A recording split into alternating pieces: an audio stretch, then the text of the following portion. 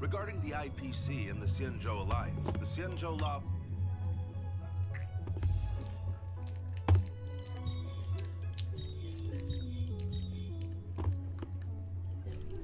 Fu has opted to renew the trade agreement. The agreement will...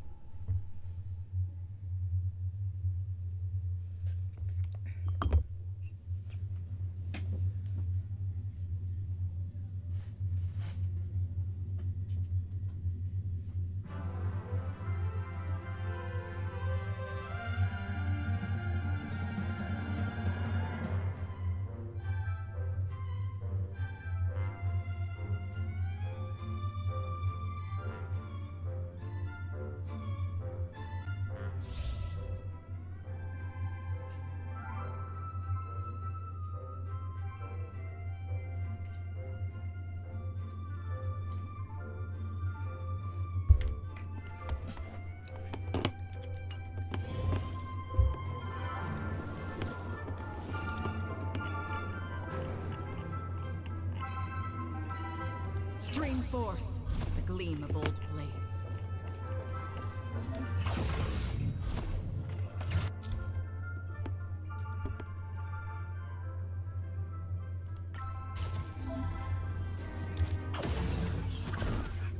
Stream forth the gleam of old blades.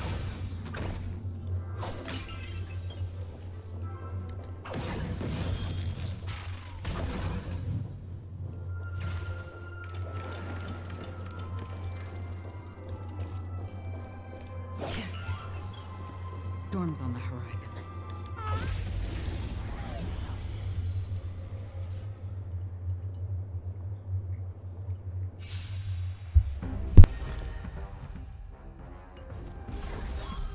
Do we still have the upper hand? Ready for another?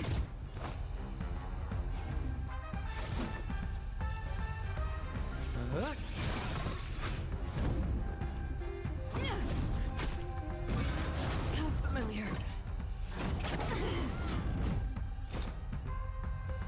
Destined for oblivion.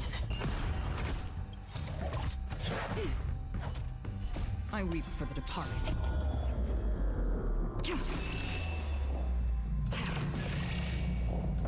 It too shall fall.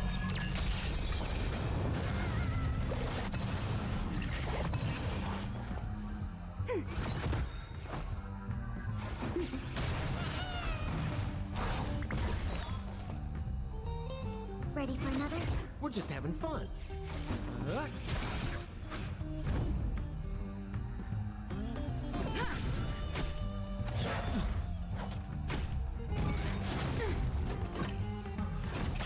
Familiar. Still waters of oblivion.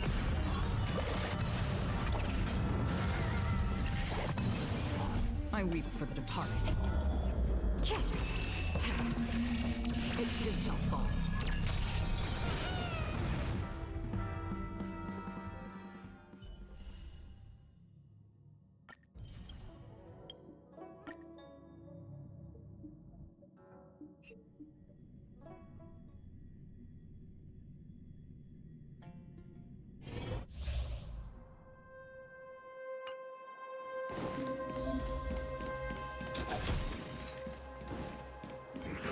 Trouble.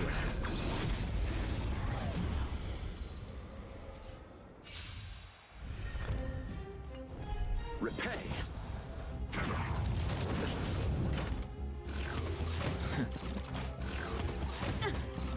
Move carefully.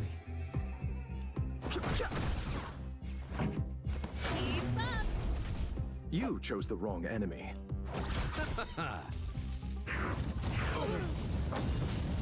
Eternal sleep is the dead return!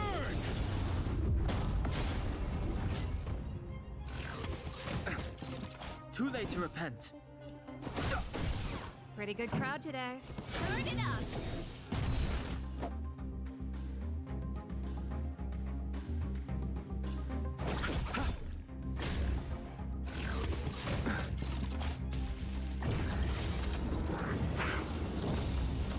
Ready to lose yourself? You can fight it or rock with it. I've no interest in conflict. Keep up. Too late to repent.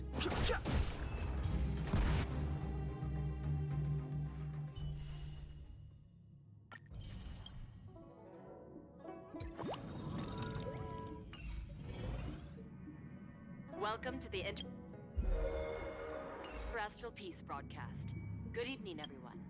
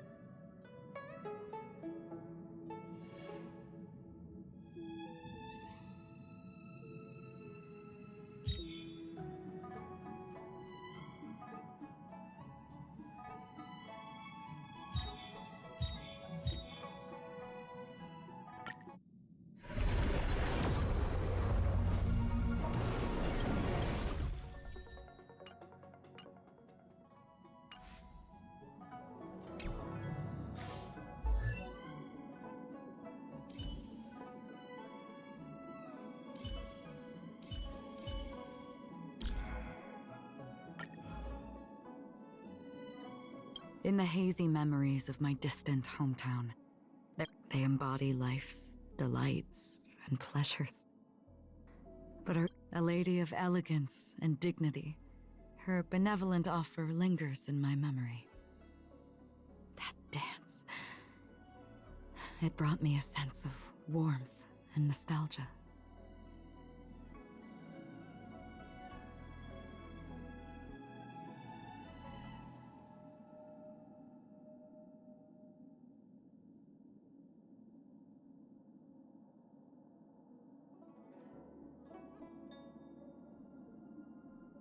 Our paths cross once more.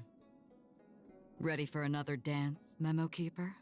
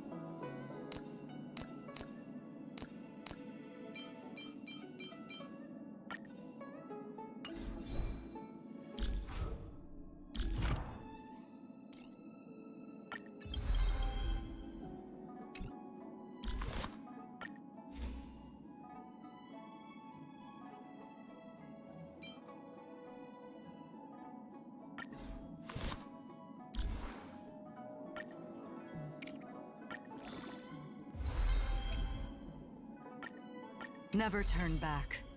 The path behind is gone.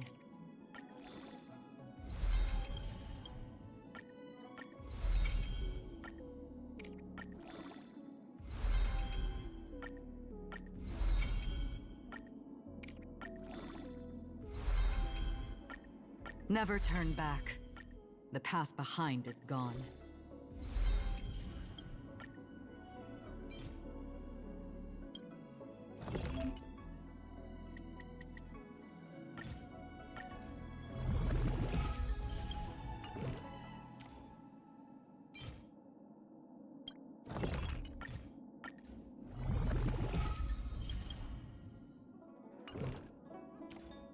Never turn back. The path behind is gone.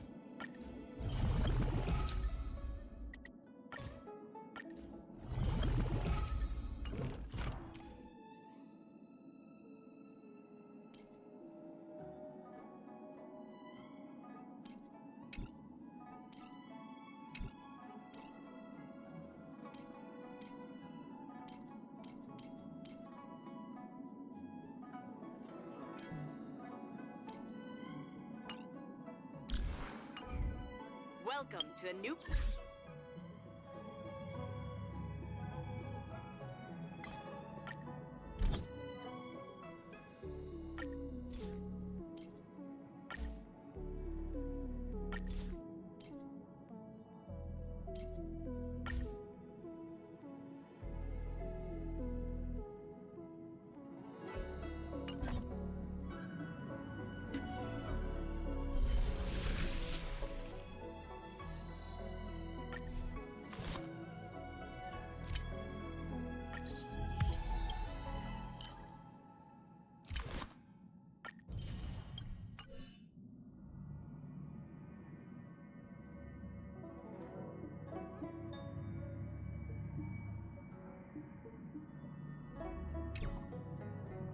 The IPC and the Xianzhou Alliance have renewed their...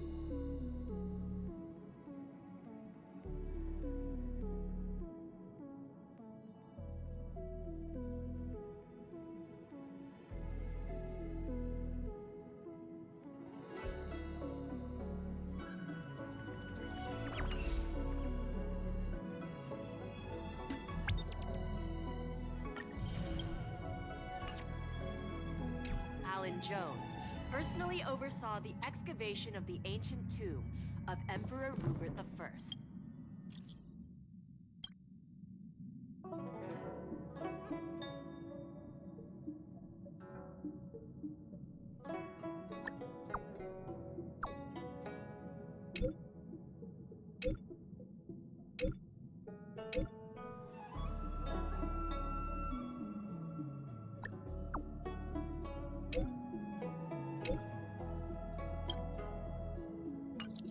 The ruins rank as a Category Omega.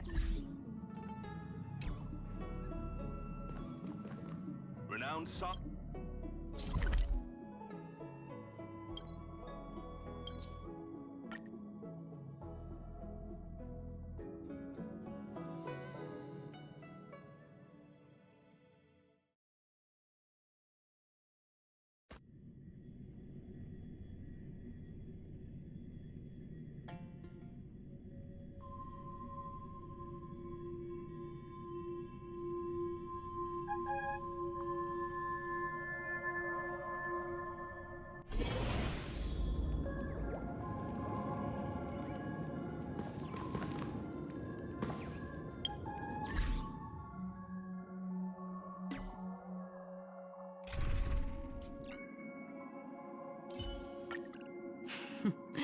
So it's you.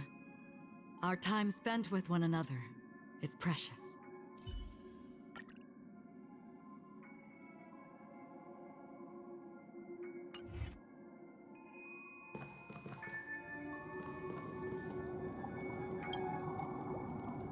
Ah, friend. My expression wasn't much better than yours when I first saw this.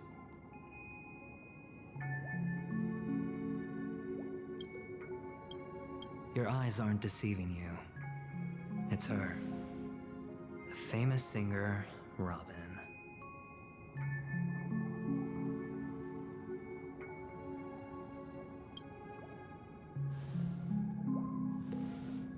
Well, first of all, can I just say that this had nothing to do with me? I'm just an unlucky bystander here. The family can testify for me. If you don't believe me, just ask anyone in the Bloodhound family. They hate me and they hate the IPC, so they'd never lie. This is not where the crime happened. What I showed you was a memory. The most basic light cone manifesting tech, authorized by the Garden of Recollection and owned by the IPC.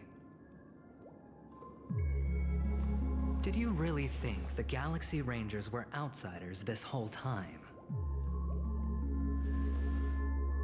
Penacony has made a solemn commitment to protect the safety of anyone inside a family dream. Any person in distress will be forcibly awakened and safely returned to reality. What gives them the confidence to make such conclusive statements? Because behind this promise is the harmony. The family's Dreamweavers link up their minds together to construct an unbreakable defensive line. Breaking through this line of defense to create death in the dreamscape.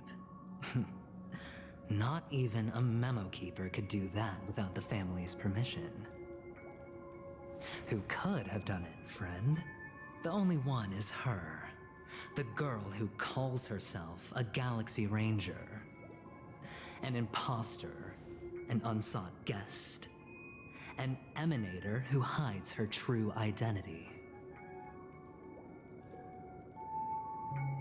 Ifrit's death was a foregone conclusion. And Robin?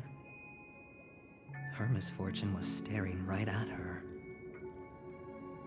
Who will be the next to die?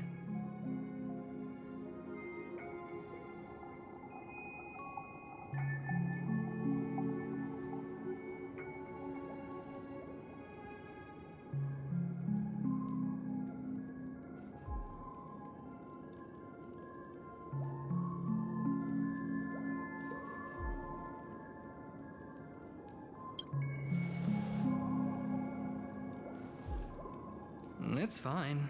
Listen to your gut. Building trust always takes time, and I'm willing to wait. I just hope you realize that wherever that legacy is concerned, covert plans are already underway throughout Penacony. Everyone's got their own agenda. Careful you don't get stuck on the wrong side. If I were you, I'd keep my distance from Acheron. After all, any schemes out in the open are always going to be better than a monster in the shadows, right? Who's to say there isn't an even deeper conspiracy lurking beneath the surface? Memo Keeper, I think our little deal is finished. Aventurine is telling the truth. This memory is a real one, and there's no sign of any distortion grafting on. The IPC is not the Garden, and there are real limits to what they can actually do, but you know all this. Friend, let's not beat around the bush here. The thing is, I want to reach out personally to team up with the Astral Express. I told you I'm just not interested in scrambling for the legacy. I just came to Penacony for work. I'm here to retrieve some lost property for the IPC, if you catch my drift. I'm talking ownership of this frontier prison. This has all become a bad debt thanks to the cancer of all worlds. The IPC has tried sitting down for negotiations time and again, but the family wouldn't even take our calls. You have no idea how difficult these people are to deal with. Put it this way. They've hushed up the existence of death before, so they can definitely cover up any news about Robin's death. It'll just quietly float off like a bubble and pop. Nobody ever being the wiser. That's not fair, right? So then, friend, I need your help. I have but only one goal. The family's front door is like a high wall, and to tear the whole thing down, I'll have to dig out a few chunks first. Once I find a weak point, the IPC will have plenty of means. Now we have our chance. So long as we can get to the truth behind her death, we can have justice for Robin, while also gaining a valuable bargaining chip for bringing the family to the table. Truly a once-in-a-blue-moon opportunity. I've been investigating and making lots of friends all over Penacony precisely for this very moment. This tragic news would be extremely bad for the family, so they'll be doing everything they can to stop it leaking, especially to the IPC. But I trust that there are still a few factions that remain exceptions, and that's why I need you all. The reputation of the Astral Express precedes you, and the Harmony will give you the fairest of appraisals. You get to find out really what happened and seek justice, and I get to put it toward completing my mission for the IPC. It's what you call a win-win situation.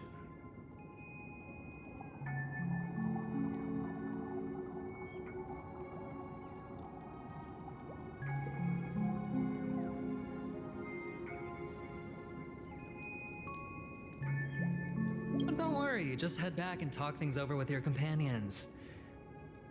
That navigator is really smart. She must understand the value of this deal. Look, here's my contact details. If you come to any conclusions, call me. Oh, and take this. A thorough investigation can always use a little more funding. Don't mention it. So long, friend. I really am looking forward to uncovering the truth about death with everyone. Aventurine just sauntered off. He really doesn't mean to force it, but something still seems off. What now? What are your plans? Black Swan. What is she thinking?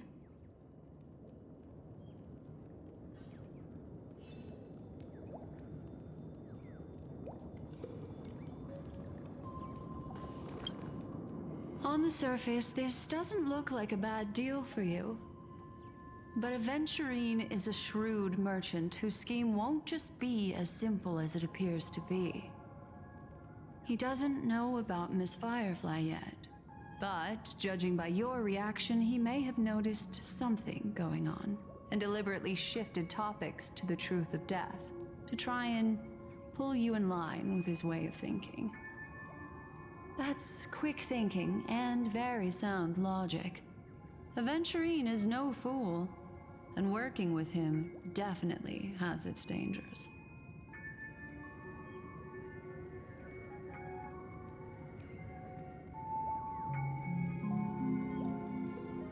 That is something I agree on. Anyway, be careful out there. There's more than one way to blaze a trail. In a dark forest beset by wolves, ensuring your own escape to safety should be your primary concern.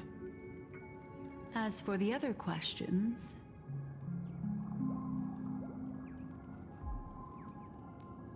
I'm not sure the two cases were committed by the same culprit, but that massive wound looked like its winged blade. We've all witnessed it in action before. Plus, it seems unlikely that there would be two lethal entities loose in the dreamscape. Sorry, I can't answer that question. That ranger is shrouded in mystery. I'm afraid no one is capable of providing an answer. But without a doubt, she is the most special guest at this banquet. It's like Aventurine said just then. It's best to keep your distance from her.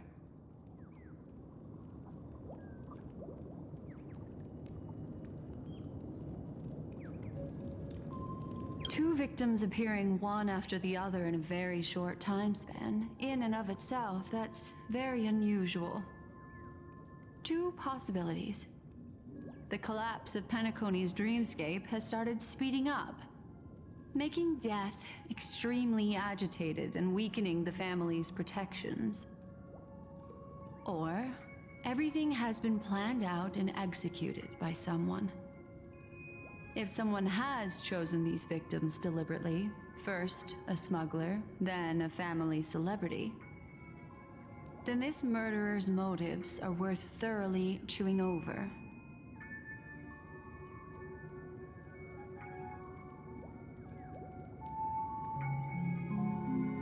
It's all happened so quickly, I can only make conjecture. After leaving here, go have a chat with your companions.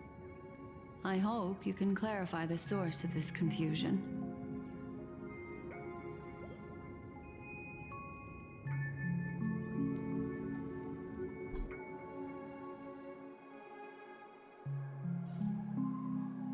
Come, this way.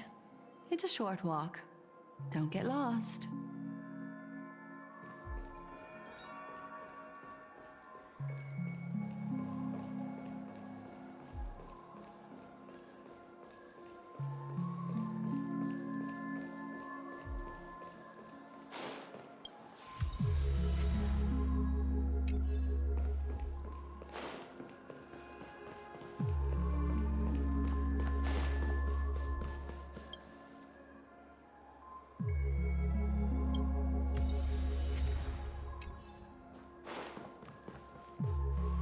This way. This is where we part ways. All of this is like a nightmare. Unfortunately, the remembrance doesn't lie. What we just saw is the reality that happened, and it won't fade from our minds just because we wake up. But follow your heart and don't be afraid. We all walk through this world casting shadows of different lengths. And ultimately, all we leave behind are precious memories. Hold on just a sec.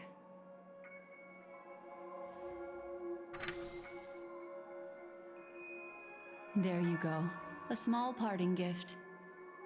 If one day you unfortunately fall into the deep waters of the memory zone and there's no memo keeper to join you, hopefully it can guide you on my behalf. I also pay great attention to the ways of the world. Just think of this as an apology from me for hiding something from you.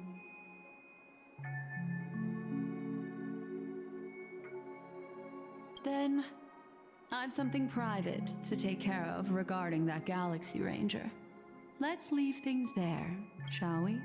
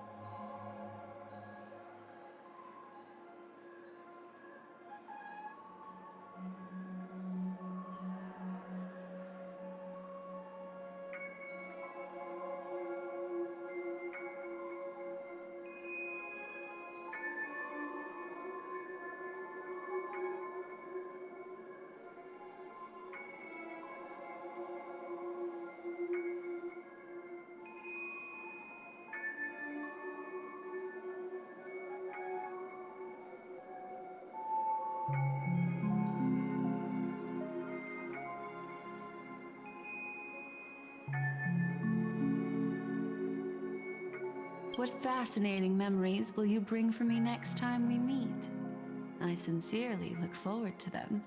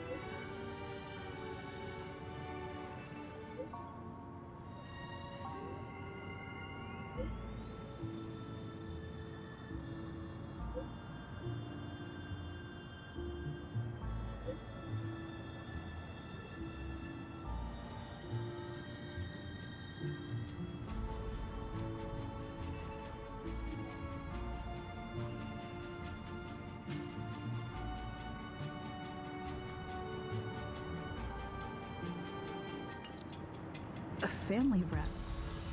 Is Himiko okay?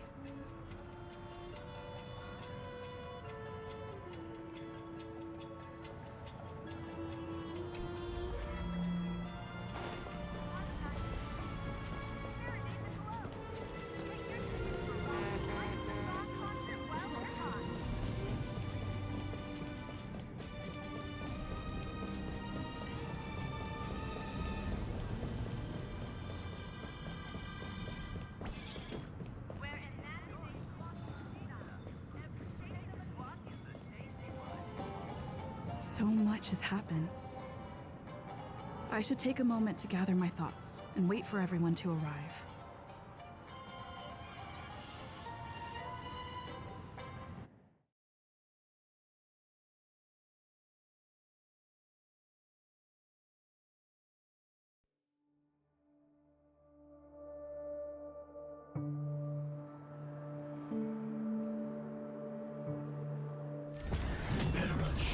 blade now, Ranger. Do you still dream, Hunter? Of those slain by your hand?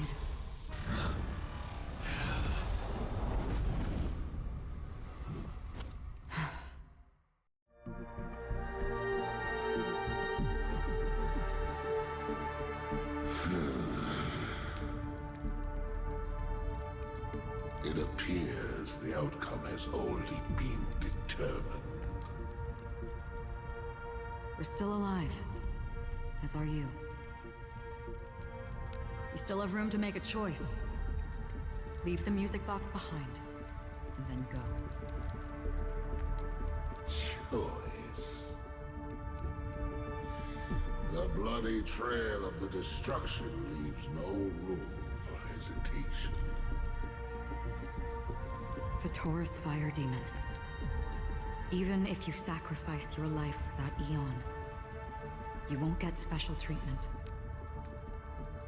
Ranger, you tread the narrow path of the hunt. You could never understand. We come from the fire, and are born bathed in fire. We spread, burn, and destroy, until all the kindling has burned out and we leave only ashes on the ground. Burning forms the entire life of a fire demon, from the beginning to the end.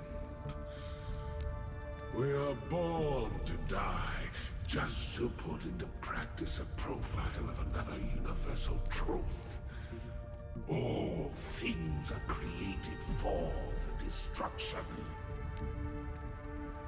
Your companions don't seem to think so. They fight for your chance at survival. They are my children, and just as I was, they are flames that have yet to burn white hot. They're still young, and I don't blame them. But my flames are faint, and time is running out. Can you see the planet of festivities in the distance? I plan to bring Purgatory with me there, and before that, I must surpass you. Why? Because on the path they have forged, you have traveled farther than I have. Emanator.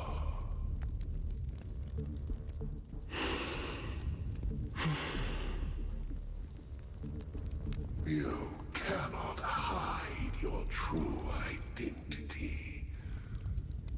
Draw that sword, for we shall indeed remain here, bound to fight a decisive battle to the death, for I choose this.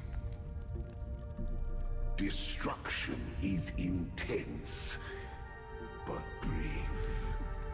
To cravenly cling to life is to endure an endlessly prolonged existence.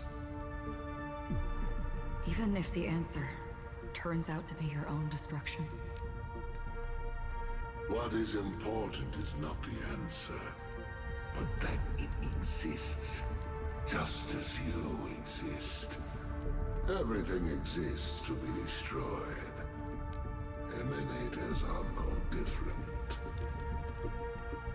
Just as even sweet dreams may be born of the void, the so-called impossible is merely something that has yet to happen.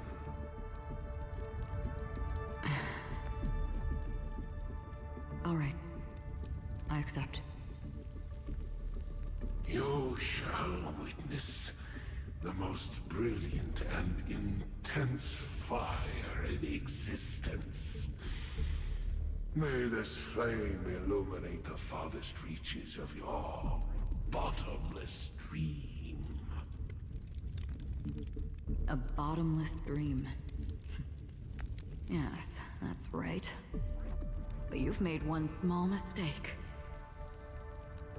This blade remains in its scabbard not out of pity or scorn. It's a personal secret that I don't want to disclose, but perhaps out of reciprocity.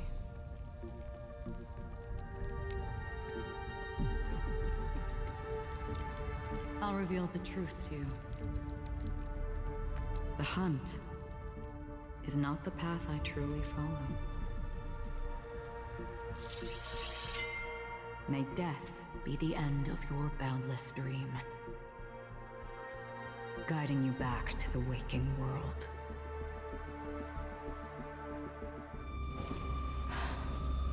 I still see them in my dreams. Hold it. Your time hasn't come yet. My time? I've seen many clever disguises that can conceal appearances, but they can never cover up who a person really is. And you're no different. You had no desire to kill the Trailblazer. You only did what you did to drive me and the Memo Keeper away, but why?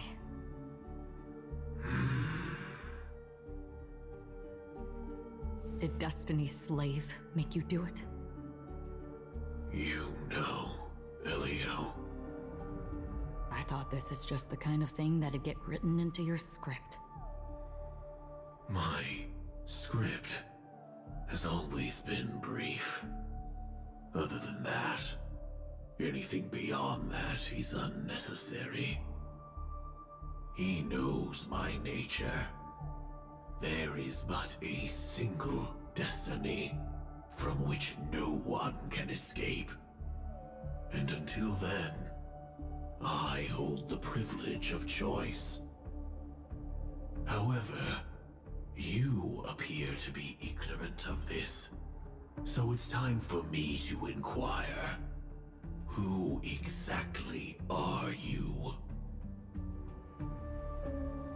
Not your enemy, perhaps. That's not what I asked. I don't deserve your curiosity. Loners wandering the cosmos always have their secrets. Take me. I'm wanted by the IPC, so it's little wonder that I know something about the Stellaron Hunters. That's all. Maybe I can help. What reason would you have for doing that? I tend to forget things. Which is why, rather than memories, I'm accustomed to using my emotions to capture what I normally wouldn't otherwise. So, I know who is inside that cold armor. How about it? Ready to take off that armor and sit down for a talk? It's not yet time. I don't need help, but I can give you a suggestion that would make things better for you and me. If your goal is the Watchmaker's legacy, then go look into the family. Not only are they covering up the existence of death, but they're burying the past and the truth about what happens inside the dreamscape. Already on it. And the Astral Express is no enemy of yours. I know that. I just never expected to hear you say it. What's next, then? The Trailblazer's been taken by Black Swan. Will you go look for her? No need for that. No harm in mentioning that Elio's only given me one instruction. Get all of the Astral Express to track down the Grand Legacy.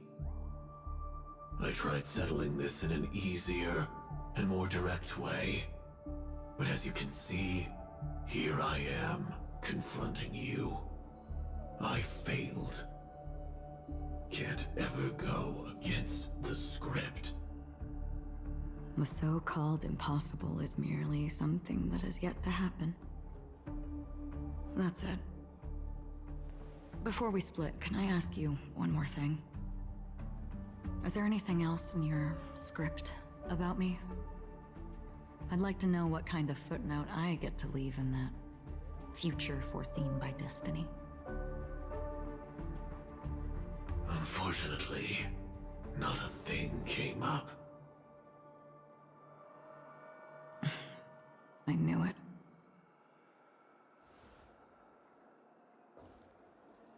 Hang on. I don't. Don't. What? Your first question was, do you still have dreams about everyone who died because of you? I don't. Never have. I was born without the ability to dream. I live for this cold, harsh reality. For a little light. And to burn. To keep on burning. Until I turn to ash. So, I really envy you. Is that so? And you're already living in the waking world.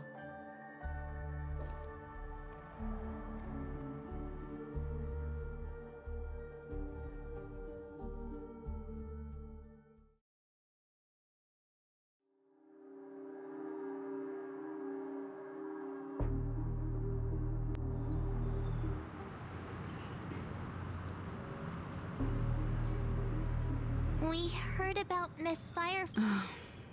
I'm sorry that I couldn't be with you then. Reality cruises on in serenity, while undercurrents bubble up from the dreamscape. Just like that memo keeper said. Stay strong, everyone. We can still do what we can for them. Starting with finding the murderer. Let's recap everything then. The Trailblazer just reminded me of something. March, do you remember what that family rep who negotiated with us said? Indeed, we trust that the Nameless has nothing to do with this. And we also beg each of you to help assist the family in verifying the identity of the deceased. That's how it was put, in reference to Miss Firefly. Looking back, he seemed a little evasive at the time. And he also failed to mention anything about the earlier murder, too. The family's planning on covering up all news about Miss Robin's death. If news gets out, Penacony's going to turn into a bloodbath. But the murder that followed closely after was obviously beyond their anticipation. The family had to try and turn things to their advantage by bringing in reinforcements from outside. The Charmony Festival is nearly here. They must be snowed under. It may also be that Miss Firefly's murder had so many witnesses that it couldn't be covered up. So they went with the flow and let more people on the scene to control the situation. After all, the nature of the two murders is fundamentally different. The family's first protective measure should be against malicious actors among the guests, such as that IPC envoy. Indeed. He was particularly concerned about that Galaxy Ranger. Are we missing the forest for the trees here? I always felt that Aventurine's reasons for accusing Miss Acheron were highly subtle. Can we believe him? At this point, I'm afraid the only ones we can trust are ourselves. Look, let's try to gather intel first and then list all the possible outcomes we can. Then we go through them, eliminating contradictions one by one. The fewer facts remaining, the closer we are to the truth. I've still got this sense of foreboding. It's like we're stuck in a whirlpool. spinning around that legacy even after everything that's happened. This time we're playing the role of a real detective. But before we start, what are we going to say to the family and Aventurine? As I see things, the family harbors no ill will towards the Astral Express. If they didn't trust the crew, they wouldn't have casually commissioned outsiders to investigate a case that's, in all likelihood, a scandal. Plus, this is the family's turf. Teaming up with them should make things easier for us in the future. As for that Aventurine, well, I'd like to hear your thoughts. He's complex. He deliberately slow-played his hand during negotiations while running circles around us all the while. He appealed convincingly to both reason and emotion. It wasn't forced, but the intent was obvious. Still, it's good to have contacts among all this uncertainty. Aventurine showed his skills, and as far as our interests are aligned, he can become a reliable ally. We also need to keep a certain distance from the family. Never let them get too close. Teaming up with the IPC helps balance that out. If either side makes a move, we have the option to pull out. So you suggest accepting Aventurine's proposal to team up? Yes. It's risky, but we can only wait until both sides have played their cards before making any further judgments. I get why, but there's a whole lot of bad guys and girls around here, and I'm worried about getting stabbed in the back. She's been bullied a few times now, and I can't stand it anymore.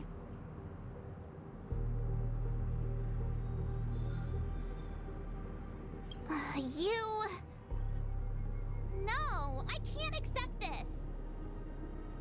Forget about it. Just let me keep an eye on him. If that doesn't work, we can just turn the tables and use him instead. Then, could you please reply to Aventurine? Everyone, take this time to put together your thoughts.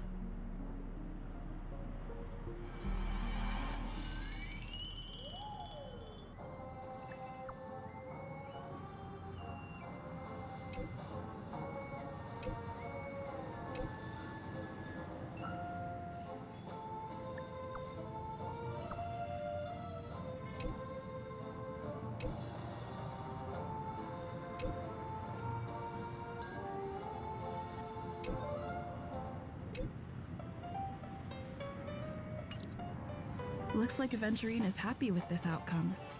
Let's tell everyone about it.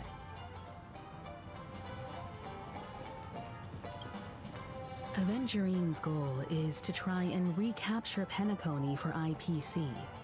To do this, he'll have to bring down the family in its entirety to create a big enough chance. The existence of death will be covered up by the family. So how does he plan on taking them down? It's gotta be something important enough that everyone will notice. But it also can't be anything too out in the open.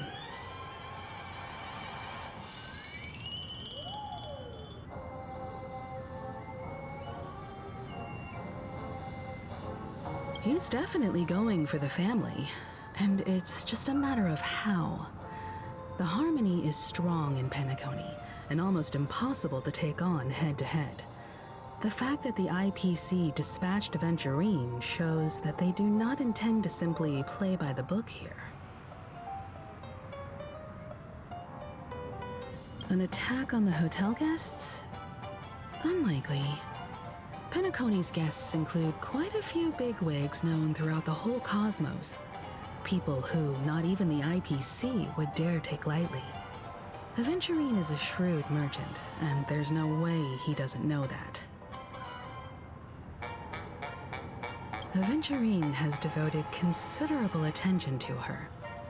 But this Galaxy Ranger, we know hardly anything about her, and can't rush to any conclusions.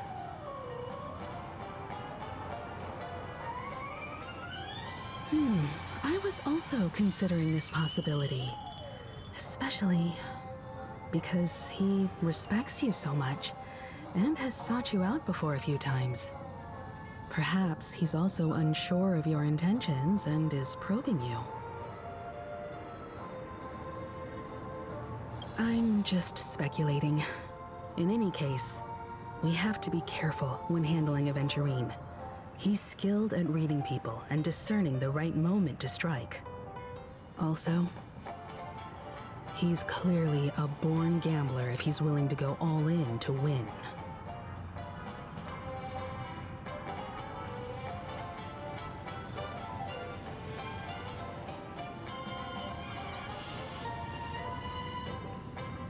I really love Blocky. Checked off the list. Can this be considered the majestic hall of art? I hope it's not too soon to bring it up. But I feel like Miss Robin isn't actually dead, but that she's still alive and well. Somewhere. That everything's just some horrible prank. Because aren't we supposed to be inside a dream? How could someone die in a beautiful dreamscape like this? Shouldn't only good things happen here? Whenever I see the Grand Theater, I just can't stop all these thoughts from flooding my head.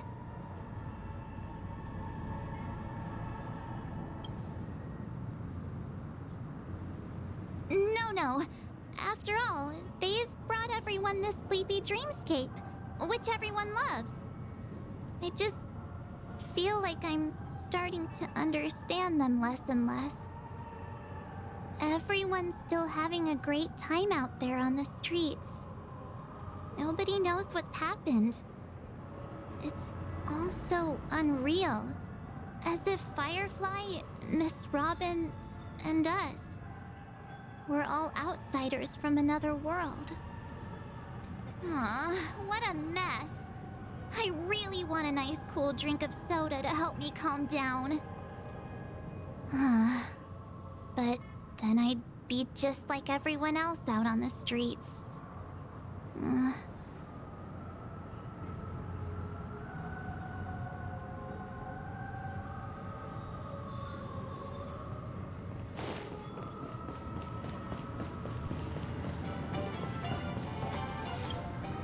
Aventurine said something that concerns me. He accused that Galaxy Ranger of killing Robin without any evidence whatsoever, but said nothing about her connection to that memory zone meme or why he was stalking you. It was a groundless accusation, which only serves to make him seem more suspicious. Maybe Aventurine's goal was never to gain our trust. Maybe he wanted to foster a feeling of enmity towards Acheron and make the situation more volatile. Two birds, one stone. However, I asked Dan Heng back on the Express to confirm that story about the Annihilation Gang and the lost messages. It wasn't something that Aventurine made up out of thin air. You've met her many times now. What's your impression of Miss Acheron?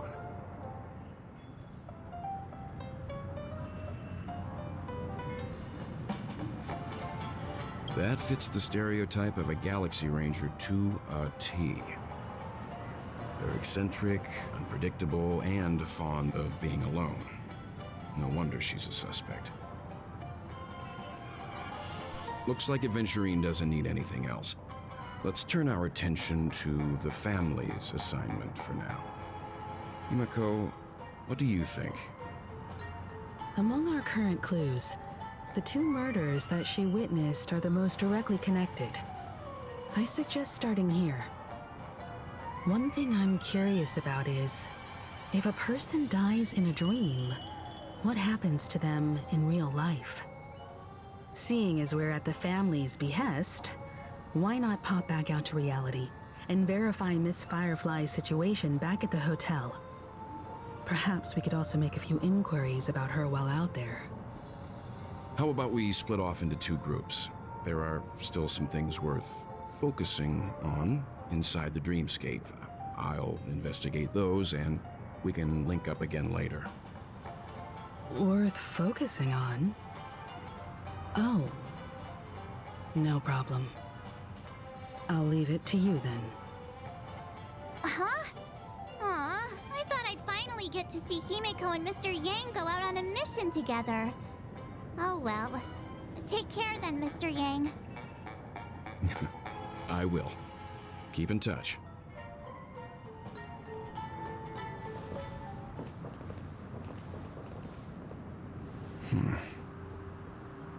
Honored guest, could you come out for a second?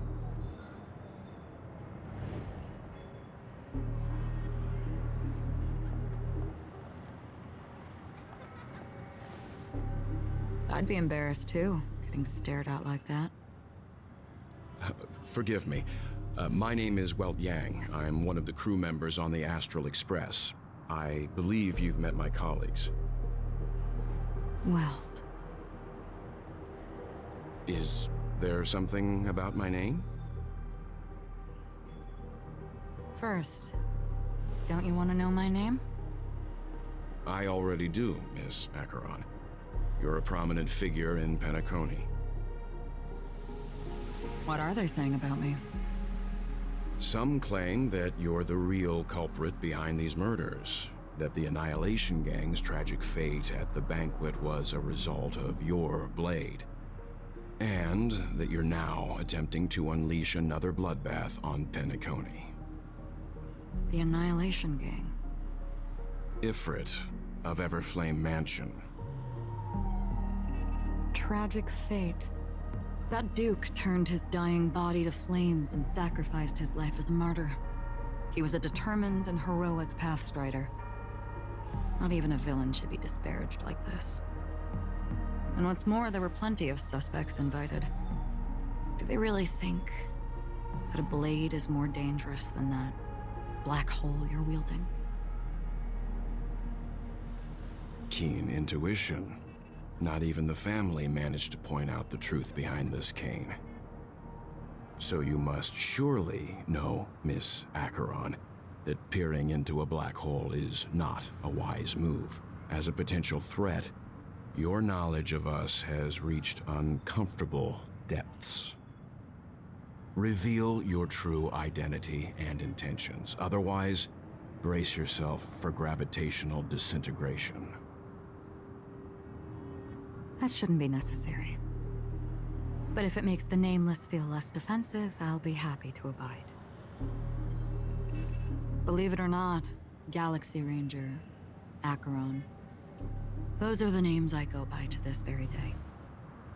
My trip to Penacony is solely to fulfill an old, final request. I'm here for the Watchmaker's legacy. And that's it. I think I've been honest enough. Still unwilling to reveal your true identity? It's not that I don't want to. It's just that I can't. I've come so far, and I can't sum up all of that in just a few words. Everyone has their own unspeakable past. Secrets that they don't want to be revealed. And I won't be asking any more questions, such as why the Astral Express is roaming around the cosmos with a Stellaron on board. Is she okay? That memo keeper didn't do anything, right? She's fine. Let's just stick with the topic. Gaining my trust depends on how much you're willing to reveal. I've run around many different Penacony dreamscapes just to try and find that legacy. And during this period, I came into contact with quite a few guests. In the process, I gradually came to realize the secret of Penacony may be closely related to the trailblaze. That's why I've come to ask for your help. I don't have enough proof yet, but I'd like to speculate something. The source of all tragedy lies within the family. If you could trust me, we could find the proof to support this claim together. Mr. Yang, I think you've come to the same conclusion, haven't you? Let's leave it at that. For now, I'll choose to believe that you bear no hostility. Share your findings with me and me alone. I don't want vague conjecture to interfere with other people's judgments before we find solid proof. By the way, would you like something to drink? Before we go, how about 2 cups of Wake the Heck Up? No, 4 cups. Because the conversation coming up will last forever.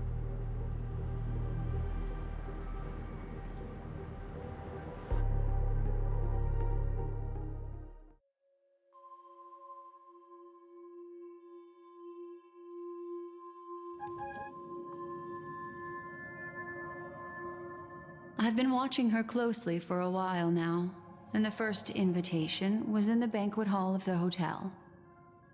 She just sat in one corner, keeping silent, chugging down a couple cups of Wake the Heck Up. I told her it's a pungent, bitter beverage, not the taste of sweet dreams, only for people allergic to Soul Glad. And she said, Really? But I don't taste any difference at all between them.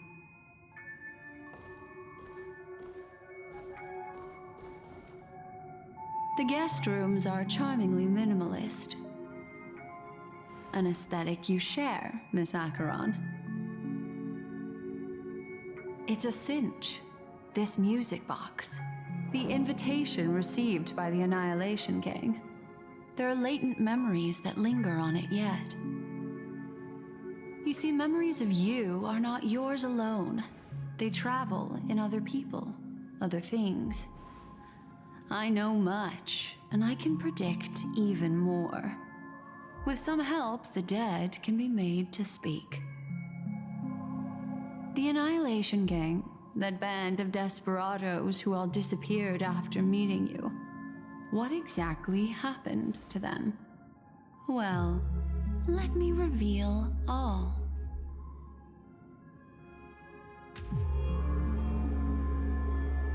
Gradation 12. Dreamscape 12. Father, I dedicate this to you. Well done, Dubra. Wherever they go, shall be met by annihilation. There it is. It's hazy, but it's Ifrit's voice. The other one is probably his progeny. This is the residual memory from when the invitation was first delivered. They were abruptly interrupted. Then, what happened next is...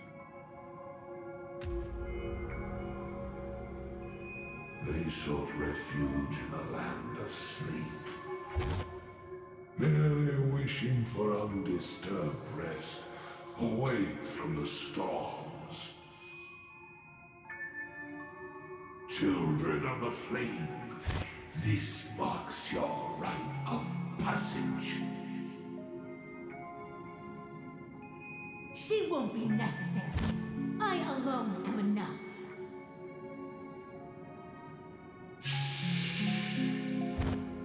When have those on the path of destruction feared death?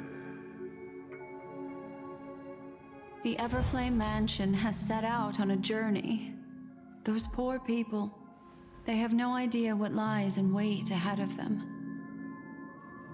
Memory recovery is going well, but slowly. She'll be here soon, and time is short. There's nobody else here, so there's no need to be delicate. In fact, I think I'd better go all out.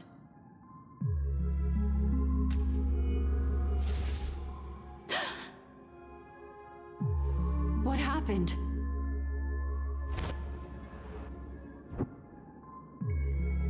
The memory after that is blank. How is that possible?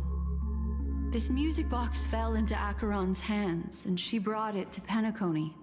That's a fact, and that's how it should have gone. But along the way...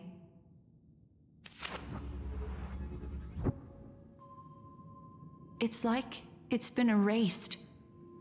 Who's done this?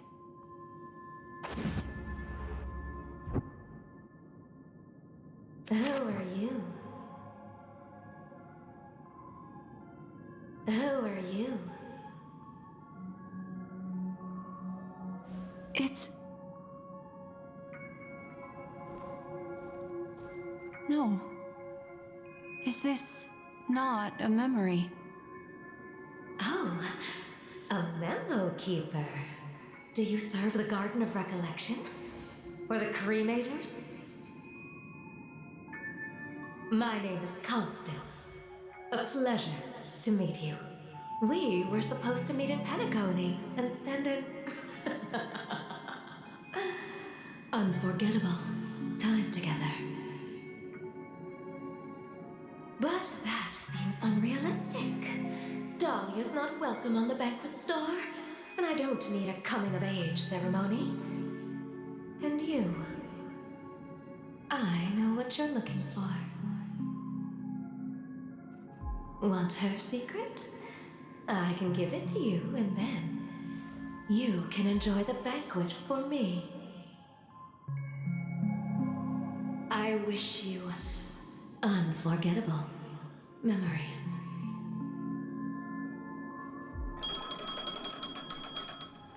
Oh. A phone. Wanna listen in?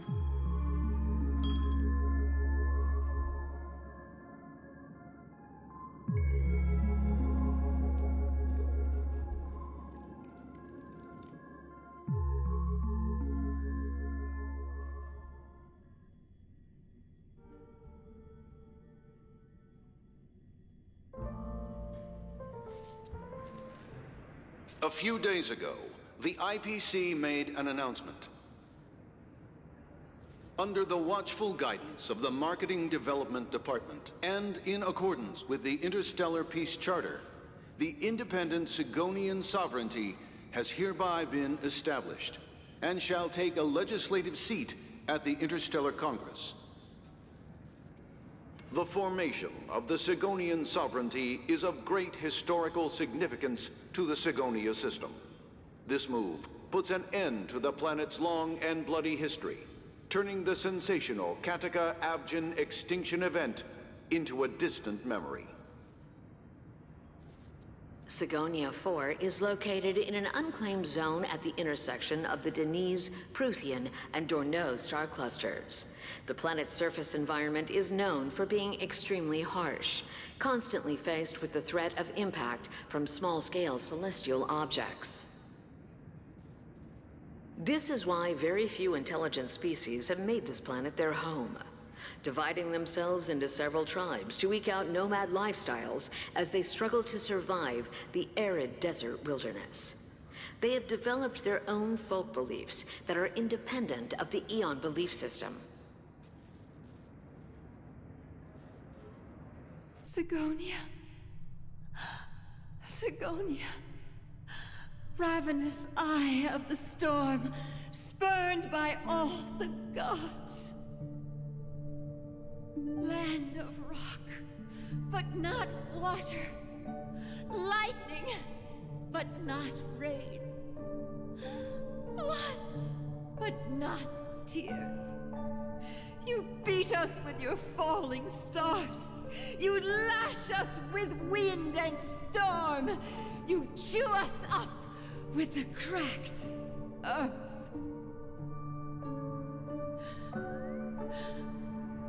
You promised us a land of honey, yet yoked us beneath a sword of bitterness.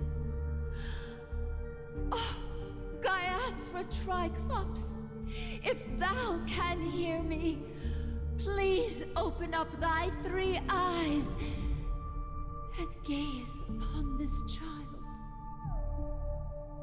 When you took his father, my child was still sleeping in my belly. And where my husband went, I too soon must go. I don't ask for a peaceful death. Just for you to tell me, does the baby swaddled sweetly asleep?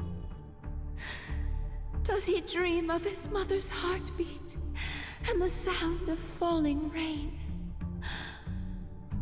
Please tell me whether this life is all just a fleeting dream.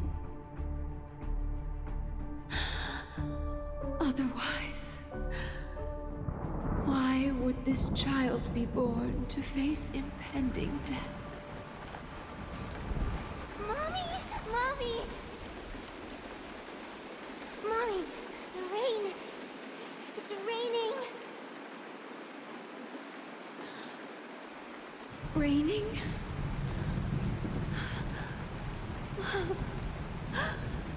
Raining. It is raining. It's true. Those Outworlders weren't lying to us. They really did summon the rain.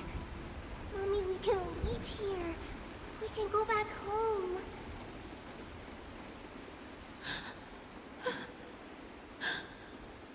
Back home. Gaiathra Triclops. You came. Do you hear that? Thank you. Thank you.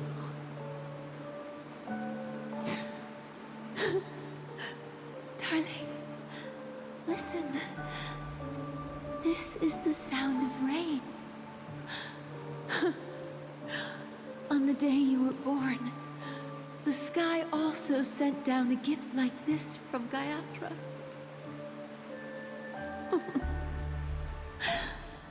Such a lucky child. Such a blessed child. Just like your name. A gift from them to Avgen. My boy.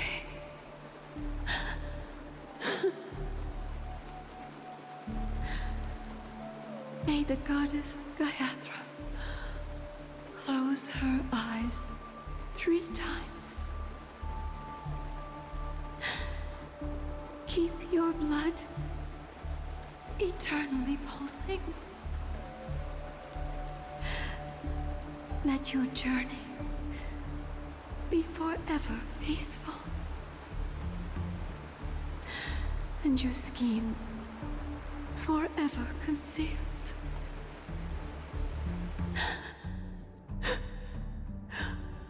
Welcome to this sad world, Kakavasha.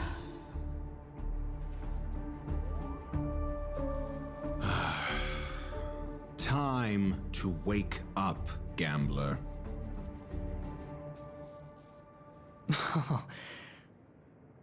Oh, heavens. I must have drunk too much Soul Glad. Didn't expect you to be back so soon. How is it? Find anything? Just as you guessed. Nobody outside knows about Robin's death. There aren't even baseless conspiracy theories. They are still streaming the rehearsal for her ceremony, using a stand-in, I guess. They must be dreaming. Of course. Who could imagine that death would actually descend upon the idyllic dream created by the family? Let alone that the victim would be the female lead of the Charmony Festival. To be honest with you, I didn't believe it. I even tested it a few times myself, until I discovered that I couldn't actually die. Whenever there's any danger, I'm forced awake by the dream pool, and it's all as if everything were just a nightmare. That's why I'm convinced that there are a few big secrets lurking behind the scenes. Then you must have heard about the Memory Zone meme. When I graciously deigned to establish connections with the Oak family on your behalf, they were quite in a pitiful state of disarray. Besides Robin, there was another body. I don't know the exact details, just that it was a stowaway. 2 murder cases? I told you something seemed off about the Nameless. Oh, she must have come across the other one. This murderer is a psycho. But I have to admit, the case should be easy to crack. We can leverage the family's malfeasance and let the IPC use this as a reason to intervene. It's just that their trickery runs deeper than I thought. Robin's stand-in was all ready to go. These 2 murders are definitely getting hushed up. What should we do? Let me think. It's too rare an opportunity to miss out on, so I gotta be careful. Incredible gambler. Have you already exhausted your limited repertoire of tricks so soon? There are plenty of chips, but it'd be best to choose carefully. The most straightforward has to be Robin. Remember? That masked fool once told me to find a mute as a friend. Robin is what she calls the mute. She has lost her voice, and while most people can't pick up on it, you and I cannot mistake that sound. Not produced by any voice box, but rather by the resonance of the harmony. If that girl hadn't gone hoarse from singing practice, there'd only be one possibility. Something was up with the family. Or Robin herself. To get to the bottom of this, I tried every way I could to meet her. But she died. Right before my very eyes. A complete and utter loss. Incidentally, it seems to have resulted in your rather undignified arrival on the interrogation stand. There were eyewitnesses at the scene, and the family, in their graciousness, has tentatively accepted your alibi.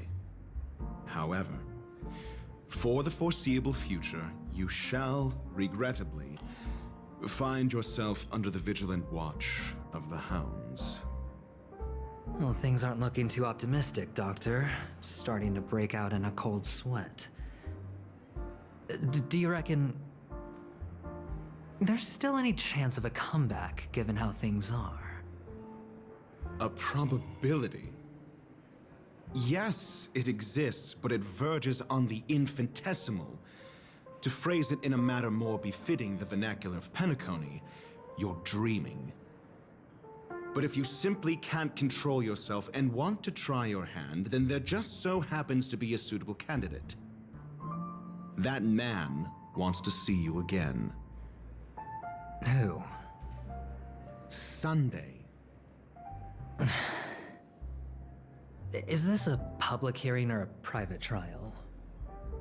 If it were the former, it would hardly befit my stature to stoop to the role of a mere messenger. Fine. Oh, that's great. It's all great. You see, the dead can't talk, but the living can. Ratio, I'm convinced now that there must be something wrong inside the family. Oh, just you wait and see. That man's sister has died. He can't sit on his hands. Well, without any further ado, let's set off. Lead the way. The show is about to begin.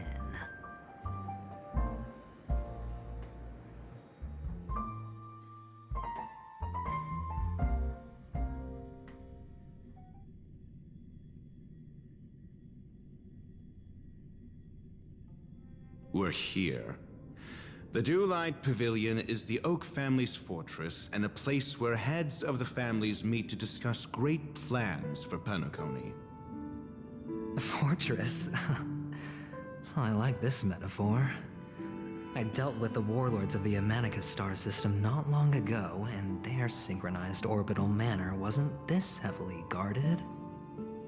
This mansion nominally belongs to Sunday, and is very befitting of its owner. Without his express invitation, the likes of ordinary guests would never grace these grounds in their lifetimes, Look around while you still have this moment of freedom. Hey, Doc, whose side are you on anyway? Who's to say I won't sell you out? We'll see. When we meet the authoritarian master of the Oak family, I'll pry an answer out of him. Follow me and I'll bring you to his parlor. Hold your tongue and let me deal with the members of the family.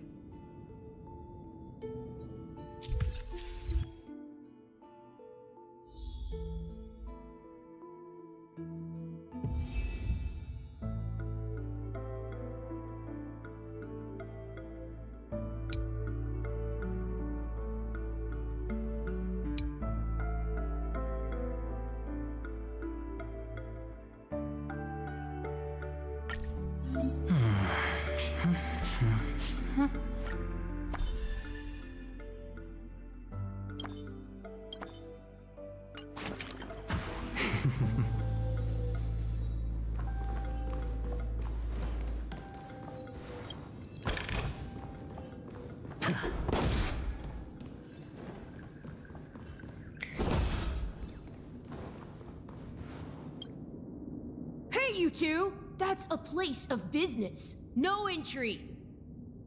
I was requested by Mr. Sunday to bring him the suspect. My name is Ratio. He should have mentioned it to you. Oh, I remember you. Veritas Ratio. Your punch virtual particle clock is impressive. Excuse me? The one on your head. Of course, it's nothing compared to my full pocket dimensional annihilating power armor of the Mobile Knights. Right, and as I mentioned, that fantasy raiment of yours doesn't exist. That's because you can't see it. Like I say, only family can see the glory of the Mobile Knights. Enough. Get going. Don't keep Mr. Sunday waiting. It seems like the idiocy index here is no better than it is out there.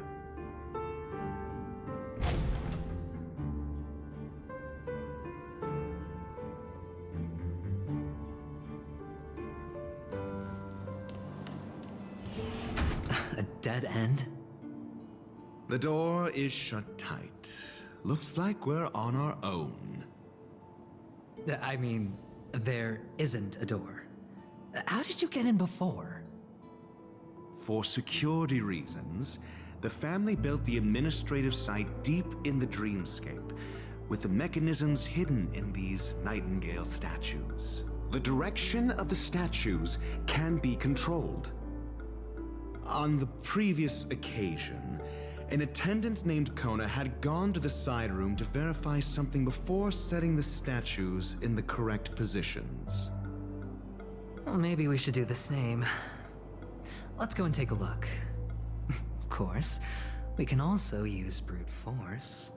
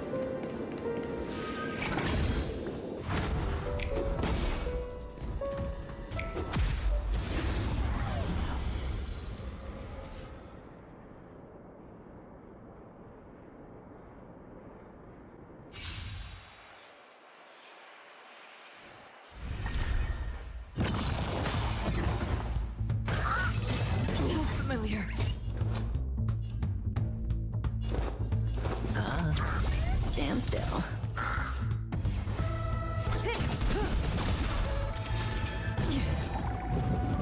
Not bad. Naughty child. Now, Relax. That's half the work. Still waters of oblivion.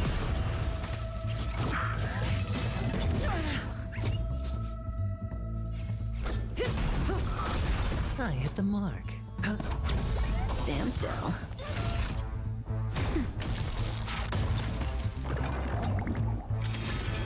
No dirty. Watch your head. Destined for oblivion.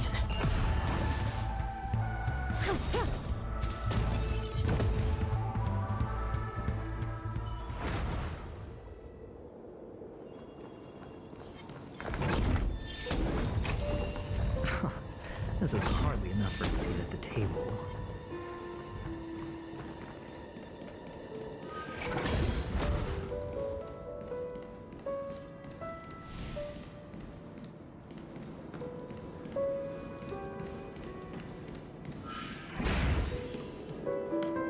Six nightingales facing in different directions. An obvious hint. But are these nightingales? They are. What's wrong? How can nightingales be so huge? They look more like torment eagles to me.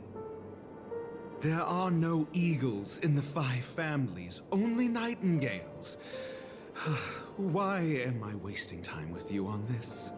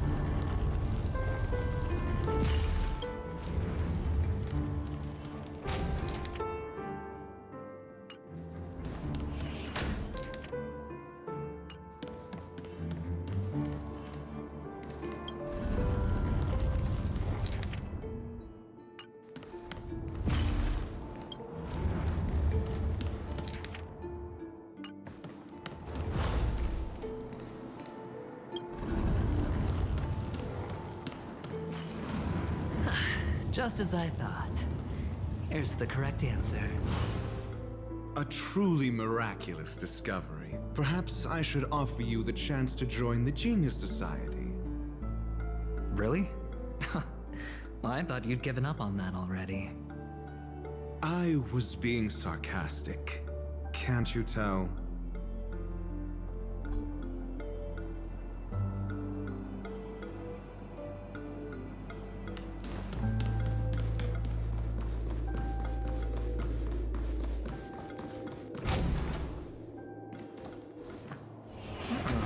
Impressive. So much for Mr. Sunday's reserved, virtuous image. Do you need me to remind you? We're in a dreamscape. No matter how grand the mansion looks, it'll not affect Penacony. Stop wasting your time nitpicking the family here. Yeah, you're right. The only way to destroy the family is death. Sunday must have thought the same. Let's head down.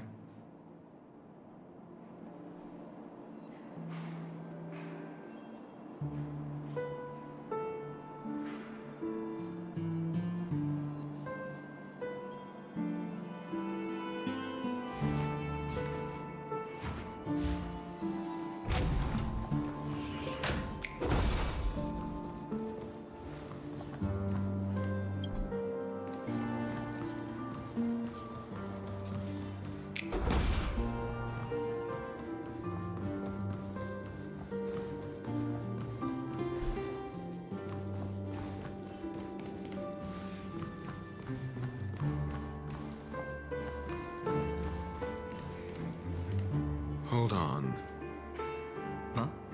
What's wrong? Are we heading the wrong way? No, but this door is locked. My friend? Did you really make an appointment with him? It's a trial. You got to prove your worth to Sunday before you can speak with him. If I'm not wrong, we need to find a way to open this door in the hall, or this place will be our prison. Oh, an escape room. My favorite. Get serious. I've no time for games.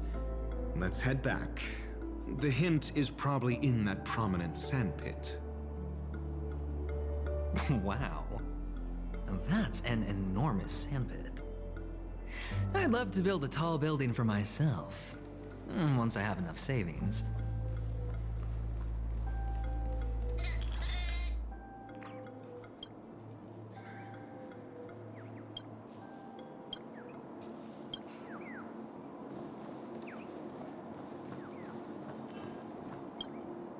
Oh, look. There's a noticeable gap in the model. I believe you're right. There wasn't a gap before. That man must have done it intentionally. Well, with your brilliant mind, you shouldn't have any trouble recalling what was here last time. Right, Doctor? Of course. Let's look around. When I see it, I will know it. Fine. Fine. Why do I feel that we're pursuing a degree in burglary now?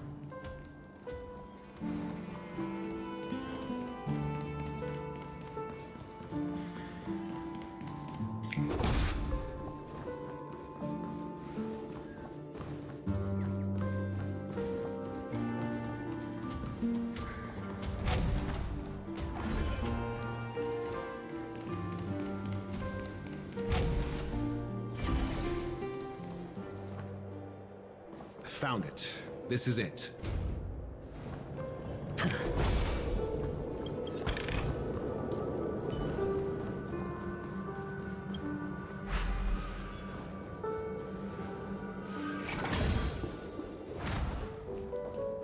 Stream 4. The gleam of old blades.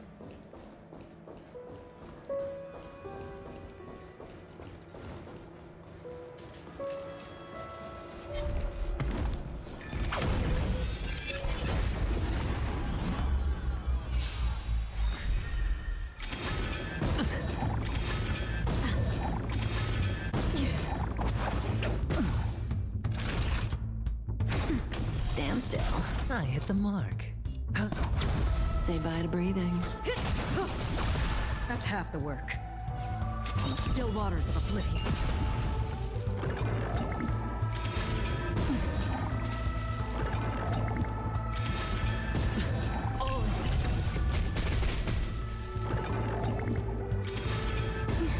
May as well kill them all.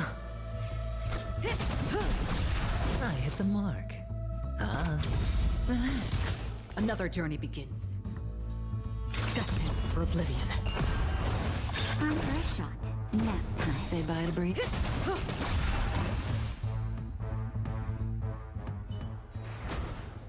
Another blood debt repaid. Stream 4. Gleam of old blades.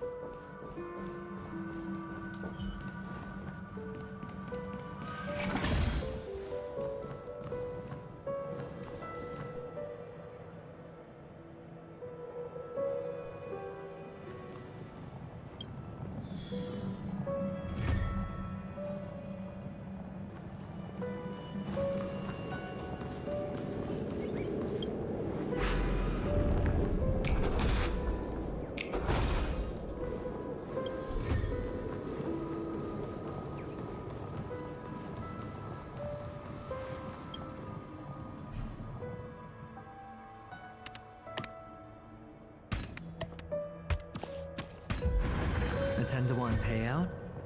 Music to my ears.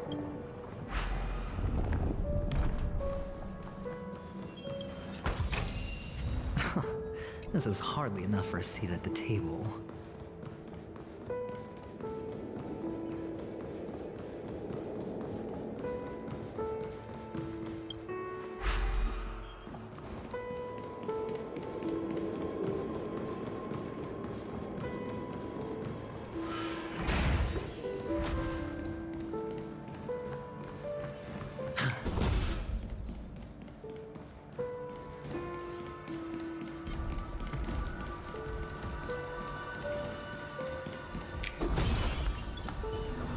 Bring forth the gleam of old blades.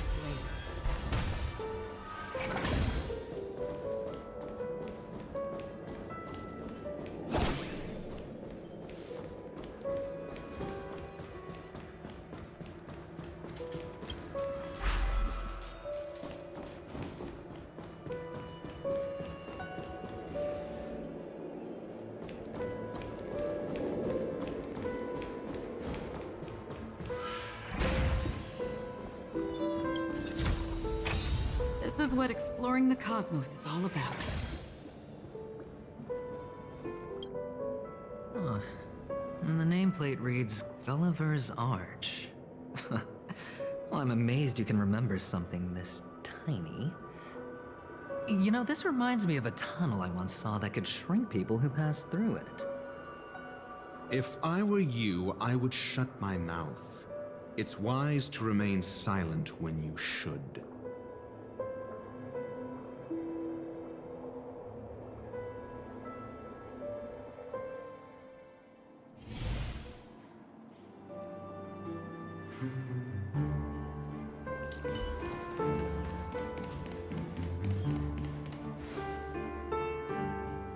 Oh, this reminds me of one of those building toys. You know, with the blocks. I've never played with them before. I wonder if it's more interesting than stacking chips.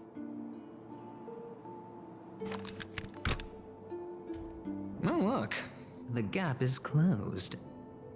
And it fits perfectly. So, what's next?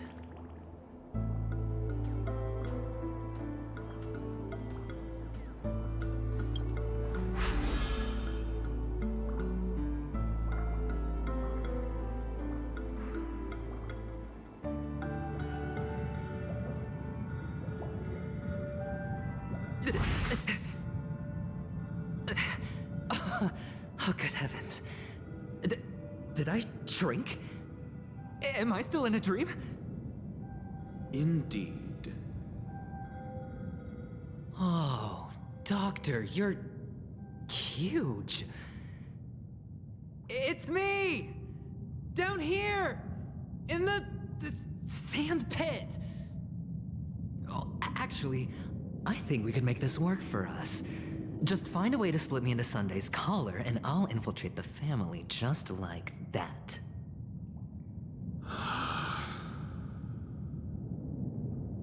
Oh, fine. I was just kidding.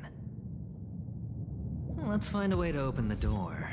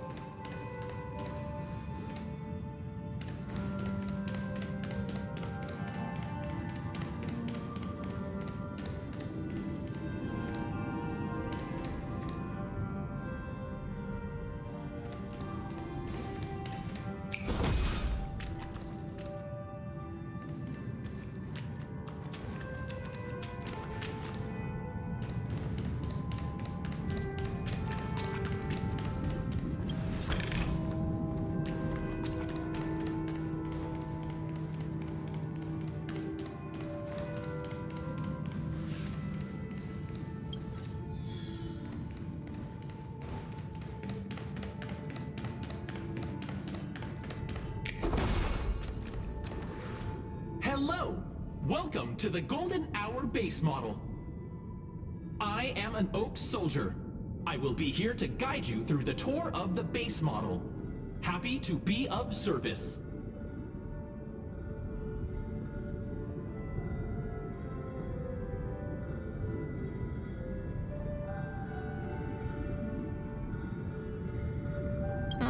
And tell me about the tour.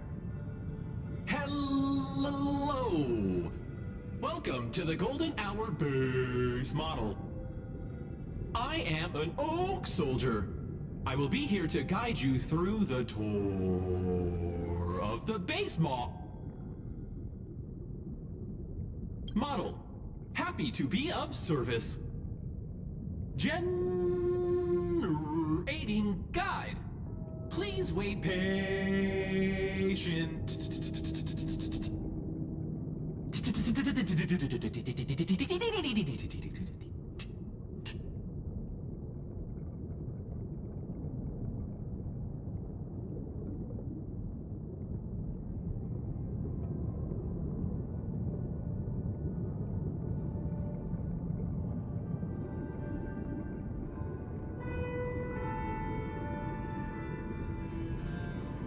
Found the nearest check-in spot.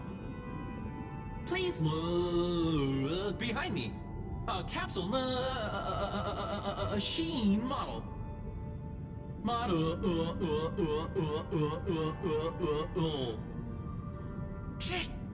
Ah!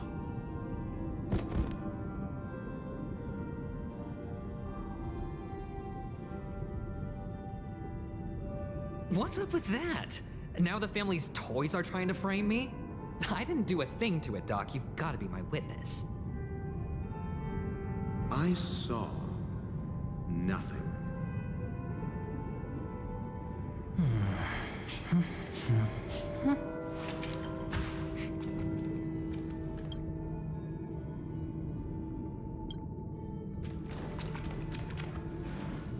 Oh, capsule machine. There's no mechanism on the floor. Could there be one at the top? Doctor, do me a favor.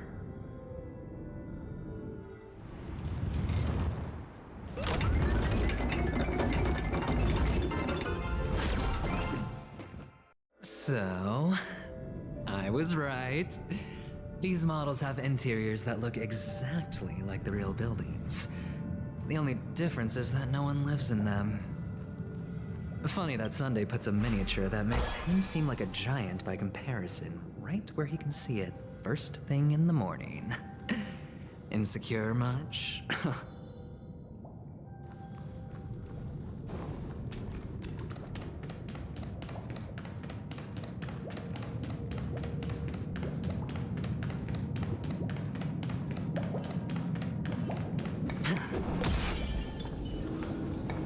Stream 4.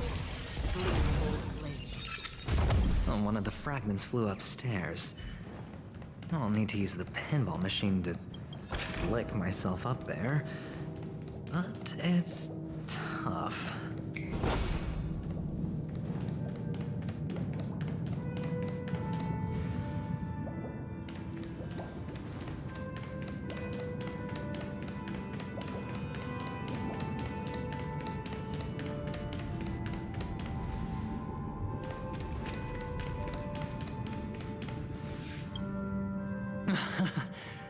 Oh, great.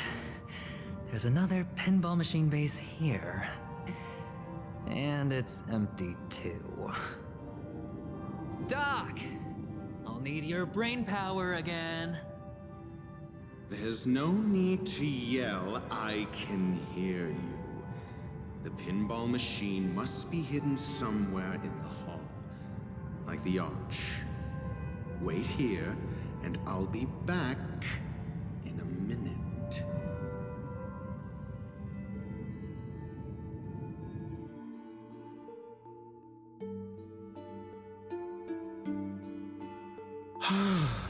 Finally, a moment of peace.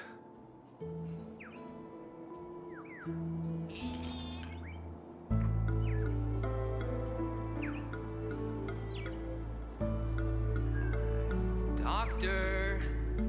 Shake a leg? Without that pinball machine, neither one of us is going anywhere anytime soon.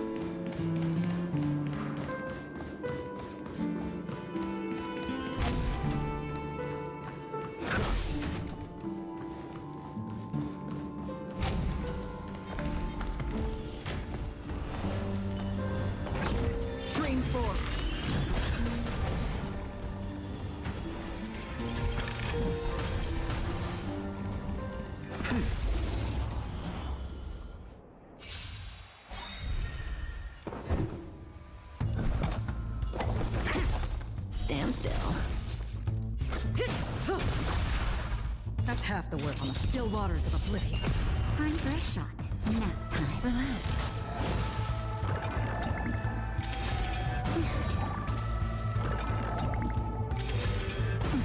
I'm asking questions.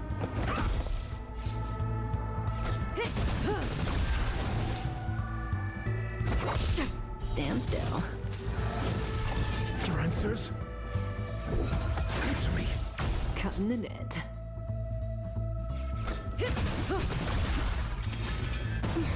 That's half the work. Destined for oblivion.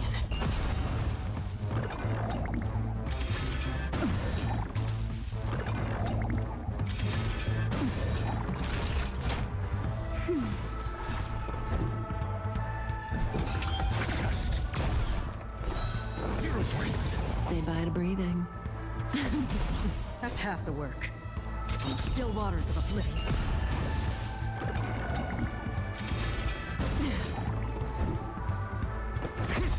Relax. Just in time. Just a little something. Think nothing of it. Don't worry, it's just a scrape. May as well kill them all. Good times. Time to say bye. Boom. I weep for the departed. It takes off all. Destined for oblivion. Naughty child. Stand still.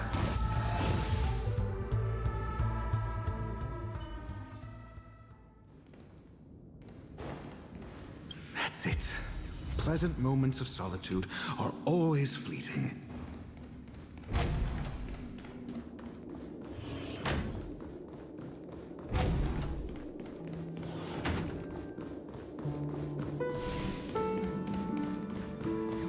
Oh, you're back. Just place it here. Thank you.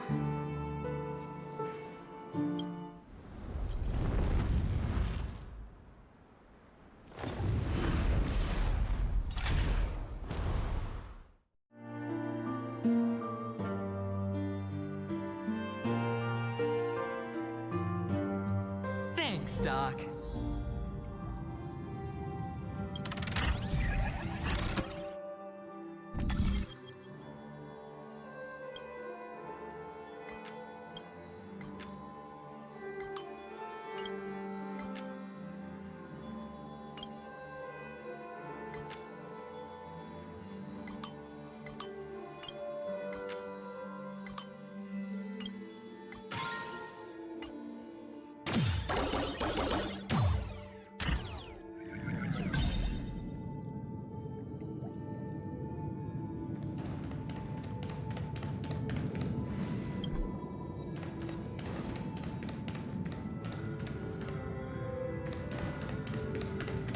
Oh, Horatio, you should come in here and take a look. The view here is breathtaking. Honestly, you could easily squash me with just a pinch. If that is your wish, I will do so without a moment's hesitation.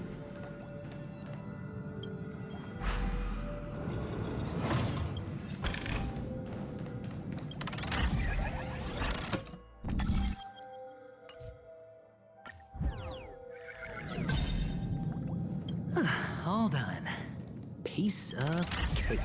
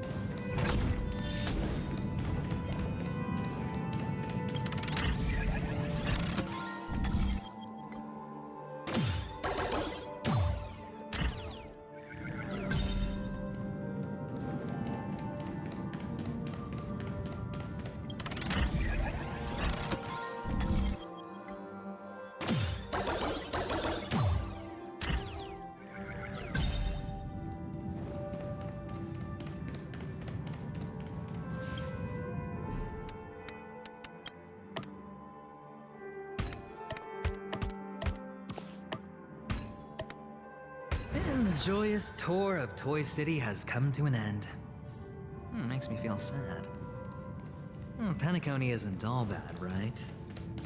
I'll use this interesting experience as a talking point at the poker table.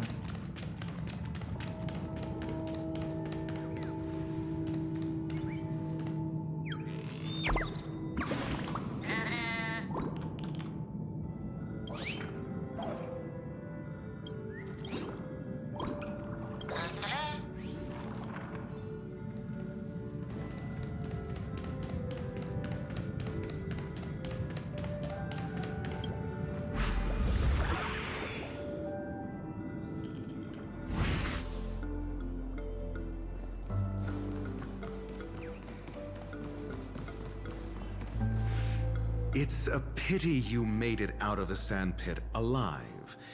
Sunday is just beyond this door. From my limited understanding, he's not someone easily handled. Are you prepared? Yeah. Only I believe he's the one who should be prepared to face me. Tell me about your plan. I don't have a plan. I'll just play it by ear. There are only two kinds of bargaining chips when dealing with people. Benefit or fear. Looks like sincerity isn't in your dictionary.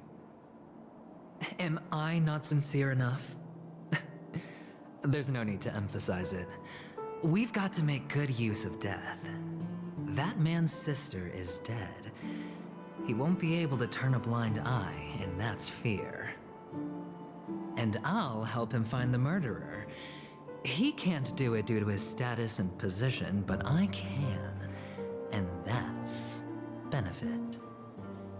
On what basis do you believe he's incapable, necessitating the delegation to someone from a rival faction?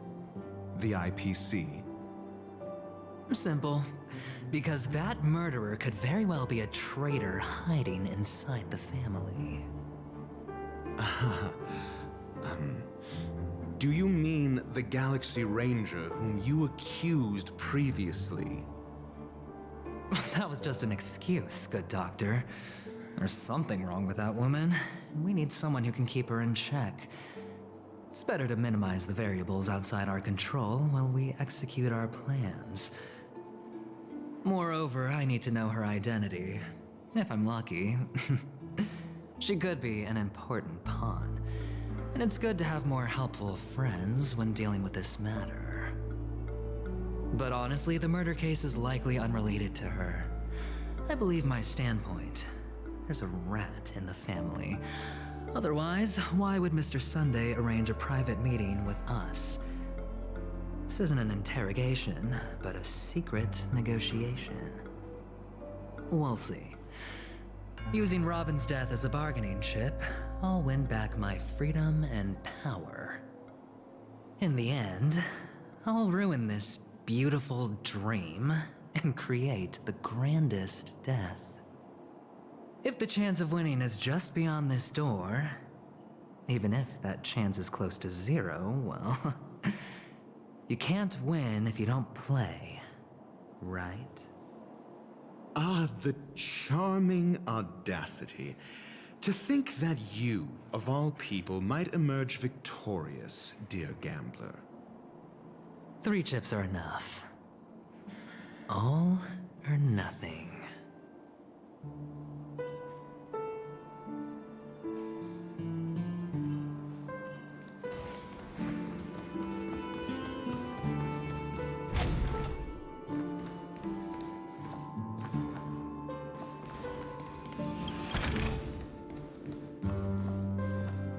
It seems my puzzles are too effortless for you, IPC Ambassador.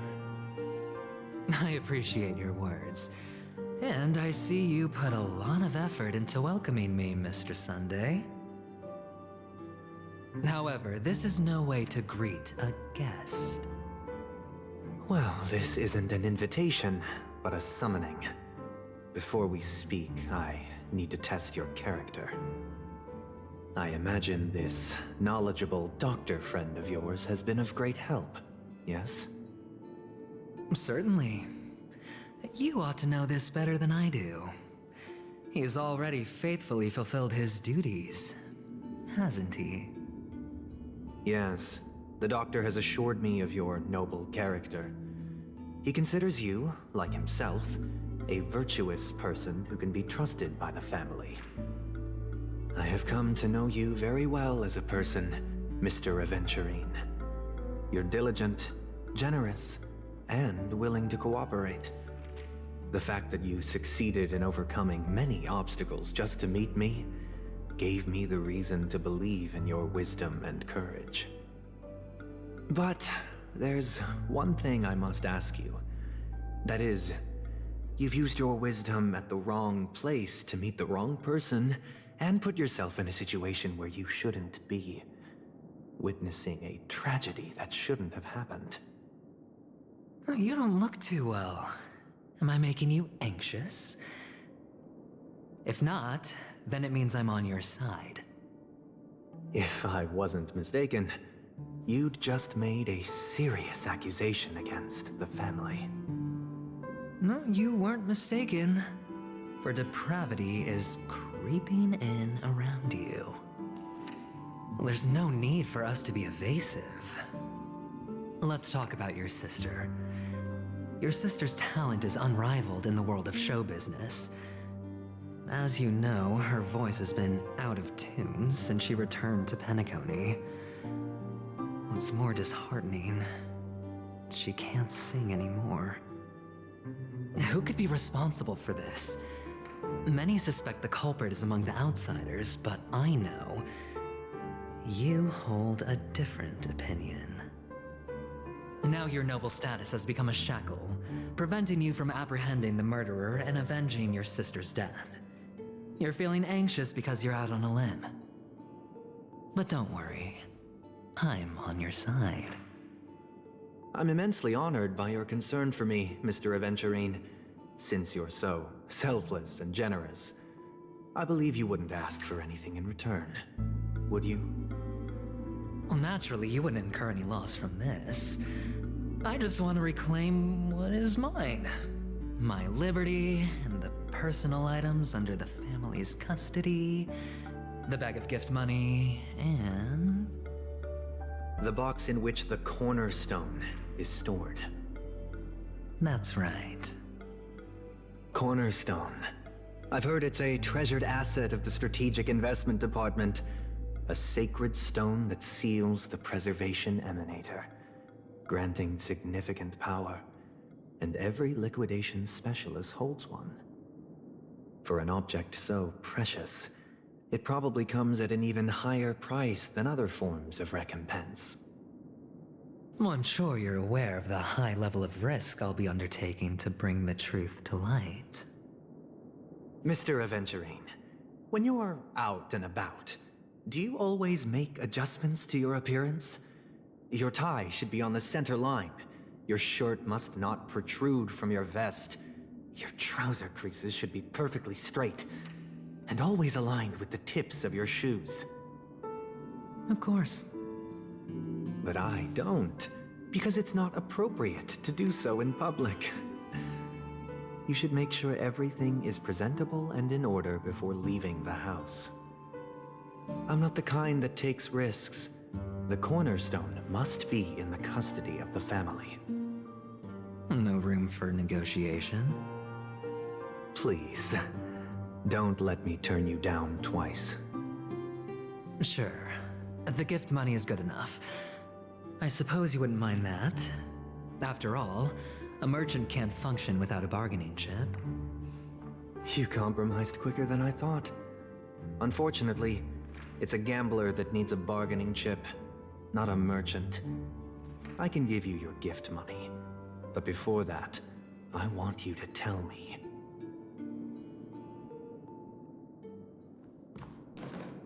The fact that you can decisively forsake the box you asked for, what exactly is stored in it?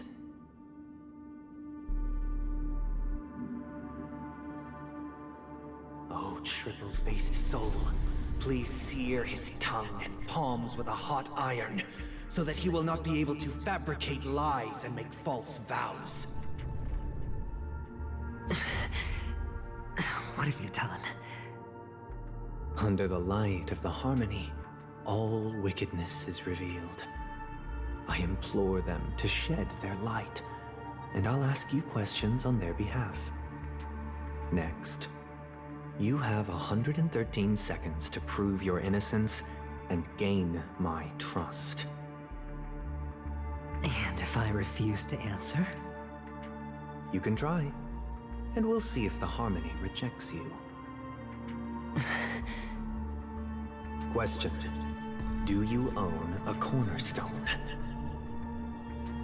Yes. What a simple answer. You, too, understand that idle chatter leads only to poverty. Did you hand over the cornerstone to the family when you entered Penacony? Yes. Does the cornerstone you handed over to the family belong to you? Yes. Is your cornerstone in this room right now? Yes. Is your memory free from any kind of tampering or deletion, encompassing but not restricted to the techniques of the Garden of Recollection? Yes. Are you an Avgin from Sigonia? Yes. You even know about that?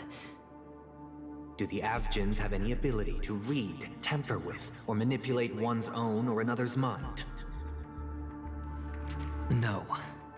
Does it matter? Do you love your family more than yourself? Yes. All the Avgins were killed in a massacre. Am I right? No. Are you your clan's sole survivor?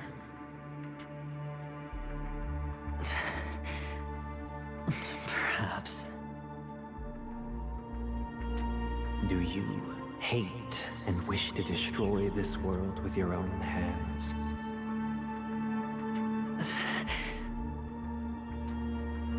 I don't know. Interesting. Now, the final question. Can you swear that at this very moment, the Aventurine Stone is safe and sound in this box?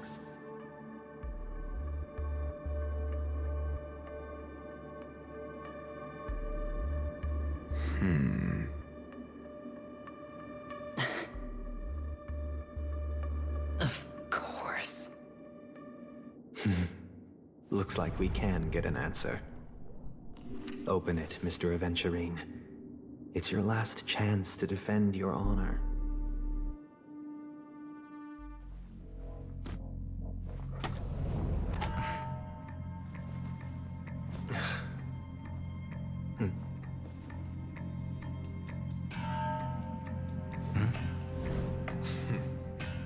Please.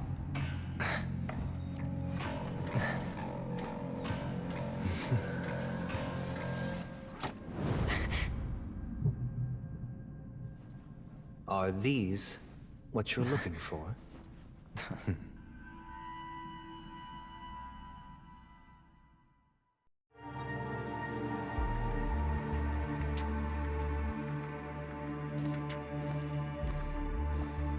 Since you came as promised, learned doctor, does this mean that you are willing to take the side of the family in this farce? What makes you think you can convince me? I've heard you haven't enjoyed Mr. Aventurine's company. I also understand that you're an avid learner who sees the pursuit of knowledge above all.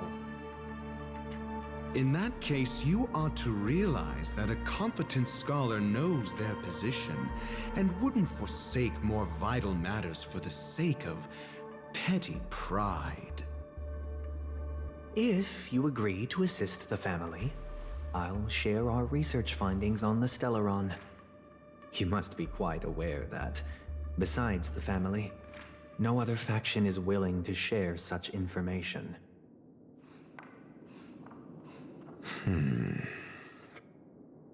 Cut to the chase.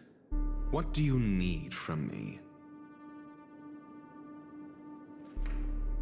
I need Mr. Aventurine's comprehensive plan. Haven't you confiscated his cornerstone?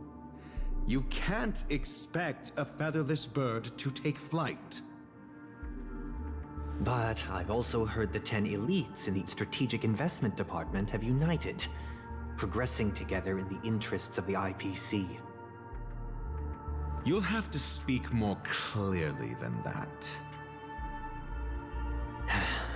The cornerstone, which Mr. Aventurine surrendered. Was it really his? You question whether he would entrust you with someone else's cornerstone. The 10 Stonehearts aren't as united as you think. Cornerstones are significantly more precious to them than their very own lives. But you know that he's a crazed gambler. The more vocal he is about it, the more cautious I must be. I never imagined someone would share his way of thinking. Honestly, you should see a shrink. Bring it. The box containing the cornerstone is unique, and only IPC senior staff and related members can access it.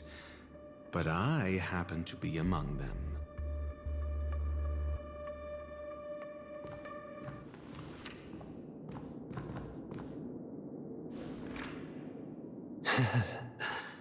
I appreciate it.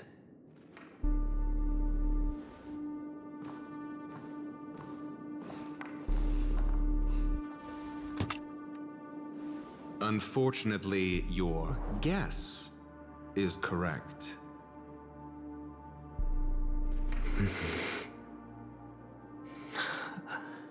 The golden stone. Its color and glow are similar to that of Klepoth's body. This is the very ruse he intends to use to fool you. He won't reveal to you that the 10 Stonehearts chisel their own will into the cornerstones, granting them an unparalleled radiance.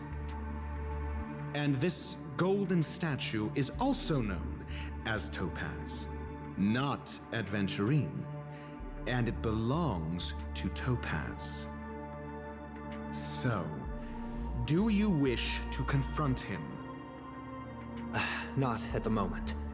I'm more interested to know the location of his cornerstone. The safest place somewhere you'd never think of. Because he never intended to hide it. In fact, that cornerstone has been in your hands from the very beginning.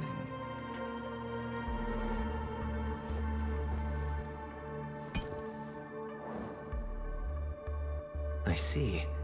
This bag.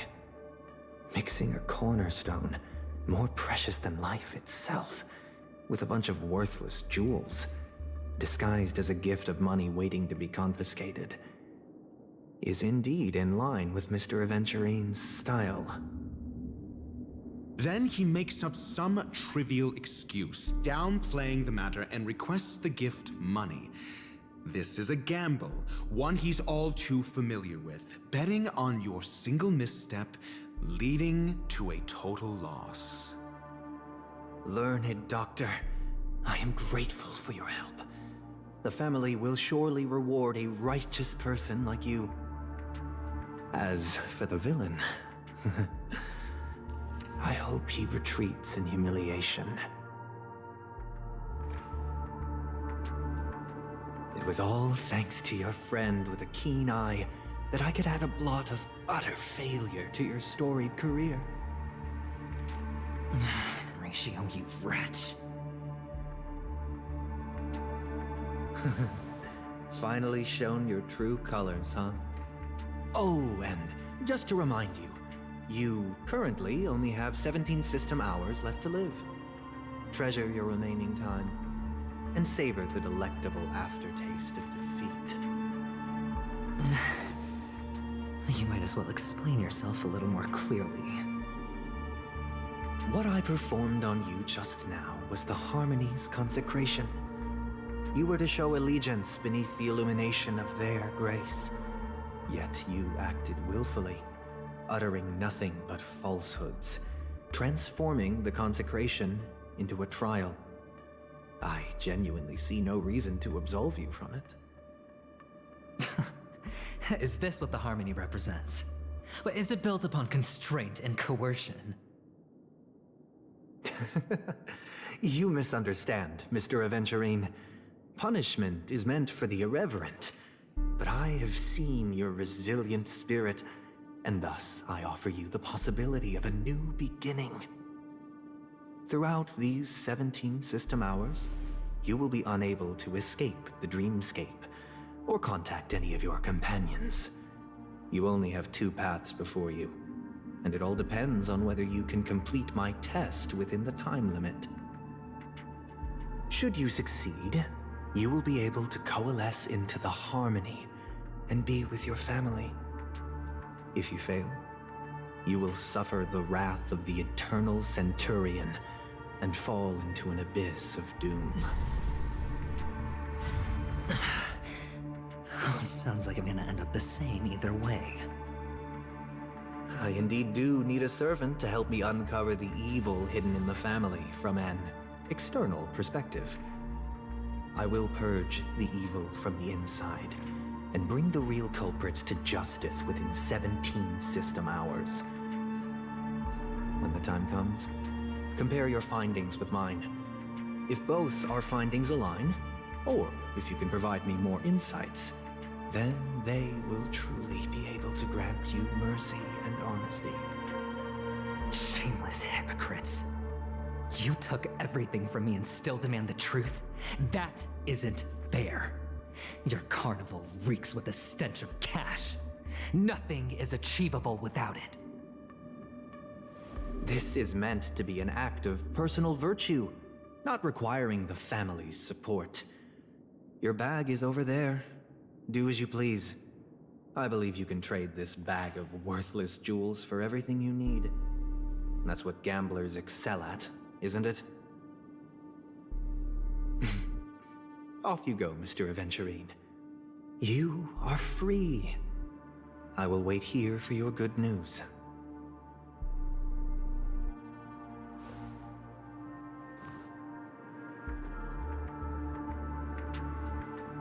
This meeting isn't an interrogation or a negotiation. It's an outright execution. Why would I do that, Mr. Aventurine? I'm just wondering what a passerby who stumbled upon a scene of a murder could have found out. That's all. By the way, before you go, I have a personal question. What is it now? Do you truly wish to bring about the destruction of this world?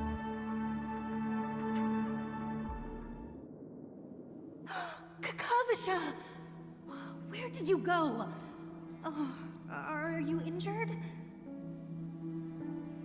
I got it back, sister. You went to look for them? That's too dangerous. It's just a necklace. It's neither food nor water. We can survive without it. But I can't live without you, little brother. Promise me not to look for those catechins again, okay? Sister, don't be afraid. The catechins are fools, but I'm smart. I played a game with them, and I won. Won? What happened exactly? Tell me. I made a bet with them. The 2 birds in the desert and me. Who will die first? I won. They suspected me of cheating, but I didn't.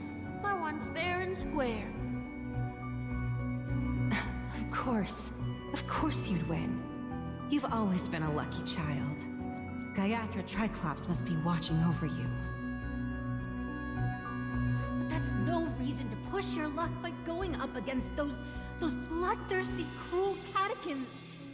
Have you forgotten how Mom and Dad...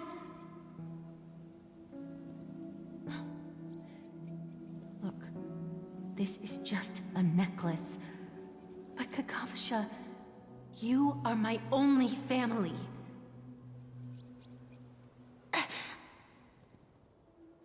I'm sorry, sister.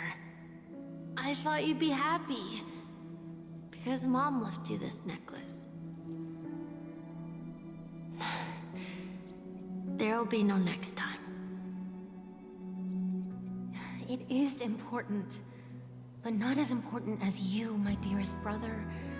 I don't blame you, but you must remember what Mom said. Pain and poverty are the trials of Gayathra Triclops. She has also granted us a chance.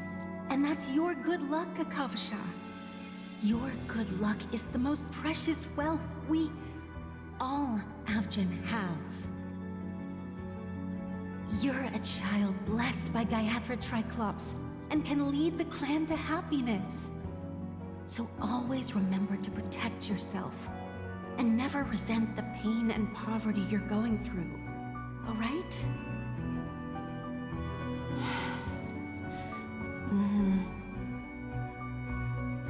Listen to me and swear to Gayathra Triclops. Okay. We'll swear to Gayathra Triclops to protect this wealth. But sister, if Gayathra Triclops was really watching over us... Then why did she not protect Dad when he was swept away by the quicksand? After all, Dad went to the Catechins' land only to prepare for Gayathra Triclops' offerings. And where was Gayathra Triclops when Mom was shivering in our arms? Mom was still pleading for Gayathra Triclops' forgiveness under her breath, until the moment she closed her eyes. Sister, everyone praises me for being smart, but I don't get it.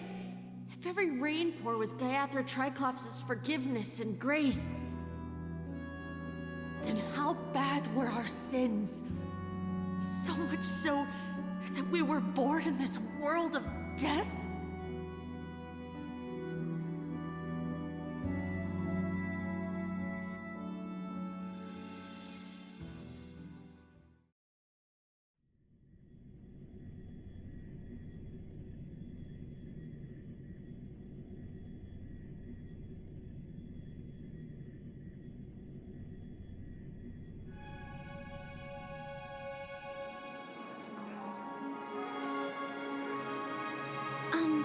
Excuse me. I can't seem to find any information on this artist in the Iris family archives. The photo you provided also doesn't show any matches. Just as I thought. I'd like to ask, what kind of traces do people leave when they enter a dream? Are you referring to the records when you enter the dream pool?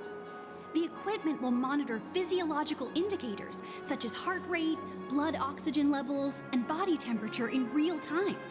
This data will be included in statistics and handed over to the family for the screening of any data anomalies.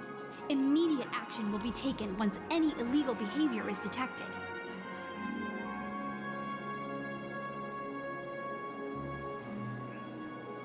I apologize. The hotel does not have access. This information is managed by the Bloodhound family. We can only gain access if there's a problem. Looks like nothing can be found here. At least we know who to look for next.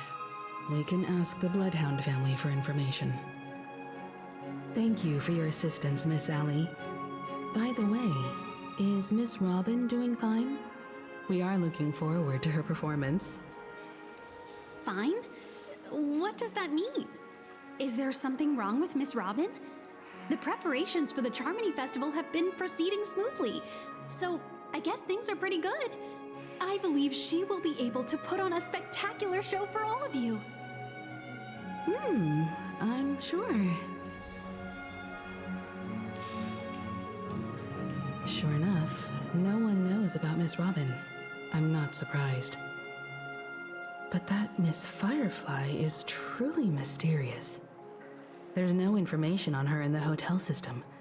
Even if she's a stowaway, she should have a disguised identity after entering the planet. She's also in the running for the legacy.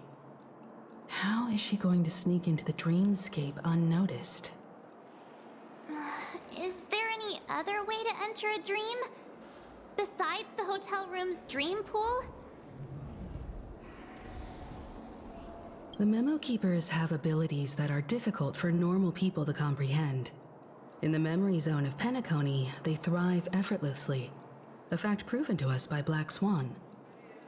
The hacker girl from the Stellaron Hunters used extraordinary means to unlock the Dreamscape Hotel's seal. According to the scene witnessed by her, it is likely that they are behind Miss Firefly's case. The Garden of Recollection and the Stellaron Hunters. Both are possible, but what about the IPC? Since they want Penacony all for themselves, they're bound to have a plan. Who are you guys? The Bravo team has arrived at their designated position, ready to execute armed evacuation operation. Boss, get moving! Armed evacuation? Boss, are you drunk? What do you know? It's more efficient this way. Just don't let the director find out. Act first, report later. Understood? Help! Help me! I spent all my year-end bonus on the snowball! I don't want my name on the department's major disciplinary notice! Hey, check it out! That voice. Could it be the IPC workers from Bellabog? To all guests, the IPC will be conducting special operations within the hotel. Please follow the staff in charge of evacuation to the designated safe zones, or compulsory measures will be enforced.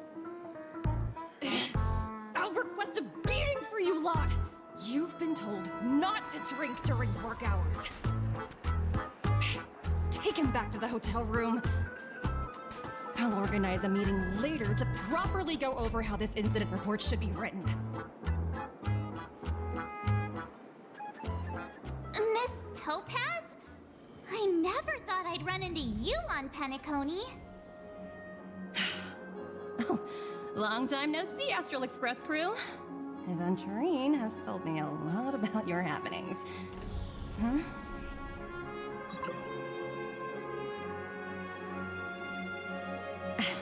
It's fine. Do as I ask, and try to avoid any conflicts with the family. Report to me before taking any action. Yes, all right. As you see, the IPC isn't very popular here on Penacony. Cordiality from the family is a mere facade.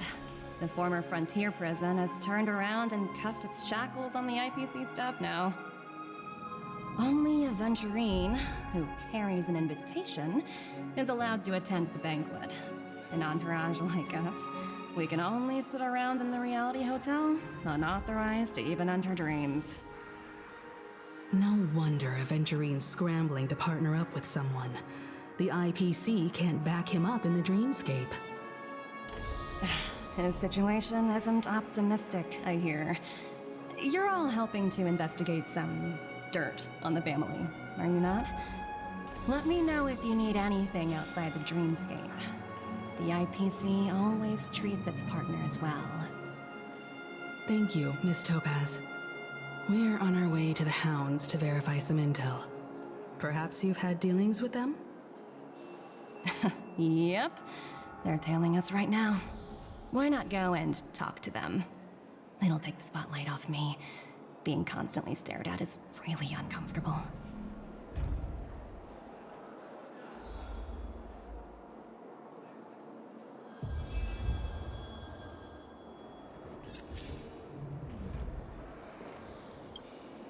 How does it feel to be in business with Aventurine?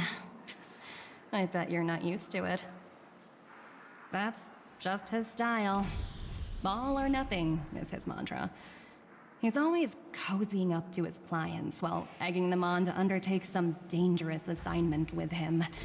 But everyone has their merits, so I won't comment further. But Aventurine's luck has always been good. He's always closed all his cases without a hitch, and basically never lost a gamble. Which is why, on the issue of retaking Penacony, I'm watching with keen interest. As for the two cases, apologies, but I don't have much info on them either. All I can do is ask you to keep digging for more details.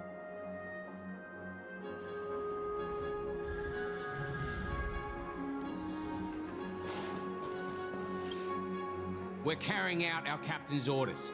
What do you want? We made a mistake last time, and we're working hard to rectify it now. We don't have time for anything else. Surveilling the IPC executive Topaz, ensuring that she stays put at the Reverie Hotel during her time on Penacony. We've got the right one this time. So that's it. They were the pair who were after Firefly at the time.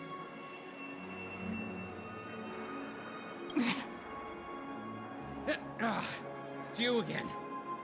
Back for more trouble? We're not afraid of you this time. Well, spit it out. Stop bothering us if you've nothing important. So you know each other. Why do you keep running into people you've beaten up before?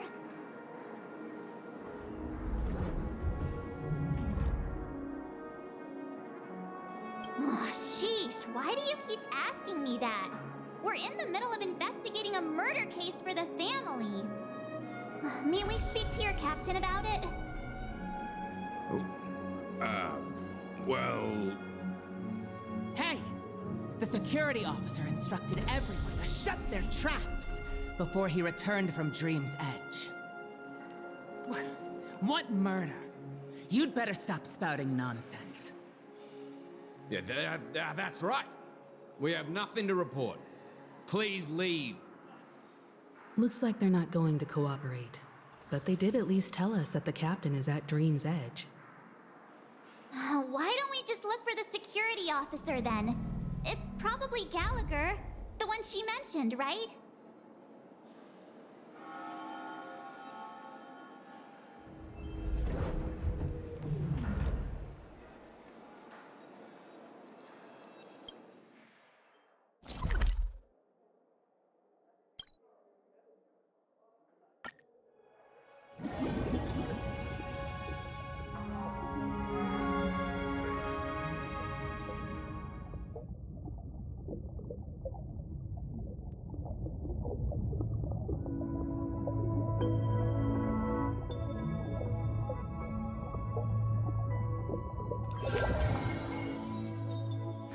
Such tight security. I bet they're stumped by the case as well. Gallagher. Gallagher. Where could he be?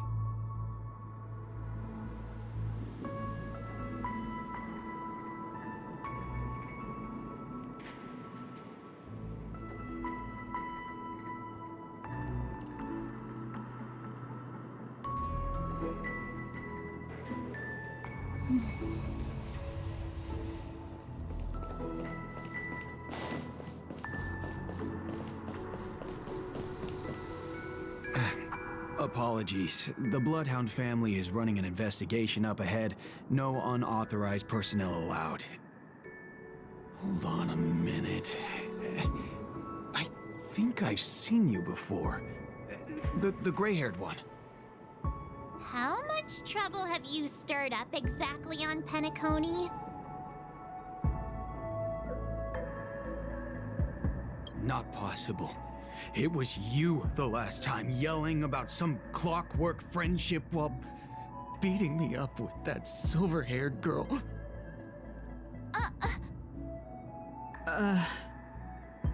I'm not letting you get by this time.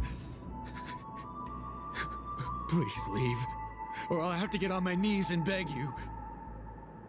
Huh? What kind of heinous crime crime have you committed now? Hold on, sir. We have documents authorized by the family that would aid your investigation. If it wouldn't trouble you, could we see this Mr. Gallagher? Who exactly is this Gallagher you keep talking about? There's been a few people mentioning this name. Even the one with the gray hair. He didn't send you all here? It was the security officer who dispatched us.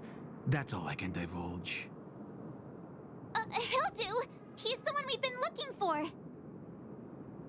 Sorry, no can do. The boss said that since it's a matter of the family's reputation, no one's allowed through. Everyone, please leave. There's really no need for us to make things difficult for each other, right? We're really sorry for troubling you. Let's think of another way. Another way. That's it! Didn't they say something about that? What was it? Clockwork? That got this guy to change his mind. Can you perform it again? That, clocky magic.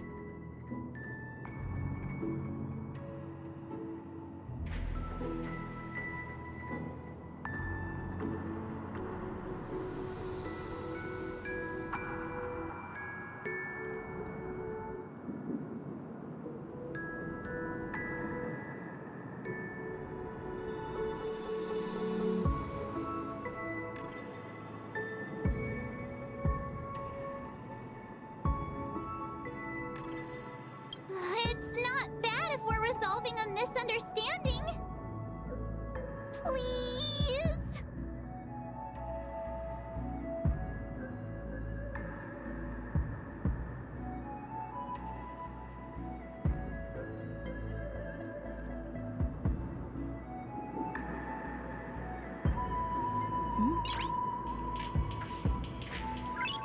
Nice.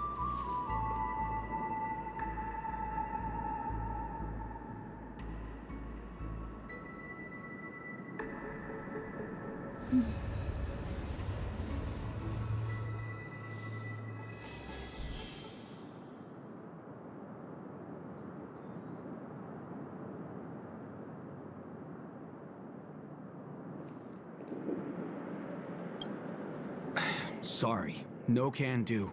The boss said that since it's a matter of the family's reputation, no one's allowed through. Everyone, please leave.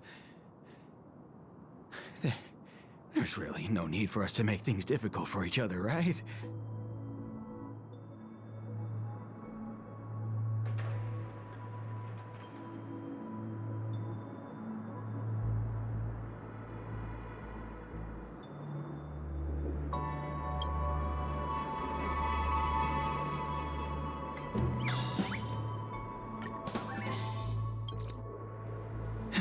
Let me see what time it is now. Whoa, it's this time already. What? Time to clock out. And no one's gonna stop me.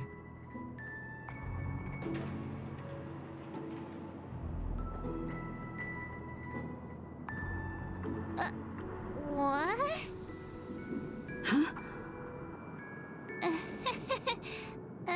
This clockwork trick of yours, it's kinda dangerous.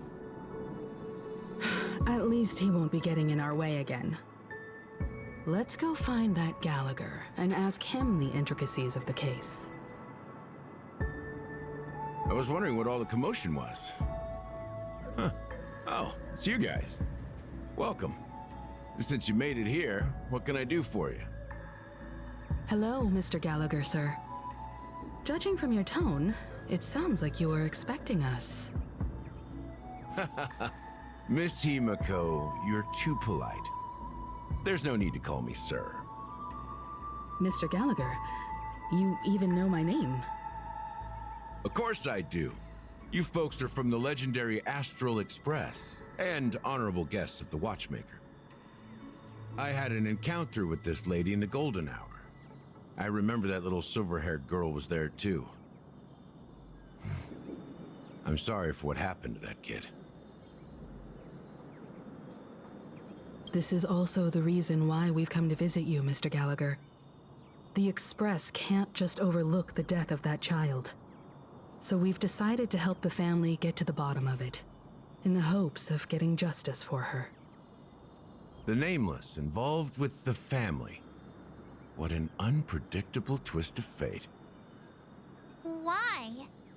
What's wrong with the family? It's nothing. On Penacony, everyone loves the family. No matter how much one resists the beautiful dream, when the time comes, they too will find it hard to let go. Who wants to leave a warm nest? Just idiots, little kids, and inebriated fools. Mr. Gallagher seems to be getting at something. Well, you got it wrong. I'm not. You want to discuss the case? Sure, come with me. This is not a good place to talk. Let's go elsewhere.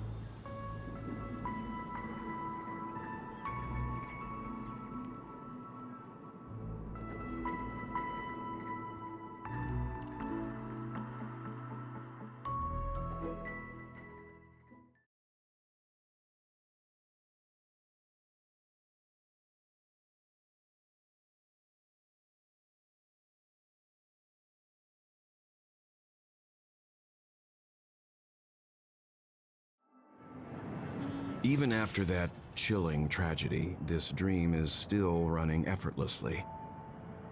Other than the family of the Harmony, it's hard to imagine any other power in the universe that could sustain a building of such magnitude.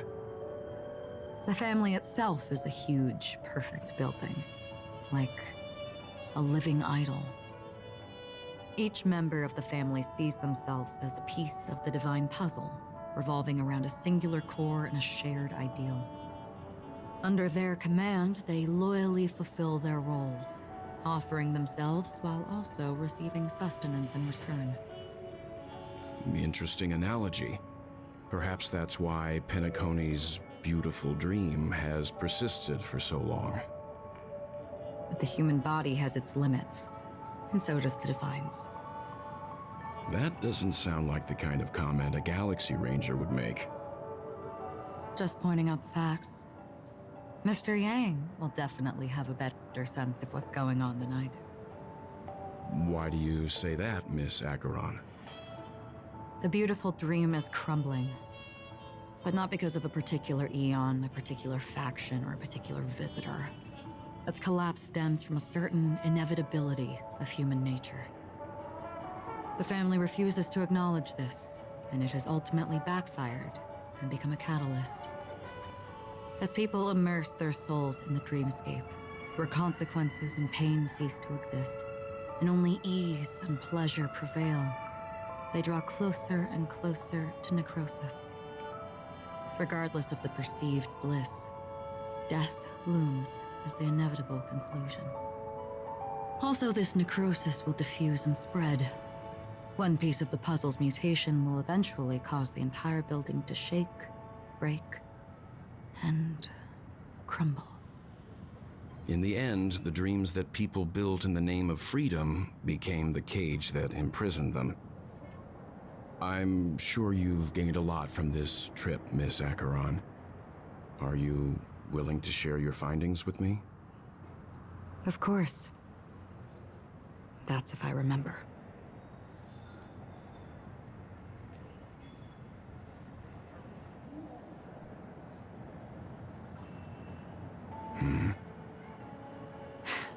Don't mind me, it's just a habit. Owing to events in the past, I've become easily forgetful. It's only when this sword is unsheathed that those hazy memories start to become clearer. Take your time. That should do it. I vividly remember everything that occurred on Penacony. Ask away.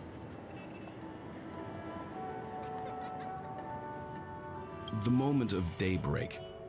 I've heard that's where the Dawn Factory, which processes the foundation of the dreamscape, is located. Behind the dreamscape song and dance stand many imagination factories. Workers create all kinds of whimsical works day in and day out in their dreams. Then they return to reality and sleep on a narrow bed in a room. A far cry from luxury. They say it will suffice. Experiencing the bizarre and motley dreamscape is the best reward. There I encountered a young woman who had just come of age. The perfect time to indulge in beautiful dreams. Her greatest wish was to one day move to the golden hour and see the magnificent garments she had woven with her own hands. For certain reasons, her wish was difficult to fulfill. But I managed to bring her a garment. Gilded Hour. It's said to be Penacony's currency center. Yes. It is a fortress-like financial city, the economic heart of the dreamscape. The Pepeshi people of the Alfalfa family are there to keep it running, sending blood that is made from money everywhere on Penacony. Everyone there is exquisitely dressed and always in a hurry. The greatest wish of the local Pepeshi people is for their future generations to work in the Gilded Hour. I've never met anyone who is willing to talk. I could only stand at the crossroads, watching crowds of people hurrying like the wind through the jungle of steel, only to deposit the alfalfa credits that they'd earned into the bank's vault. I don't know if they would open the vault door, but before I left, I witnessed a well-dressed Pepeshi person plummet from the sky, while those around him continued on their way, unfazed.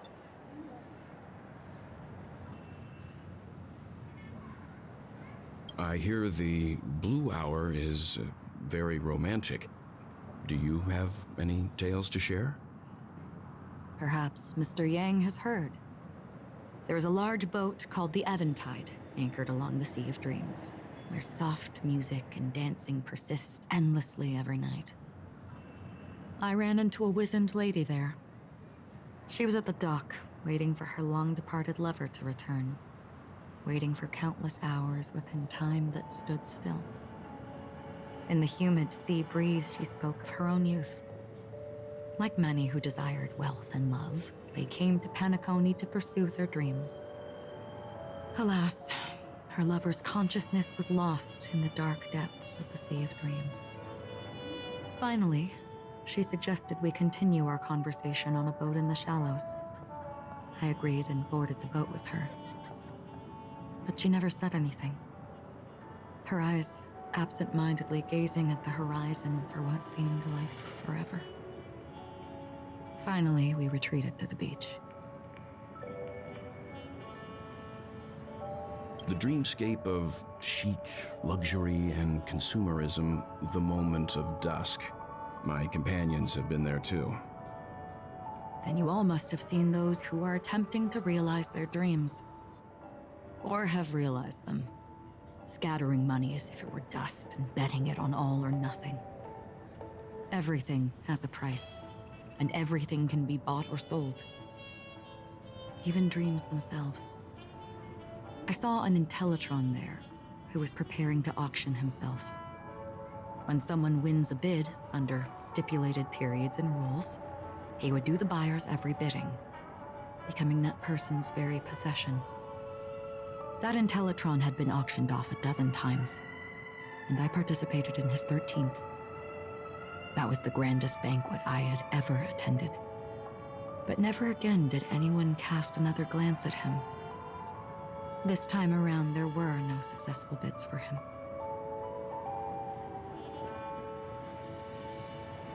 This is what I've seen and heard along the way. Someone once said to me, Penacony wasn't like this a long time ago, nor should it be. I've traveled through the reality and dreamscape of the planet of festivities, watched the tides of night rise and fall when time stopped for people, where the spirits of the rich and impoverished remain forever fixed on their own scales. This is why I think the collapse of the beautiful dream is inevitable. There might be a way to change everything. Perhaps. But if this is indeed the world that people desire, if this is precisely why life chooses to slumber, should we still seek to change it?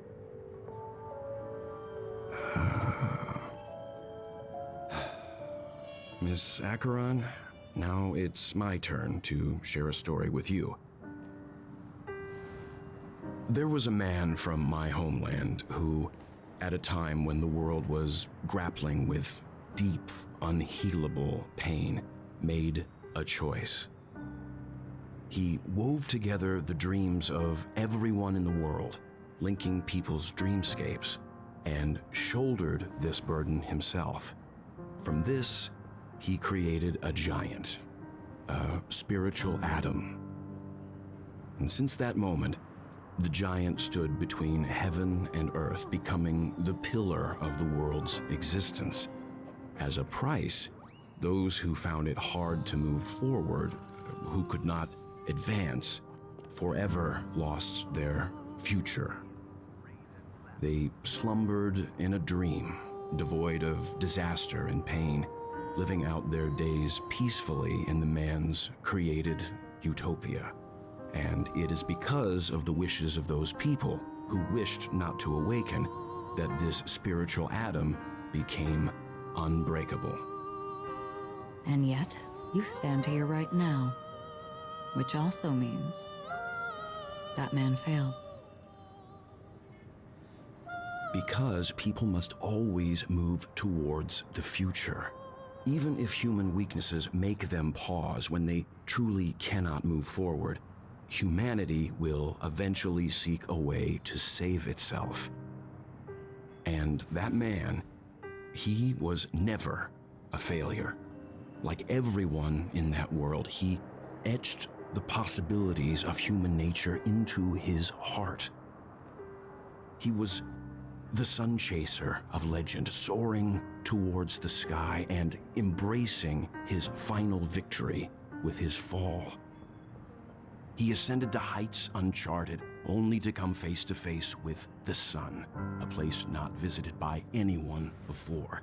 His wings would melt because of it, only for him to fall into the sea. And after that, countless others would surpass him, soaring to even greater heights. A fitting metaphor for the Nameless's trailblazing spirit. Thank you, Mr. Yang. I know what you wish to confirm. The universe has innumerable similar, yet different worlds. In these worlds, there are innumerable people who look alike, yet don't. I too have embarked on journeys, encountering old friends with familiar faces on different worlds, witnessing their destinies follow paths similar to mine. So I will tell you, even if not completely similar, the story you just told, it overlaps with my past. And within that abyssal dream, I ended that man's life. Alone.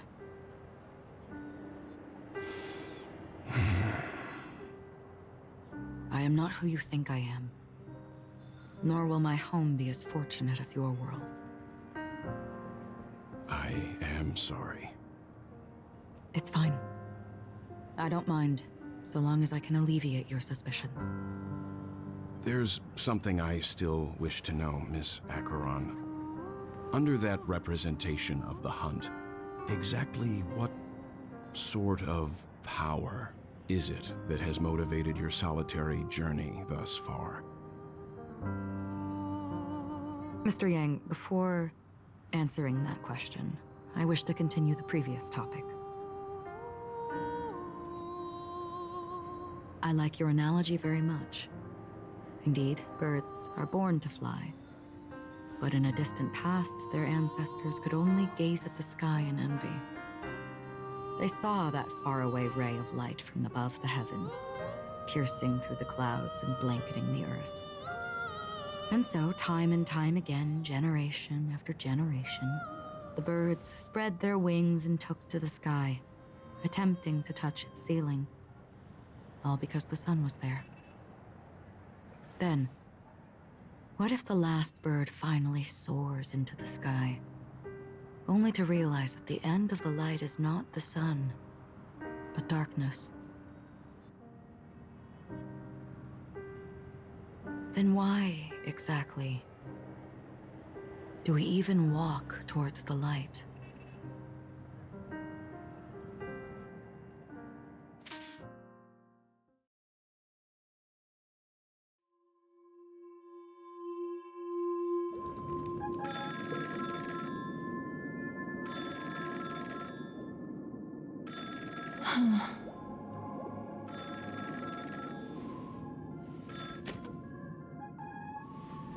Long time no see.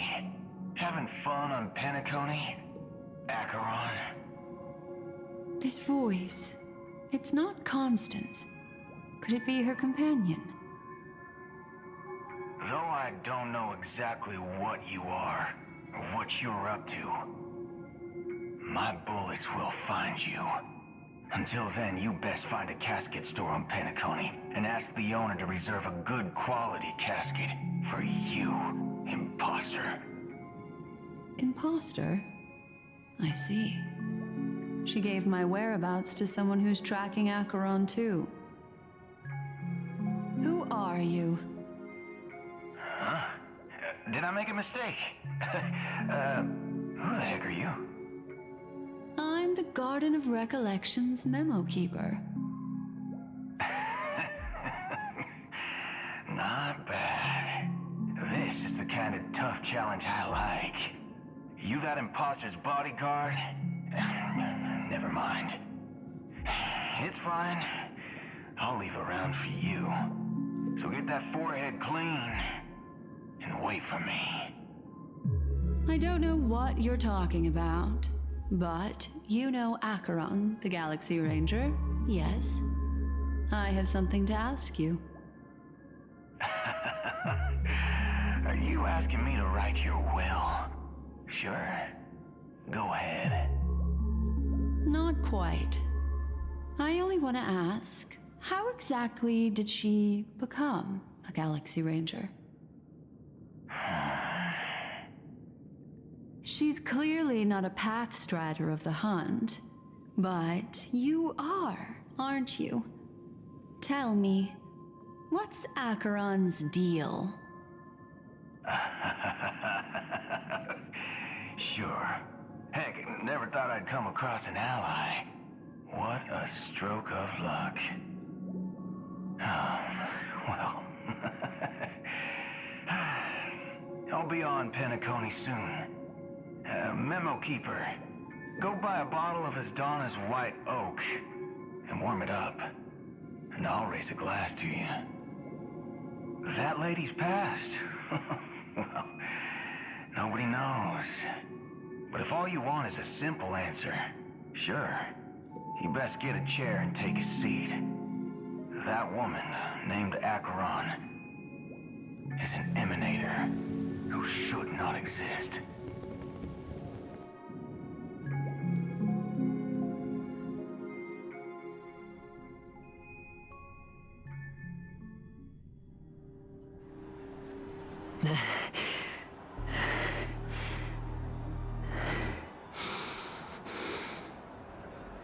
You look pale. Or is that also part of your act?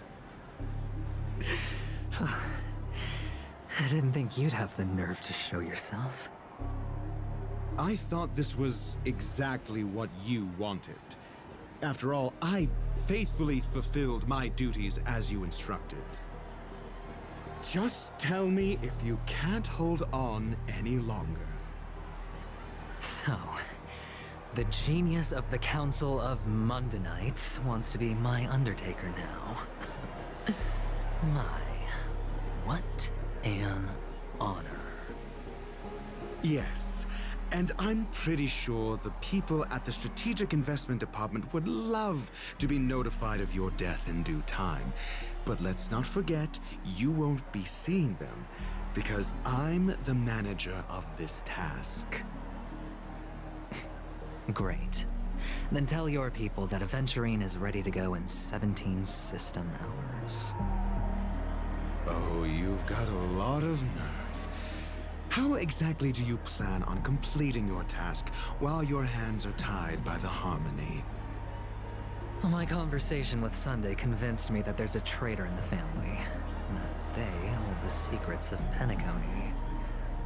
So, I took the opportunity to set everything in motion. I even managed to recover the gift money. Things haven't gone this smoothly since I walked through the doors of the Reverie. Now I'm only one step away from victory. Let's just wait and see. Sounds like a very elaborate way of saying that you failed. That's all I can say. Have you forgotten, Doctor? You betrayed me. Go. Do what you must. I look forward to the sight of the IPC fleet surrounding Penacony. You've achieved what you desired, haven't you? That's true, but what's your plan? Did you conceal an orbital support beacon in that gift money bag? Well, who knows? Maybe that's why I'm handing out cash even when I'm about to bite the dust. You are indeed a gambler. An insane one at that. Maybe I am. Who knows? Fine. Here, take this. Open it when you're on your last legs. You'll thank me. What's this? Medical advice?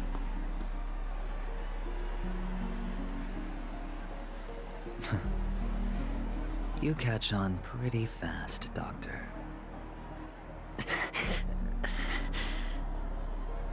Asking me to solve a case without giving a single clue. How typical of you, you wing-headed scoundrel.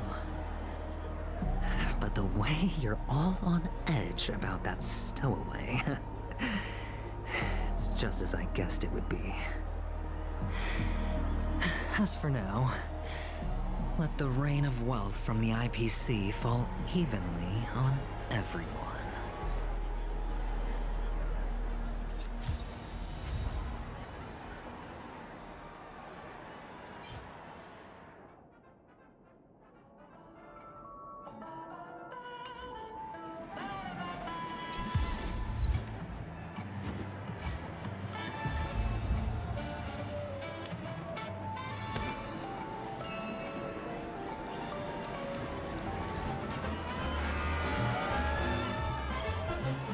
Would you be willing to support my performance? And keep the Song of Beauty alive in the cosmos? Wow, how fabulous! But why would you give such a wonderful gift to a random stranger like me? Well, you see, I can't bear to see anyone in this sweet dream suffering from poverty. That's incredibly kind of you. Thank you so much, sir. If you ever get the chance, please, feel free to come by and indulge in my singing. Sure thing. Oh, by the way, do you happen to know anything interesting about death? Death? That's a pretty scary topic, and it doesn't really match the mood of this sweet dream. Oh, you see, I'm a tabloid reporter collecting ghost stories in Penacony. As you know, the more chilling the stories, the more attention they get. Maybe you could help me out. Well, if you're up for some gossip, it's not about death, but there have been some rumors about a guest at the Reality Hotel who fell into a deep sleep and didn't wake up. It was like they were in some sort of coma. Nobody knows what caused it, but luckily the customer eventually regained consciousness. Well, All customers are under the protection of the family, after all. Thank you. This will make for a very juicy headline. May Shibe protect us? Unexplained coma. That's actually what happens to your body if your brain dies in a dream. But unfortunately, the customer ended up waking up in the end.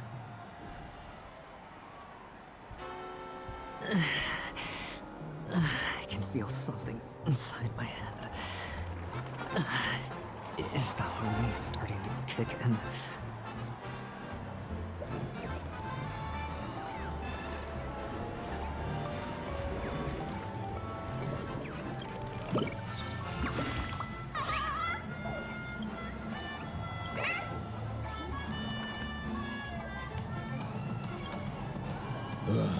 The world has truly lost its way.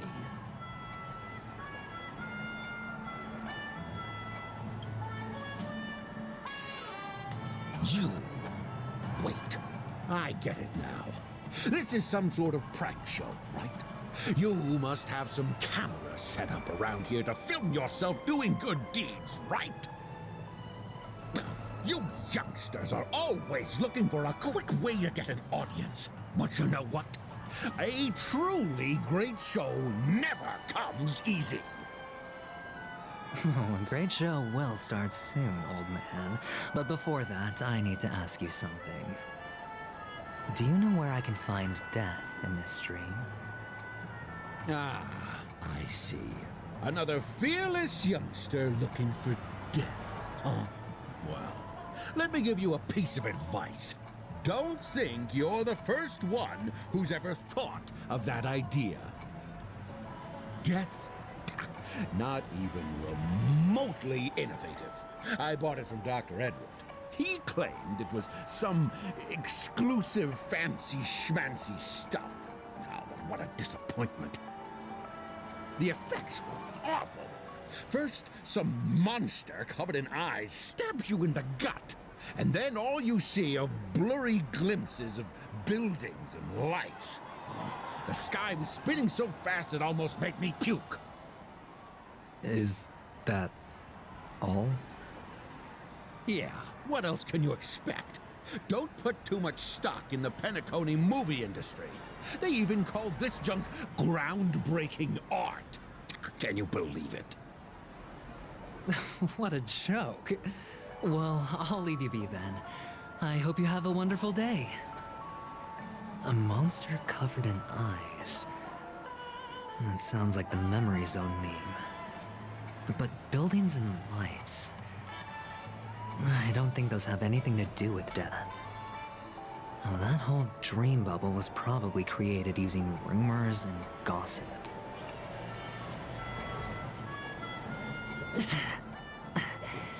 The disturbing voice in my head. It's getting closer.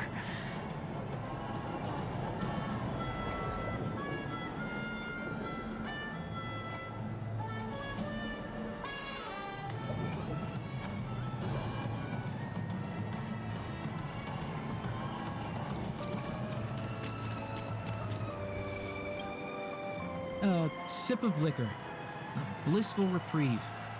To drown 1,000 sorrows, let worries leave. I know I have what it takes to become a poet. Oh? You're giving these gems to me? Didn't expect to meet such a generous soul in this place.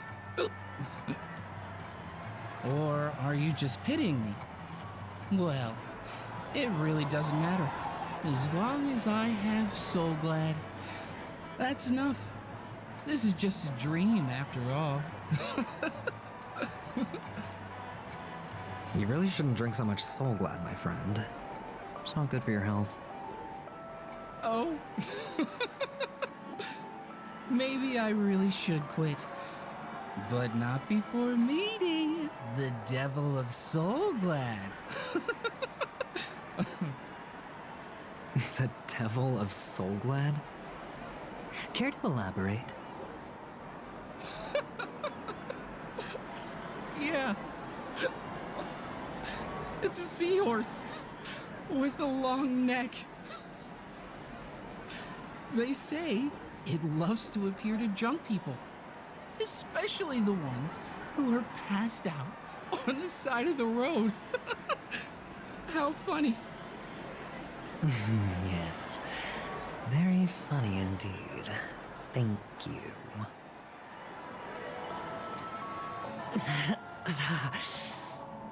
Does everyone have to go through so much torment before joining the family? Darn it. Now I just want to dig out my brain and use it as evidence.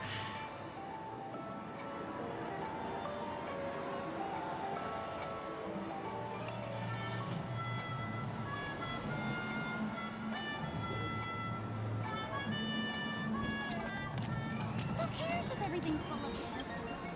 Take care, my friend. If you ever find yourself in danger, remember that the hounds are always ready to help.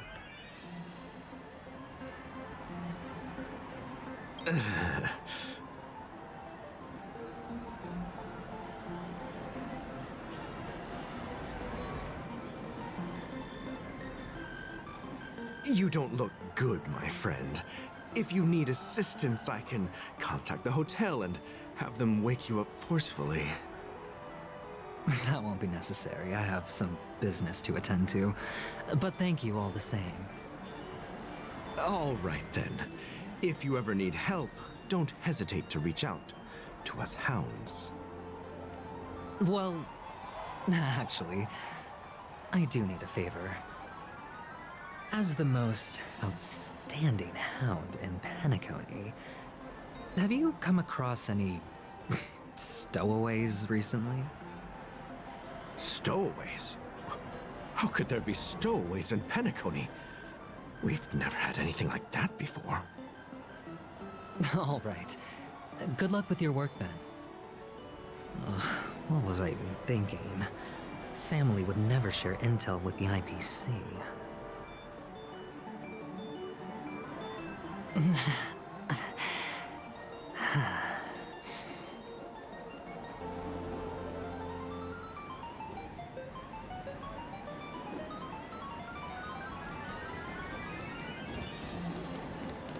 Please do not hit Give me that grand prize!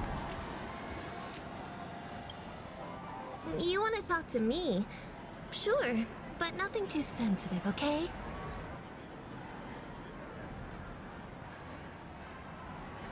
Huh. Wealthy people have fancy ways to enjoy this dream. But to be honest, I've never seen anyone who gives out money to others like you. So, are you trying to be the prince from the tale, handing out his gold leaf garment and melting his lead heart in the fire? I'm flattered.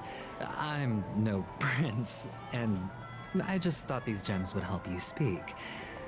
So, as an investigative reporter, maybe you've heard something about death? Ah, another curious soul. I see. Well, that was actually the topic I was most into when I entered the industry. But my boss shut it down. How did your boss talk you out of it? Well, she simply said, covering baseless urban legends like that would make us look like some third-rate tabloid. I thought about it, and she had a point. Reporting on stuff like blowing out birthday candles and getting spooked by nightmare ghosts isn't exactly professional material. Guess she's got a point. Thank you for sharing. This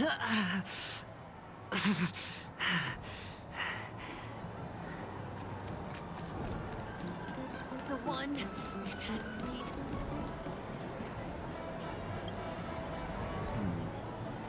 Were you wanting to talk to me? Sorry, I thought you were checking out something behind me.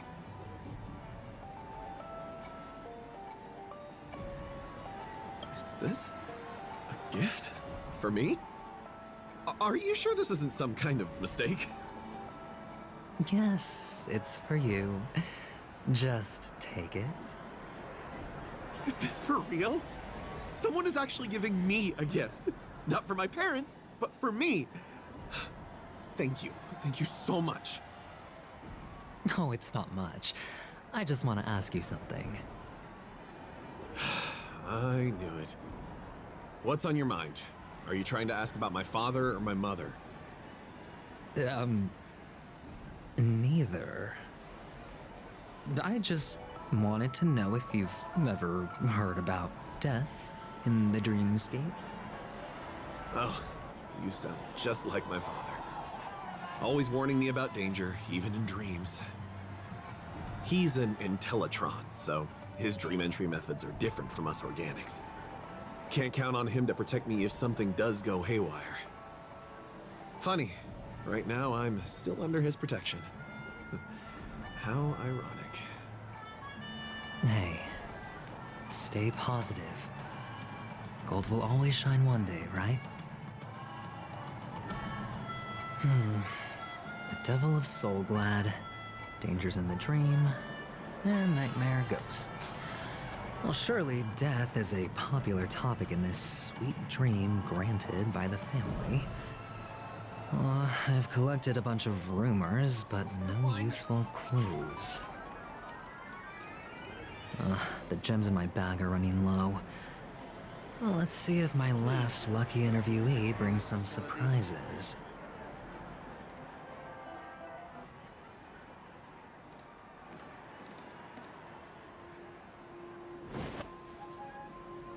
Remember what I said. You Sigonians are better off hiding in the sewers. Look at you, snooping around and sticking your nose everywhere.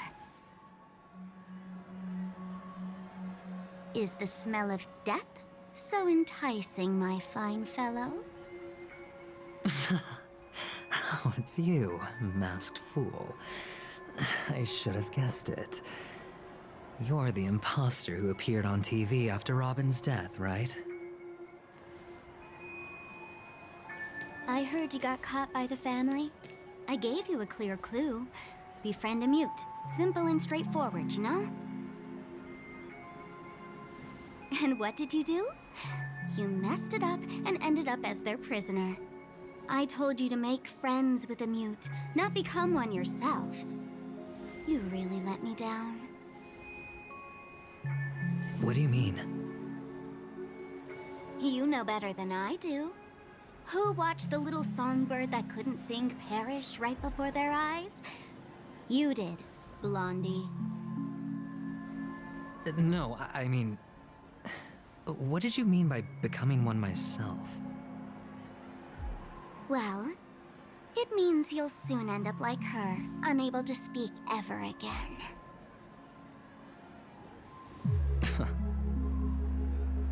But it's a good thing if you ask me, because...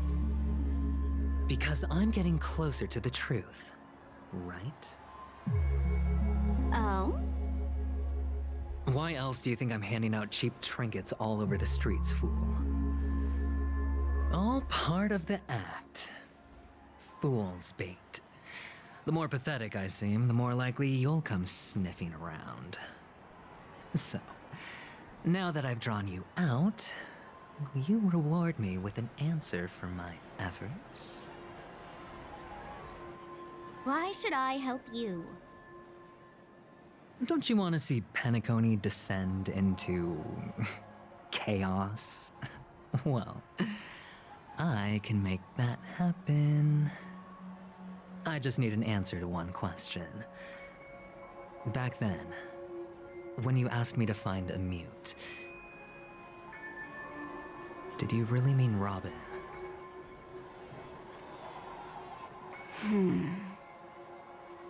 And what if I say no? Then I'll thank you. Oh, the word no has never sounded so pleasing. Well done. I admit I underestimated you, but what difference would it make? Let me tell you something. There were two mutes, but one is dead now, and the other, Though he's still in Penacony, I'm afraid you'll never find him again.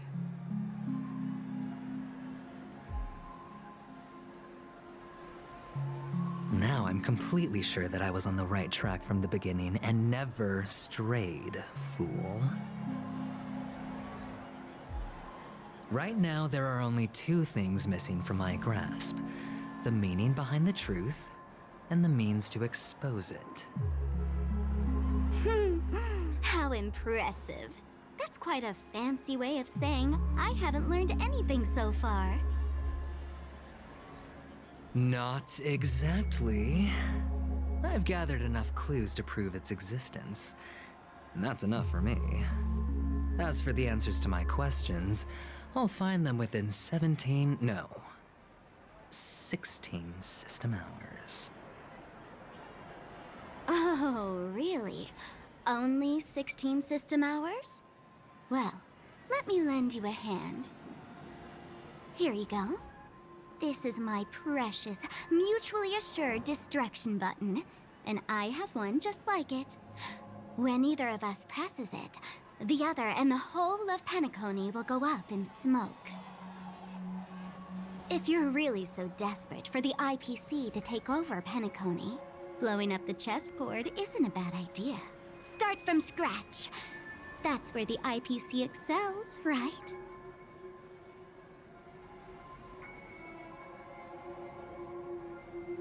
Just press the button when you're at your wit's end. And of course, feel free to reach out to me for my hospice care, too. Oh, a deadly button, huh? Well, I guess the family didn't take your threat seriously at all. Otherwise, how on earth did you manage to bring it in here? I have my own ways. That's all you need to know. Well, I'm afraid I'll have to decline your offer. Who knows if your little gadget will actually work. By the way, I have no plans to search for the other mute friend you speak of, but it's good to hear that he's still here in Penacony. I'll handle the rest myself. I'll orchestrate a grand finale for the downfall of the family. And at the climax, the walls will crumble, people will wake up, and those who couldn't speak will find their voices again. When that time comes, go ahead, press the button, light up the sky with a magnificent fireworks display for me. Catch you later, fool. You're still talking big, but sure, if that happens, I'll stay true to my word. Just don't let me down now, okay?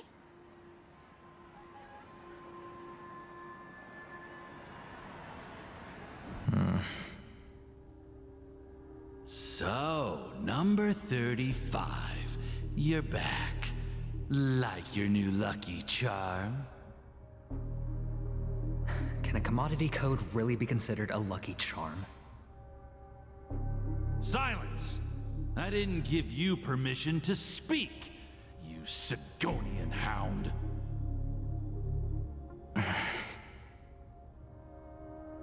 The guys in black didn't say much, so I've no idea what you did to save your skin in that massacre back in the day. But I figured you must have had good luck, so I bought you. From now on, you and your good luck are my assets. Are we clear? Your first task is simple. In addition to you, I've purchased 34 other slaves. Go and play a game with them. You came out alive after 2 days.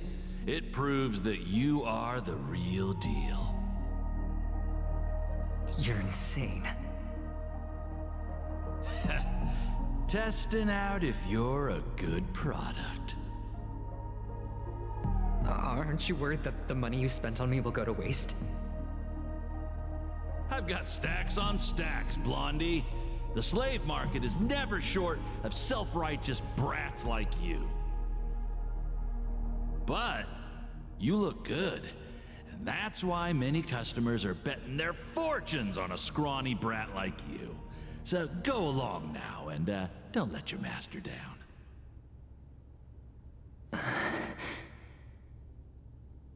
How much did you spend? What? My price. How much did you pay for me? Huh. You really want to know? Well, it was 60 tanba.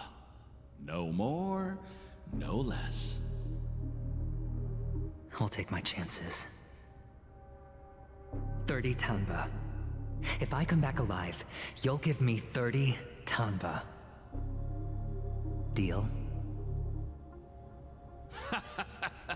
Are you trying to strike a bet with me? Oh, you've got some guts. Yeah, sorry, but that won't do. Don't forget your place, slave. You're not qualified to be at the table. You're just a chip. A life thrown away in someone else's hands. Either you come back with more chips for your master, or you never come back. It's all or nothing. Don't embarrass me, my lucky hound.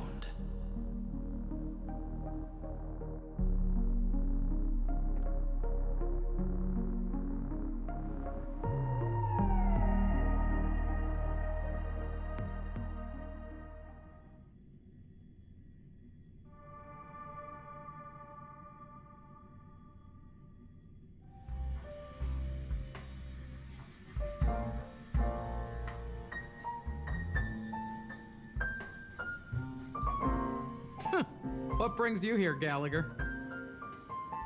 Some friends from the old days. Do you have a moment to spare, Siobhan? Oh, I have the whole day to spare. Ladies and gentlemen, welcome to Dream Jolt Hostelry.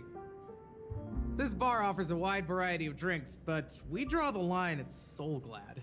Why settle for ordinary when you can experience extraordinary? We're dedicated to serving up nothing but pure joy and laughter. What would you like to drink? I'll whip it up for you. Look! A lady as cool as Serval!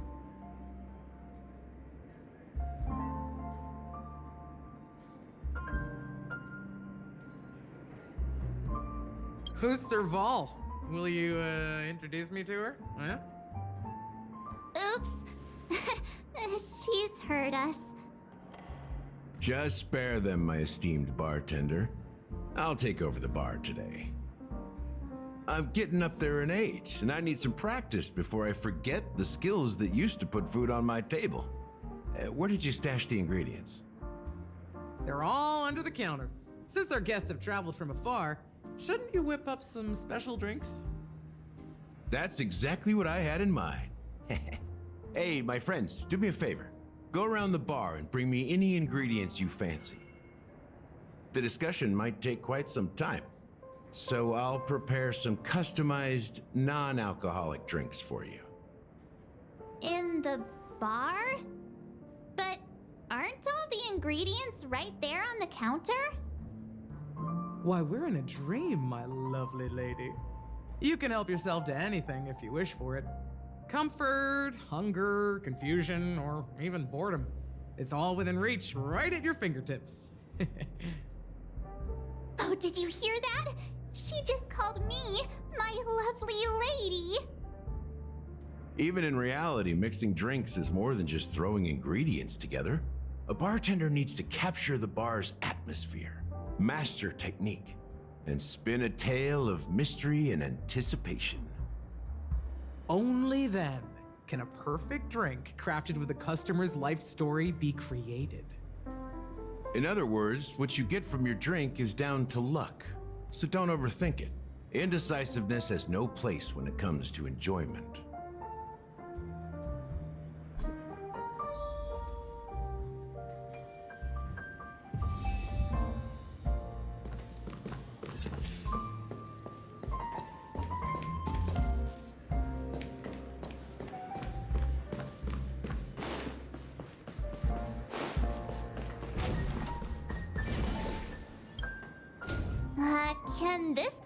used for mixing drinks?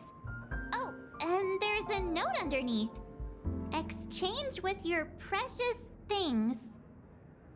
Oh, what should we exchange for it? And who should we give our stuff to?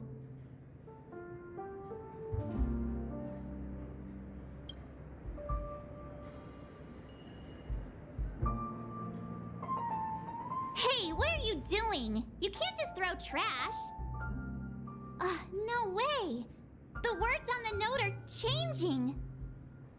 Happiness is the dream of the humble. Does this mean we can take it? Something feels weird about this.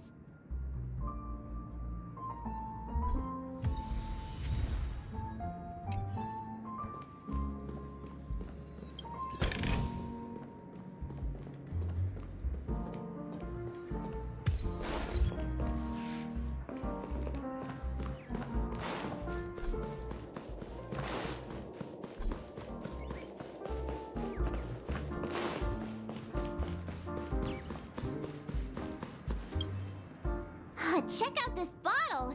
The liquid inside looks beautiful. And the label reads... Dream syrup. Thick. I don't see an expiration date. But the production date is... half an amber era ago. Ugh, drinking this stuff can't lead to anything good. That's for sure.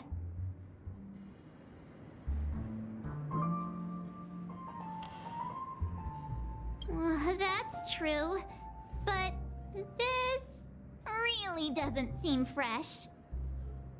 Did you find the bottle of syrup I've been hoarding? Don't worry, it's all just a dream and it won't upset your stomach. It's been aging for years and should have a refined taste by now. Feel free to have some. It's perfect for entertaining lovely guests like you. Then we'll keep it for now. That's quite a stash. Not sure if it's enough. Stay out of my way. I'm looking for Siobhan. Huh? What's all the commotion about?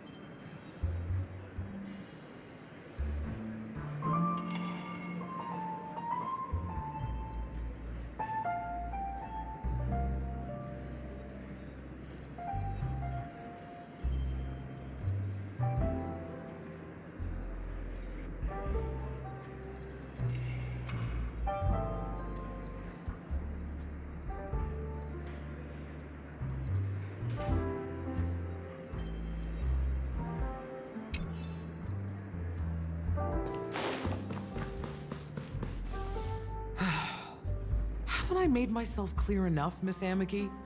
The Dream Jolt hostelry only welcomes guests who want to enjoy a drink to their heart's content. I'm sorry, but I'm not interested in your proposal. But you have the talent. You'll attract a huge audience.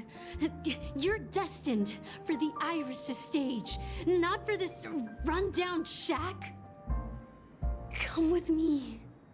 We'll become the talk of Penacony, a shining light into every corner of the dreamscape. Please, Siobhan, I really need you. As you see, I'm entertaining my guests.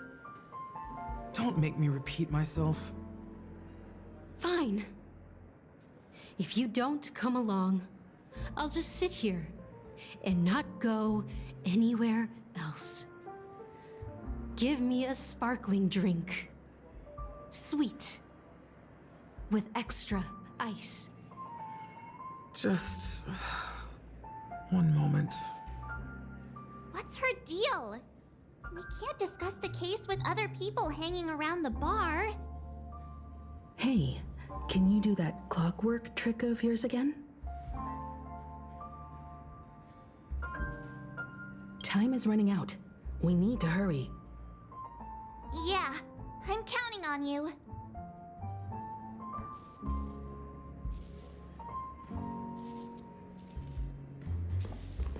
You're one of Siobhan's guests, right? What can I do for you? If you're here to convince me to leave, please stop it. I'll never leave until she accepts my proposal. I just don't get why she won't leave this place. This rundown shack with no customers whatsoever.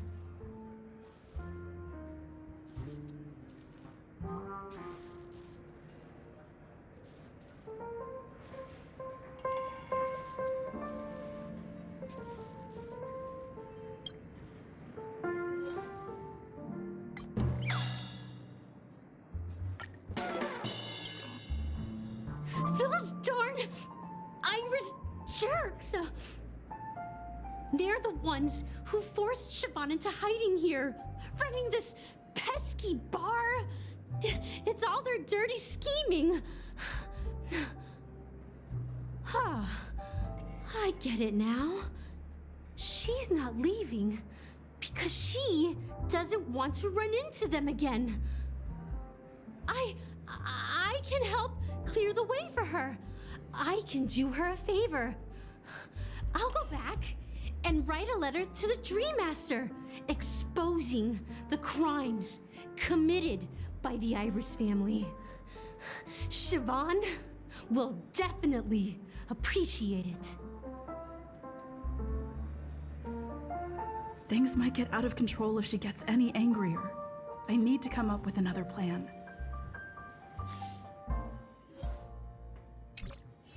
I just don't get why she won't leave this.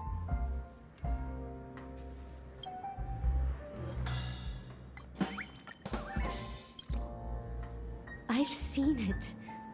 The moment when Siobhan and I share the stage. The crowd is going wild, applause crashing like waves. The aroma of irises fills the air. A beautiful melody playing, ribbons dancing around us, and the taste is sweeter than honey. I've seen that scene countless times in my dreams, and every time it mesmerizes me. That's why I have to bring her back to that world, no matter what it takes. Want to raise a glass, my attentive listener? Let's consider it a toast to my far-fetched dream.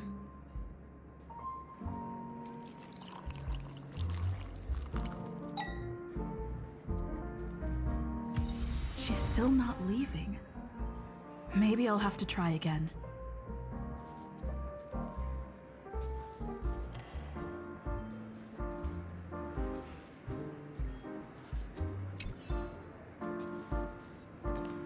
just don't get why she will.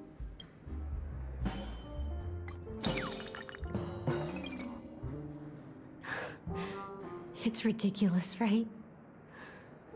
Our paths were never meant to cross, yet I'm still holding on to her.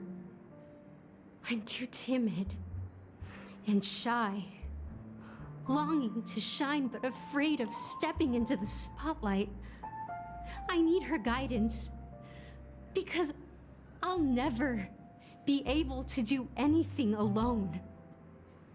You don't know Siobhan's past, and you have no clue how radiant she used to be.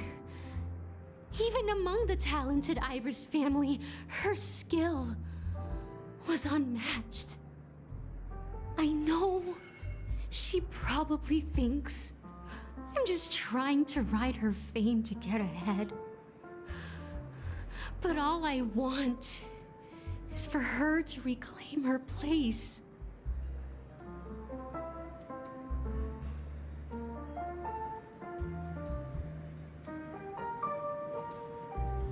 Well, talking to you has got me feeling a bit down. My thoughts are swirling, making my mind clear, and bringing tears to my eyes. Maybe I should find a place to reflect on what Siobhan truly means to me. Here's the payment for the drinks. Please, pass it on to her. I'm leaving now. Amaki has left? That's good for her. Radiant dreams may be enticing, but they're nothing more than dreams. Her drink is on the house. Please keep the money. When you're ready, go to Gallagher. I can tell he's itching to show off his skills.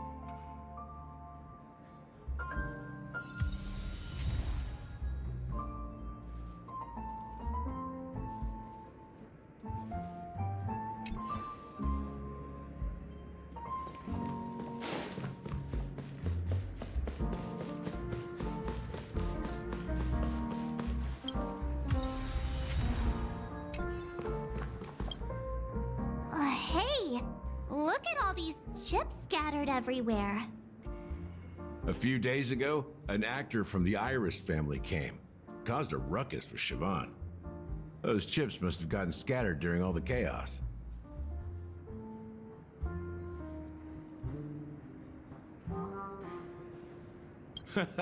That's a clever metaphor. That being said, opening a bar in this place, filled with monsters, is quite a feat. Siobhan must have a lot of tricks up her sleeve, right? You'll have to ask her yourself to find out. But I have a feeling she won't budge unless you impress her with an incredible drink.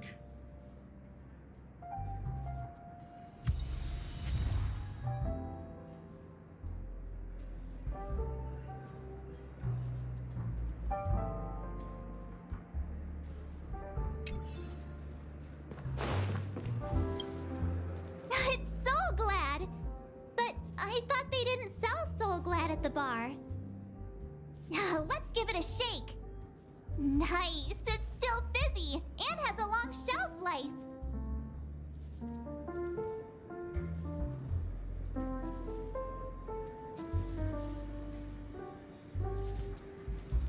That's possible.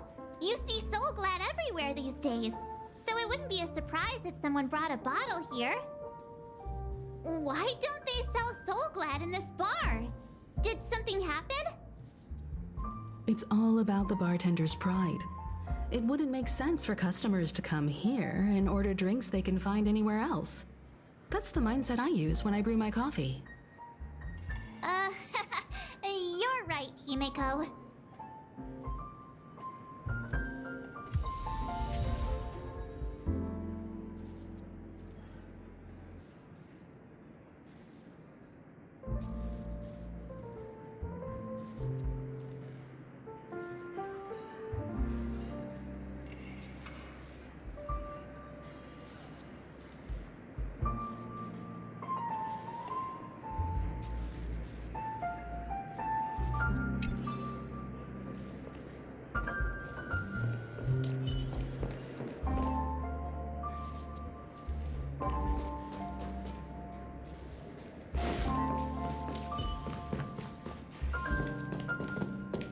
That being said, mixing a drink is way simpler than you'd imagine. Just pick your favorite ingredients, toss them in a glass, mix it up, and it's done. So go ahead, explore the bar, and bring me any ingredients you prefer.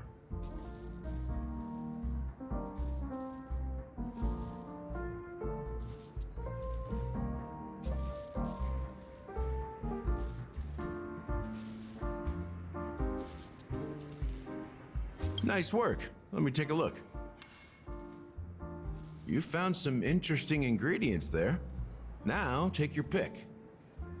Each drink has its own unique flavor, and the base ingredient sets the tone for the initial taste and the lingering aftertaste.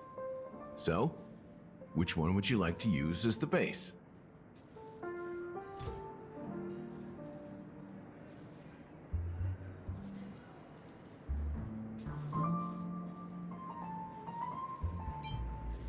The original formula is said to be Nunu's favorite drink. It's sour and bitter, and the bubbles burst in your throat like swallowing rusty chains, evoking thoughts of dungeons and prisons. Now that you've chosen the base, it's time to pick the adjunct, the ingredient that'll create a marvelous chemical reaction with the base. It should give an unforgettable taste without overpowering the main tone. So, what's your choice for the adjunct?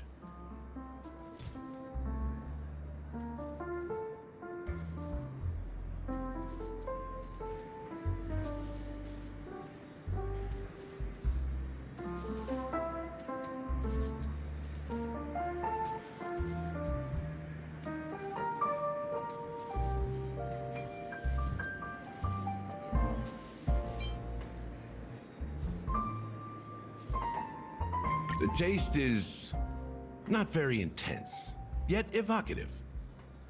After those despicables sent Mikhail away, I found myself lost in the wilderness of my dreams. They say that even the dirt here oozes with sweetness. All I tasted was stoic bitterness. Mikhail. Almost there. Let's pick a decoration. Which style do you prefer? Anything you need, I've got it.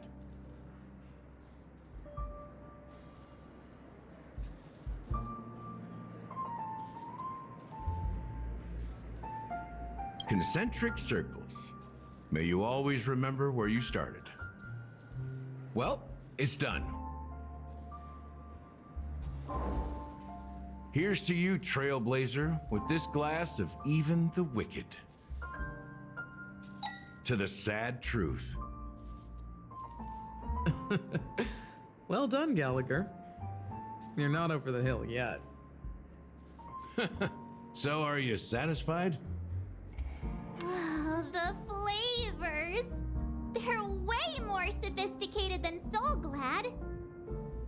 The richness and layers of these flavors are a masterpiece, especially with the adjuncts. I can taste the spicy and sour notes with a hint of sweetness. I'm not entirely sure what it all means. Maybe Mr. Gallagher can shed some light on it. Well, if you're expecting a profound answer, I'm afraid I'll disappoint you. The imagery it implies is pretty straightforward. It's just a glimpse of what this dream truly tastes like, nothing more. Does this true taste have anything to do with that, Mikhail? Yeah, that name does sound familiar. When you got knocked out by that masked fool girl, I think I heard someone calling that name. Do you remember? I was right about you. You guys seem to know quite a bit, and now there's no reason to hide anything from you anymore.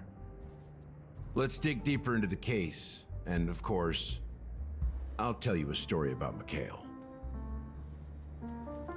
All right, let's start with what we know based on the clues the family has. It seems that Firefly isn't a local or an invited guest. In other words, she's a stowaway. She managed to fool me at first. My age must be getting the best of me. But here on the planet of festivities, stowaways are common sight. You're bound to run into one sooner or later. After the incident, the hounds wasted no time searching for that girl in both the dreamscape and reality. But here's the thing. We only received bad news, and the trickiest kind at that.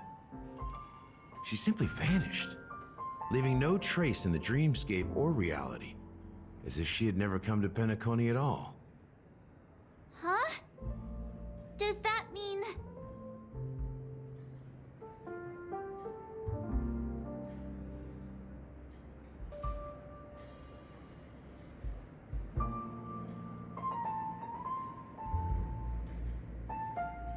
That's impossible. The problem now is not that she's dead, but that it's as if she had never existed in the first place. Let me be frank. This case, actually, is unlike anything the Bloodhound family has dealt with before. Dealt with before? So, death does happen in Penacony, if I understand correctly. You've witnessed it, so there's no need to hide. Even the shiniest city has its dark side. We're all adults here. Surely I don't need to explain too much to you. Confronting the family based on that alone would be naive. Death may occur in sweet dreams. So what? Such events are highly unlikely and only affect a tiny number of people. If you really want to delve deeper into this case, you need to understand the true problem with the family. I guess it's time to tell the story of that Mikhail. You're very perceptive. The Astral Express has received that music box too, right? Do you know the secrets it holds? There's a message. Witness the impossible in the realm of dreams. Find the legacy of the Watchmaker, father of Penacony, and thus the answer to the question, why does life slumber? That's the exact wording. Hey, why are you laughing? Wait, did you write it? It's quite poetic. No, but I'm the officer in charge of this case, so how could I not know? I'm sure you must have noticed that this message didn't come from the family. You might have even guessed that the relationship between the family and the Watchmaker isn't as close as it seems. That's just our speculation. Actually, it's hard to believe that the father of Penacony and its actual managers are at odds. Now I can assure you that your speculation is absolutely correct. The family has considered the Watchmaker an enemy for a long time, but the hounds haven't been able to track him down, as he seems to be living only in the characters and stories he created. Let me ask you a question. Have you ever wondered why the family allowed the Watchmaker to send out such a ridiculous message to the outside world, inviting you here and causing chaos? So, you want to seize this opportunity to expose the Watchmaker? Well, now you understand why the Oak family authorized the Nameless to assist in the investigation, but kept you in the dark, right? Because the Watchmaker is not the legend of the land of the dreams at all. He's the most shameful stain in the history of Penacony, and he's the root cause of all the anomalies in the dreamscape.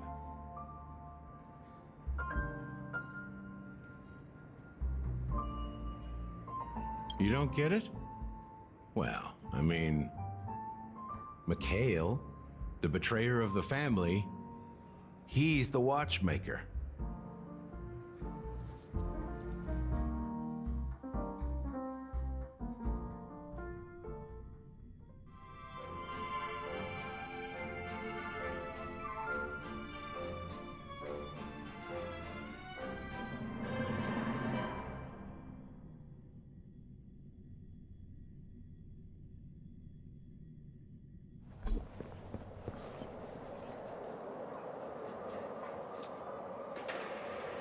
Here we are, Clock Studios Theme Park, the most popular entertainment center in Penacony.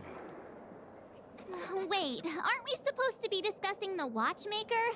I would have expected you to take us to maybe a library or an archive room of sorts. But an amusement park? The culture of a city reflects its history in the most authentic way. To you, it's a fun place. But to me, it's a prison for the planet's past. You know that Penacony used to be the IPC's prison planet, right? All the prisoners were brought here, helping the Garden of Recollection salvage the leaking memoria from the macro void. The prolonged exposure to high concentrations of memoria caused a unique phenomenon. The dreams of countless prisoners intersected and overlapped, and people started meeting each other in their dreams, living lives that were almost identical to reality. But everything has a price, and sweet dreams are no exception. In the end, the dream world was unable to alleviate the suffering of prisoners in reality. One of the prisoners broke free from the IPC's shackles and fought for freedom. He is Hanu, the great leader of Dreamville, the great peacemaker, and the faithful companion of the underdogs.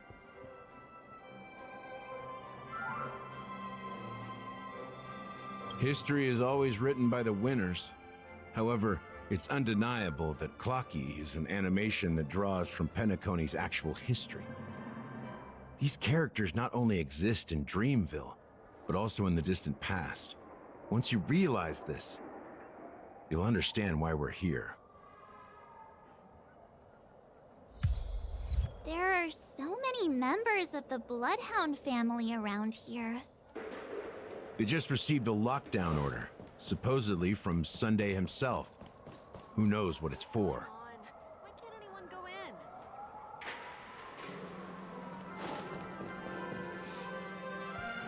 in? So many of them. I've never seen anything like this, even when they're tracking down suspects.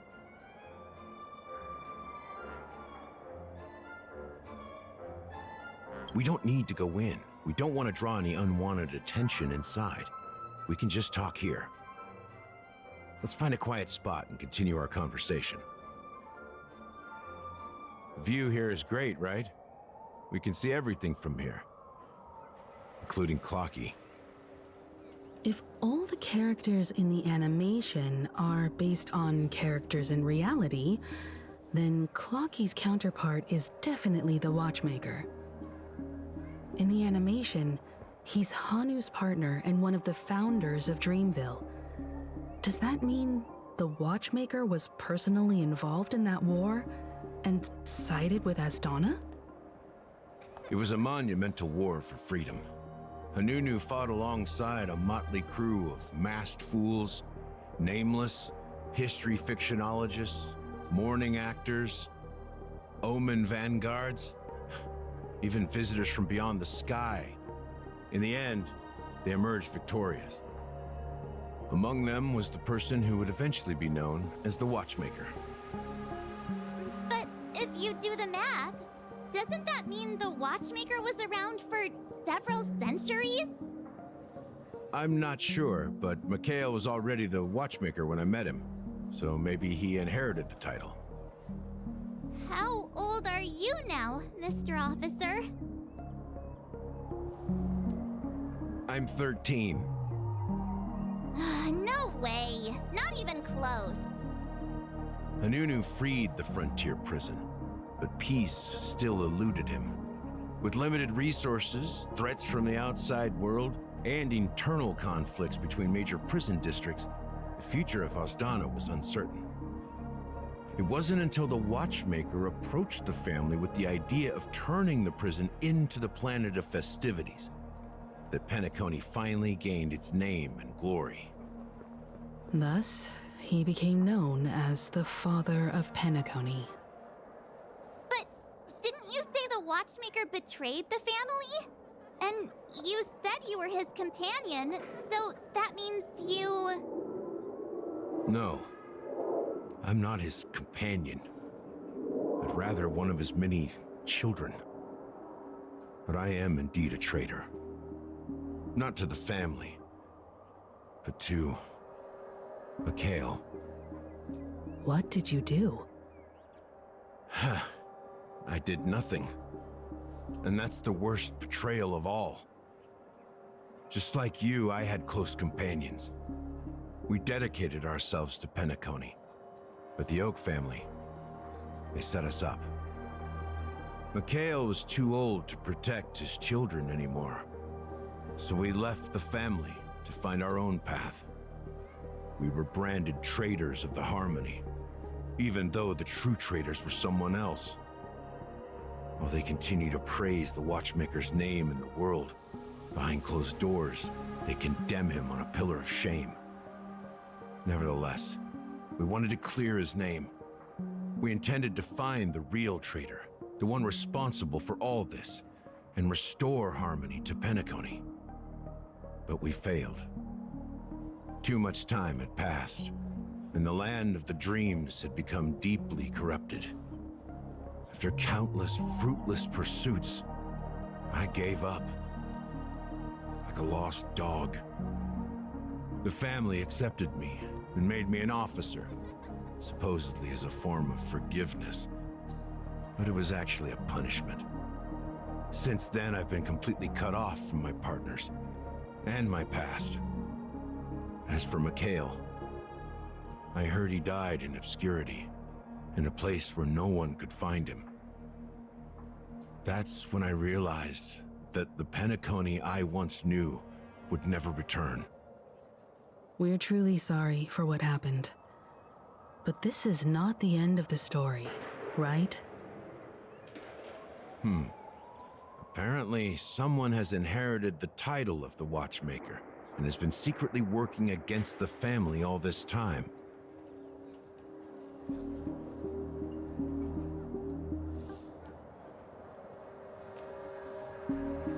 Well, that's one way to look at it. However, only one member has truly inherited the Watchmaker's title. Unfortunately, after all these years, I have no idea who that person is, or if they're even real. Or just Mikhail's lost soul haunting the dreams. So, do you understand why I'm spilling all this info? Because I believe the girl's death must be connected to the Watchmaker's legacy. And at the end of all these mysteries, we will find the answers we are seeking. If it really is Mikhail's ghost, I want to meet him. If only for the last time. For those who despise me could form a line from here all the way to the entrance of the hotel. But those willing to look me in the eye and hear me out? Let's just say, there won't be many. I've told you all I know is a sign of gratitude. Thank you for listening to this old dog, bark and all. Something just happened at the theme park. Now if you'll excuse me, good luck to all of you. How ironic. What's so different between the stowaways rejected by Penacony today and the dream seekers once hailed as pioneers several amber eras ago? Gallagher does have a troubled past, it seems. While Firefly's whereabouts remain a mystery, his stories shed light on our suspicions about the true identity of the Watchmaker, his connection to the family, and the power struggles hidden behind sweet dreams and death.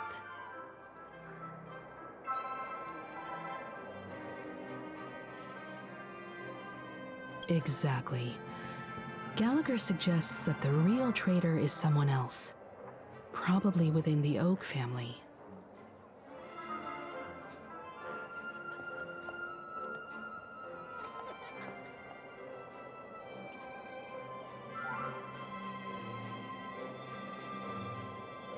That lines up with what we've gathered so far. Firefly got involved in this mess because of the legacy, and now we're sure that Aventurine's accusations against Acheron are baseless. You're really into Clocky, huh? He's just a fictional character, not a real person.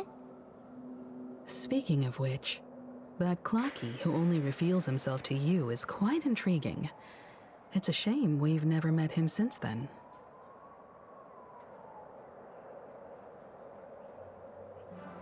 Now that we've confirmed a lot of our suspicions, let's take a moment to think about the clues we have. Send a message to Welt and see how things are going on his end.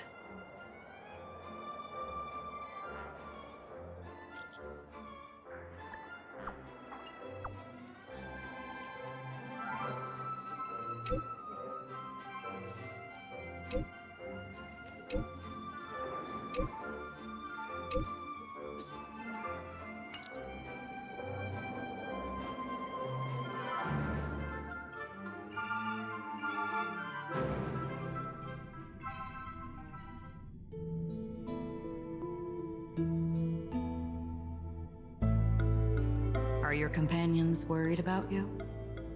They're just checking up on me. Let's get in and get out. Seems they've made some progress. Looks like we're about to enter the depths of Dewlight Pavilion. It's been a smooth ride. Almost too smooth for a heavily guarded mansion. Let's see if there's anyone waiting to greet us.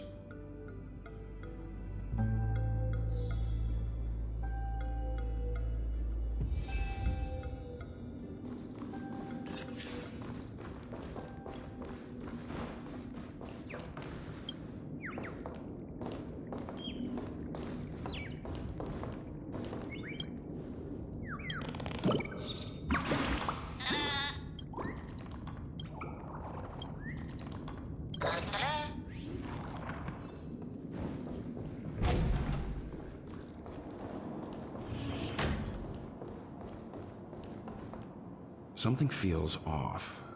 A grand mansion like this and not a butler or servant in sight. Could it be due to the disruption caused by the emergency? Well, this door is open. Looks like we'll have to investigate ourselves. Let's proceed with caution. Just one moment.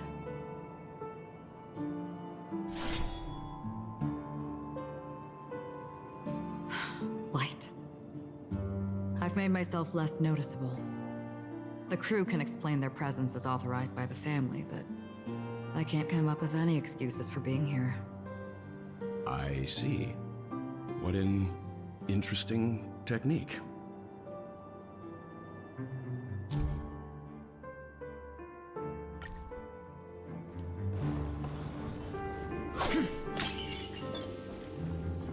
Stream forth, gleam of old flame.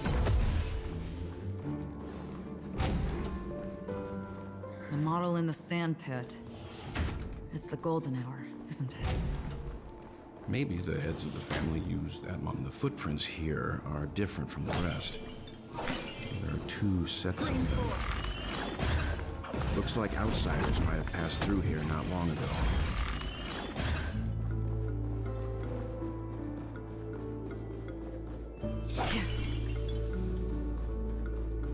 Stream forth, gleam of old blades.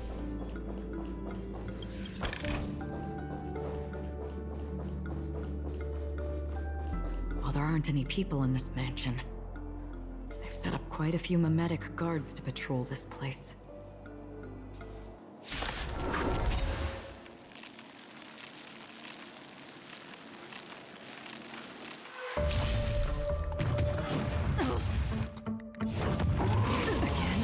Just in time.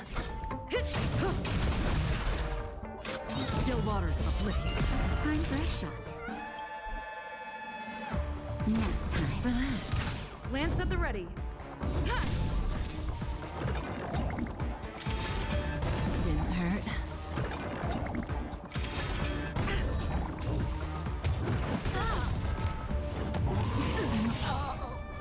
Free will, or was it fate?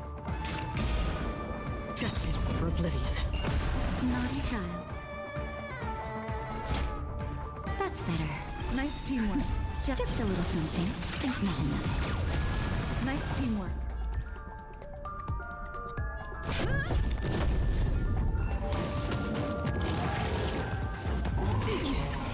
Another journey begins. From still waters of oblivion. That'll take my weep for the departed. It too shall fall. Don't worry. Lance at the ready. It's just a scrape. Free will, or was it fate destined for oblivion? Lance ablaze. Lance forward. Time for a shot.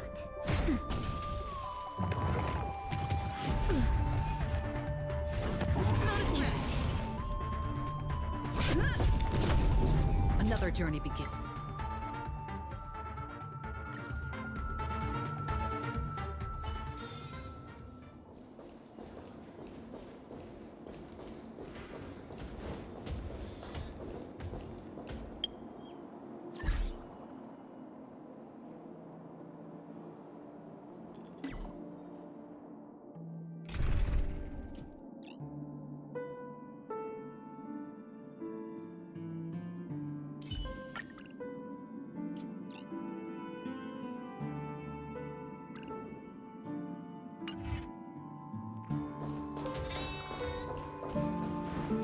Well, there aren't any people in this mansion.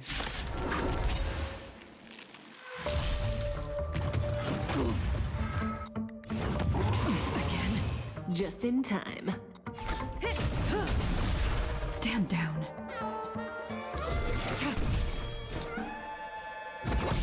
Stand still. Naughty child.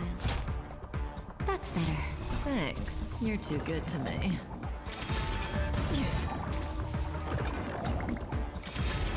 Didn't hurt. I will eventually rest upon.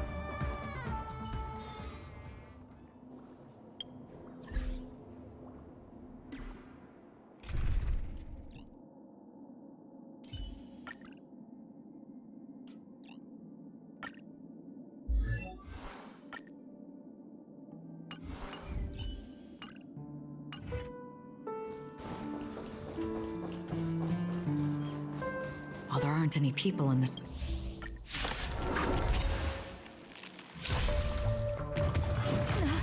That hurt. Just in time. Free will, or was it fate? Relax. My turn! Phew! Time for a shot.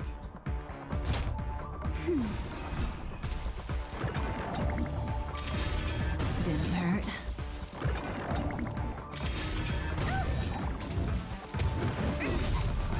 Try that again! Just a little something. Think nothing of it. Thanks a lot! You can't run! Say bye to breathing.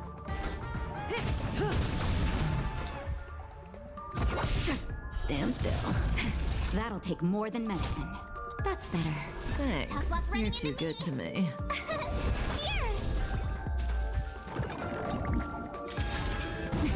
Try that again!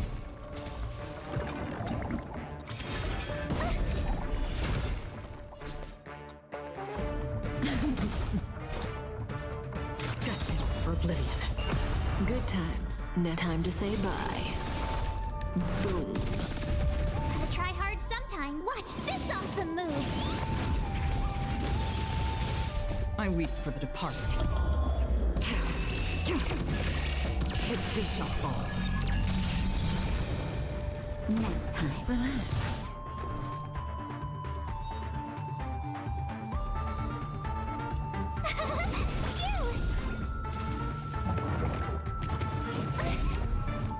Try that again! You can't run! Another journey begins in still waters of oblivion. Naughty child. Stand still. Didn't hurt. Just a little something. Think nothing of it. Thanks. You're too good to me. Here! Relax. Good time. That'll take more than time to say bye. Boom. Gotta try hard. Watch this awesome move! That's better. Thanks. My turn. You're too good to me.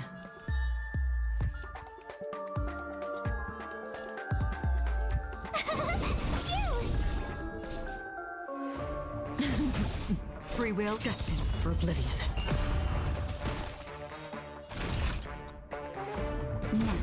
Stand still. Tough luck running into me! Here! Try that again!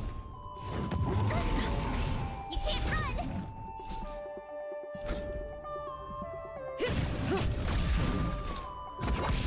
Relax. Time for a shot. Don't worry. I weep for the departed. It too shall fall. Not bad. I'm okay. My turn!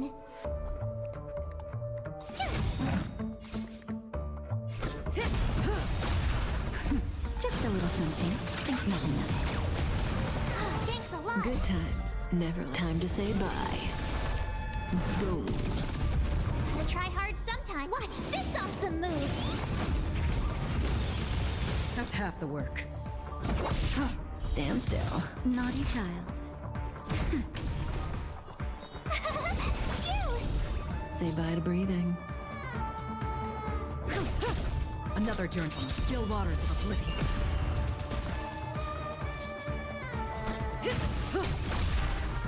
Nap time. Relax. Tough luck running into me!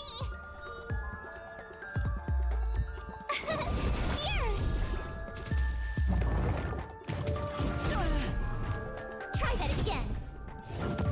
Again? You can't run! May as well kill them all. That's better. My turn! You! Familiar. Try that again!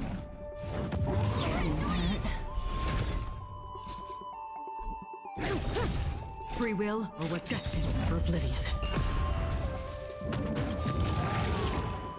I weep for the departed. It too shall fall. That'll take more than Stand still. Tough luck running into me!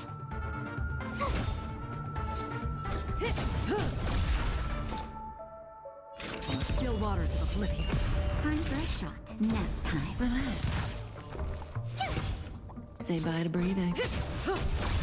Another journey begins, destined for oblivion.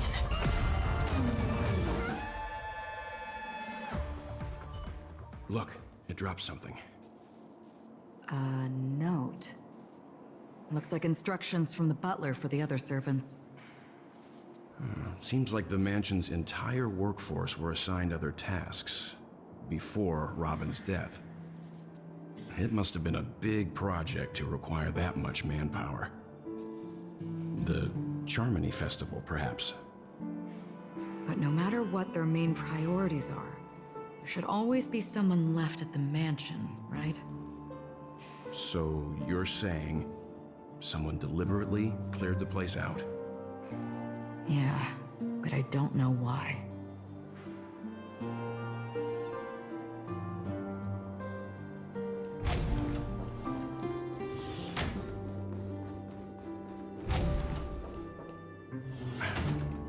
No one here either.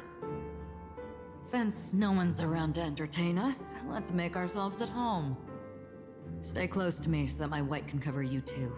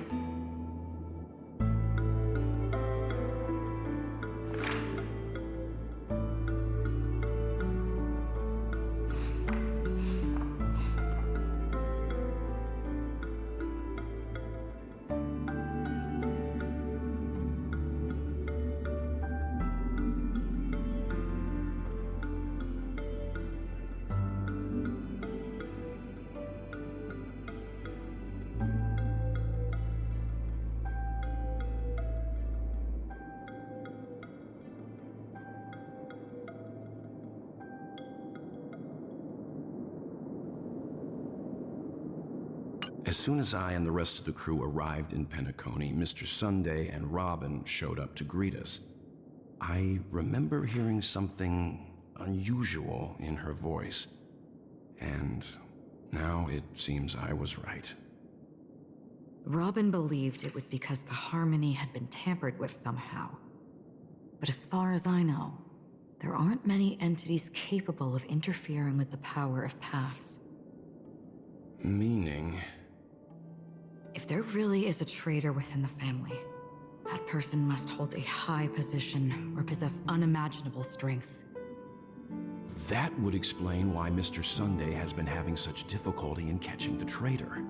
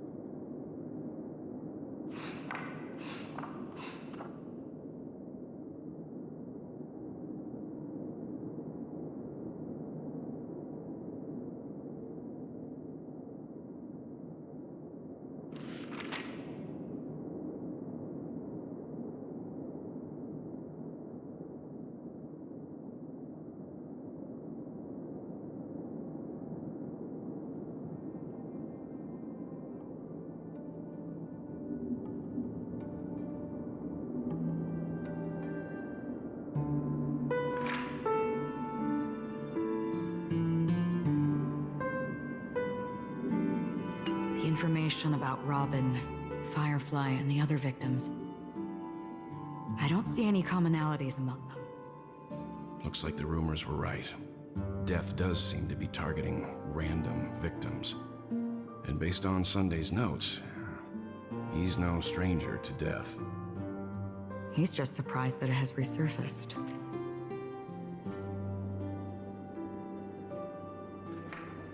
This light cone is securely guarded. It must hold some important memories.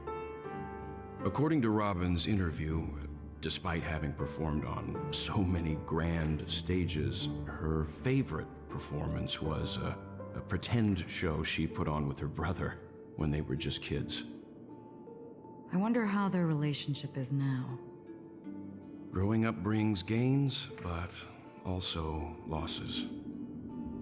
Yeah. Time is a way of smoothing things out. The beautiful dreams of youth will eventually fade away.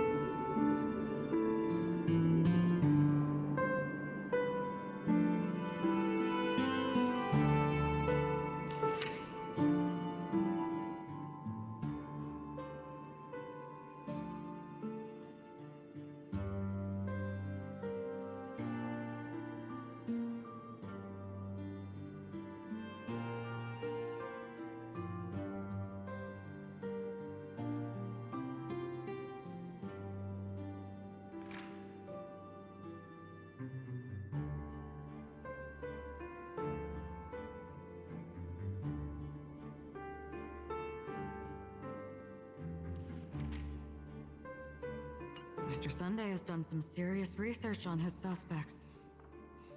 This traitor must have been causing trouble for the family for a long time. They all seem to be insiders, but I haven't met any of them. Huh? Wait, these characteristics. What is it? No, nothing. Maybe I'm just overthinking things. However, if this traitor really exists, could they be responsible for Firefly and Robin's deaths? Perhaps that's why Sunday is taking this matter so seriously.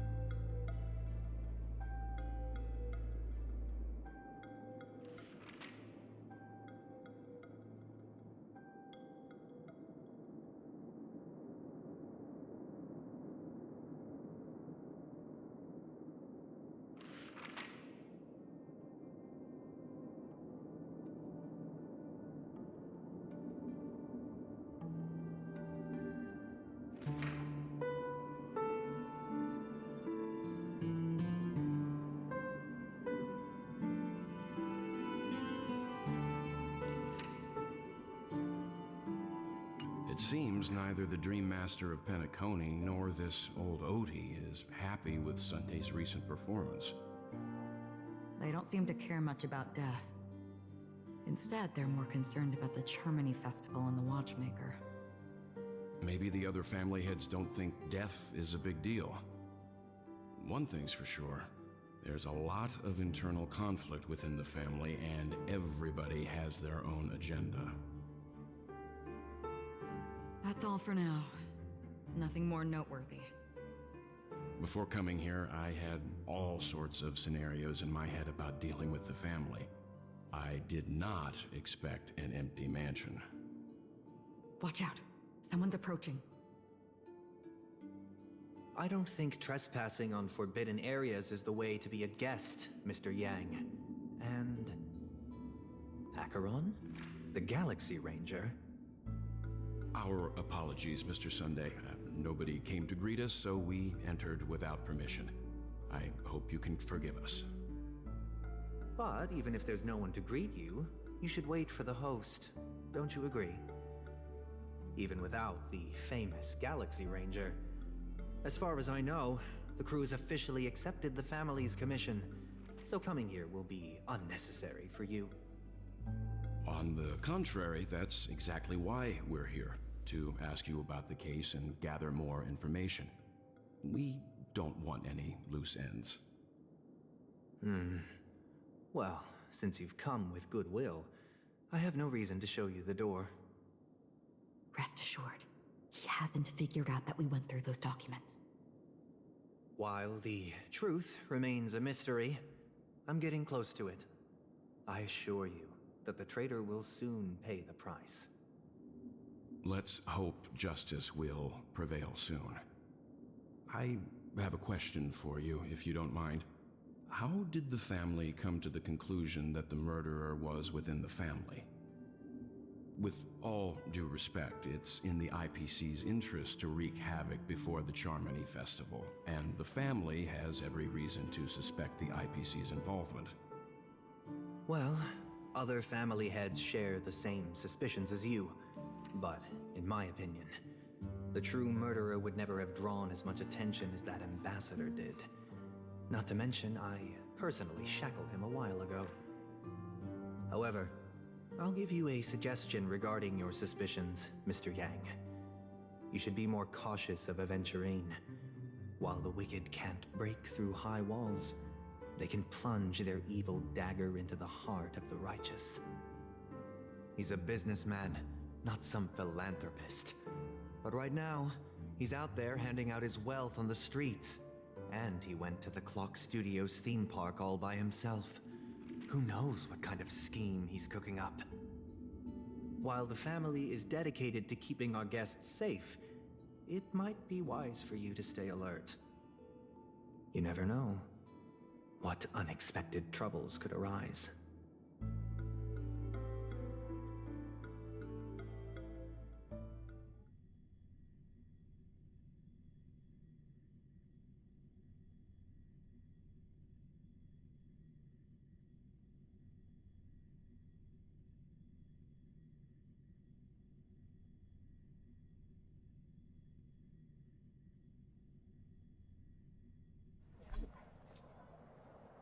According to a Pierpoint hotline tip, there was a major breakthrough in the shocking Ejhazio Aventurine case.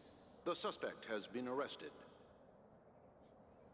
This fraud case has been linked to many departments within the Interastral Peace Corporation and the Intelligentsia Guild, causing a large drain in manpower and resources, resulting in the IPC taking a massive loss. The case's main suspect originates from Sigonia 4 and is one of the survivors of the second Kataka Abjin extinction event, who does not carry an interstellar refugee travel permit. As per Strategic Investment Department Head Diamond's sentiments, the IPC has appropriately relocated the suspect in the spirit of the Charter and will continue to conduct further investigations as to the motive of the suspect. What pretty eyes. Tell me, do they shine in the dark? Well, if they did, I'd sell them in a heartbeat. You don't know how many people long for your eyes to be closed forever. As a servant, you should not resist your master. Yet, you went and killed that man anyway. No lawyer has the audacity to defend you. Perhaps you ought to represent yourself. Not difficult, but definitely pointless. You're pretty confident on your eloquence. Did you also think that when you lied to the Intelligentsia Guild? Ask and you shall receive. You wanted the perfect construction material. All I did was offer a possibility. It was just a small wager. If your luck holds out, the IPC will dig something up from the golden sands of Ejhazio. Maybe even the Sand King's remains. Pity your luck has run out. I'll admit that. What I'm more curious about, though, is why such a grand scheme failed to benefit anyone in the end, including the perpetrator himself. Madam, I already have what I want. To be brought before you for the next high-stakes gamble. Then let's talk about the second gamble. Tell me, what are you prepared to wager this time? My life. I bet you won't send me to the gallows. What do you want, then? I want your Lenore to meet with me. I have something to say. And then what? I want cash. It can't be that simple, can it? It is that simple. 30 tanbas. The remainder of my market value. 30 tanbas. No more, no less. With this money, I'll climb to even greater heights than you. Grasp even more riches than you. I wager you won't give me this chance. Which is why you should call him here. Interesting. A pity Diamond won't see you. No one gets to see him. From here on out, I am Diamond's representative, and I will decide on his behalf. You're wrong. 30 tanbas. I'll give you that. And much more than that. Wealth, status, power. The IPC will give you whatever you want, even what you don't want. Kakavasha. A good name, but unfortunately destined to be buried in the dirt. You, though, you deserve to live create even more wealth for us. Go. Pick the clothes you like. Then choose your desired identity. And then, use them well, child. May your plans never suffer failure. Life is like a long-term investment. Those who choose correctly, do the correct things, reach the correct outcomes, and show the world their value. People can't always make the right choices in their lives. But luck has always been on my side. I've never lost. Is it because Gaiathra blesses me? Well, if that's the case, she must also be looking upon me right now. My success is inevitable. But what then? Even if I overcome this difficult trial, what would come next? What awaits me after this glorious gamble? An even more glorious one? Will I return triumphant with unending riches after countless successes, or will I encounter failure, never to return?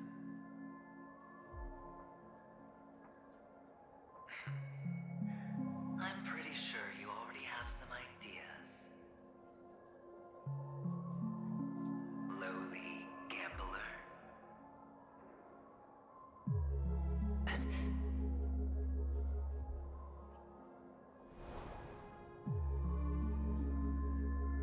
What? What? What?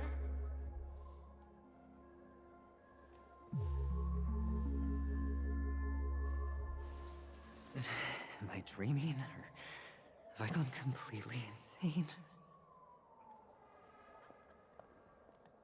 Perhaps both. Forgotten me already? When you were strapped to that electric chair by a mannequin warlords, who was it that gave you the idea? Fine. I may be crazy, but I'm not stupid. Get out of my head, newborn of the Harmony. The Harmony? Oh, don't play the fool. It's not the first time we've met. No need to be so polite. I'm you, and perhaps even more aware of yourself than you. Of what exactly you want. You're dying. And you still want to drag a bunch of unfortunate fools with you through death's door. That's why you're here, isn't it? A grand unveiling. You really think you can pull it off? Why not? Well, you may have fooled everyone, but you can't fool yourself. I can show you. Before you're entirely gone, I'll be with you for the last stretch of your road. Let's have a heart-to-heart while we walk.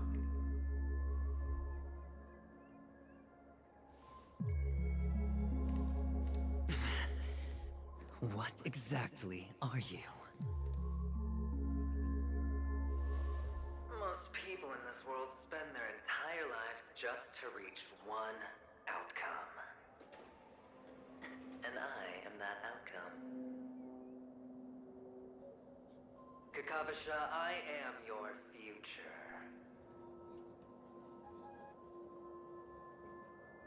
First, I'm hearing things, and now I'm seeing them. Great. Am I going to be elevated into the Harmony's Emanator next? Oh, Why are there no guests here? What's that featherhead doing?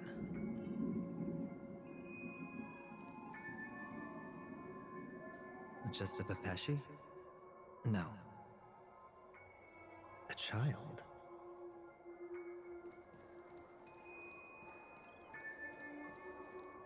I thought minors weren't allowed in Golden Hour. Hey kid, you okay? Are you lost?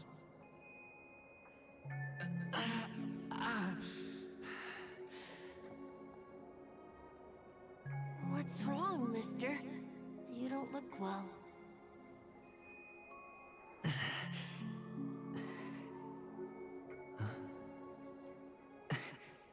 Your eyes. Impossible. Who are you? They're pretty, aren't they? Sis said they're a gift from Mama Funga. Colorful eyes are said to bring good luck. Mister, you have pretty eyes too. Beautiful. Are you alone? Where are your parents? They're in that amusement park. Papa and Mama went in first. I'm just about to go look for them. I have to go. Goodbye, mister. Hope you have a good time, too. Those eyes.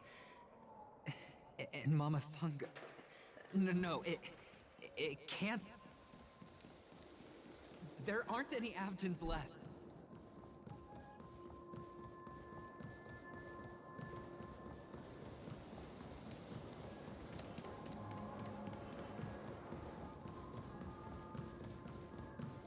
Papa, Mama, wait for me. Only on Penacony, am I right? What are you still doing here? Well, you've known all along. The family truly showed leniency to everyone who came seeking help. Why would there be a need for such high walls and deep moats? However, people don't see it like that. Especially since the flavor of the dream syrup is so alluring. You will receive no charity on Penacony. And relying on your own strength alone to topple high walls? Not a likely fate. Which is why, once you step into the hotel, you remove your high hat and beg everyone you come across for help. Like a hyena scavenging for scraps in the desert. Because you know that opportunities are fleeting. Well, when you put it like that, even Ratio's a teeny peacock analogy sounds pleasant. Well, you know how rare it is for me to give you the straight dope, so listen while you can. It's good timing that you mentioned the doctor. I'm especially fond of what you and he have in common. The conspiracies, calculations. Especially the part about the finale, a magnificent act of betrayal. Oh, when everyone thinks this way, who would even suspect that it was another trap you've meticulously devised?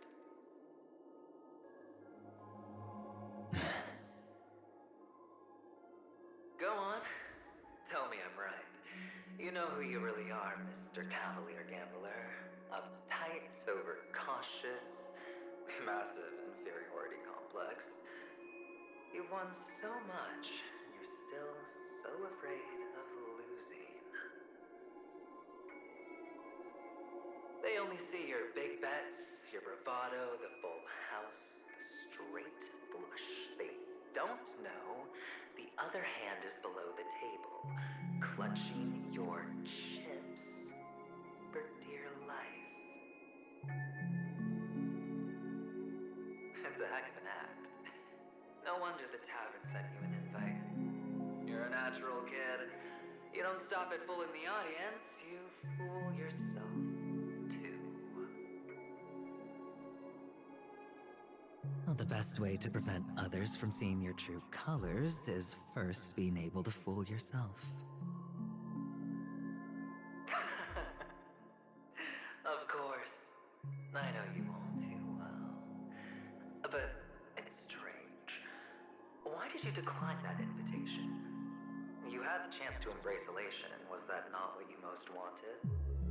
But you chose the IPC instead. For the preservation? I doubt it. Do you even have anything in common with the preservation? Oh, I thought you knew. Didn't you say you had me pegged? We're done. Either stop talking or disappear from my sight. That's fine. But who exactly is about to disappear here? Well, it's not going to be me, anyway.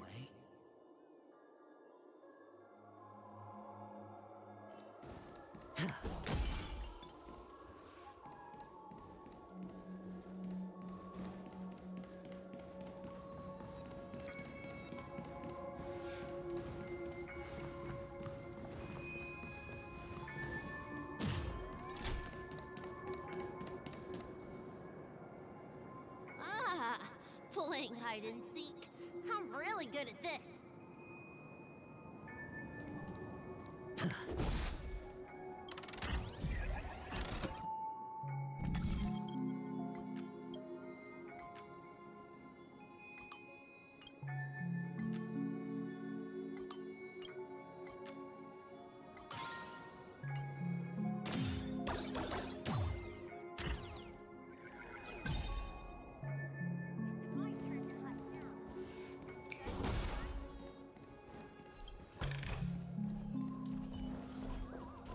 Stream forth, the gleam of your rays.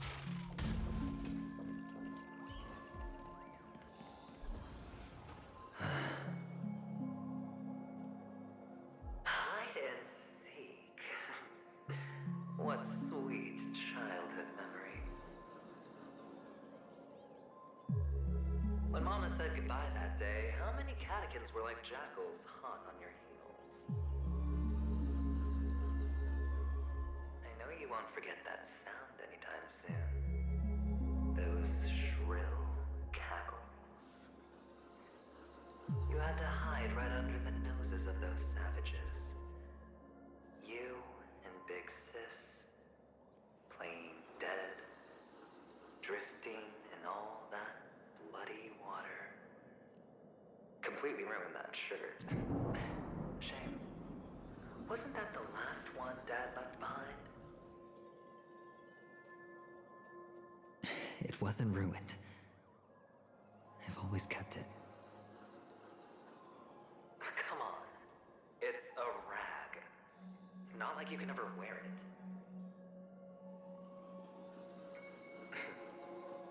Now you don't have to hide. You probably won't even deign to get your pretty outfit wet in the rain. And your social capital has changed after all. I've never changed. On the contrary, now you're the one who does the hunting. The last round of hide and seek, and you get to be it. You should enjoy it.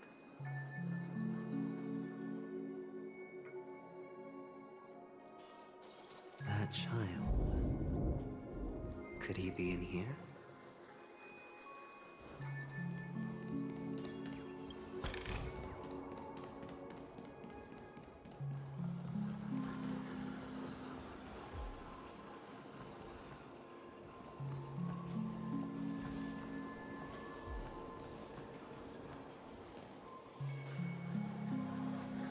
Is this a topaz? What is this doing here?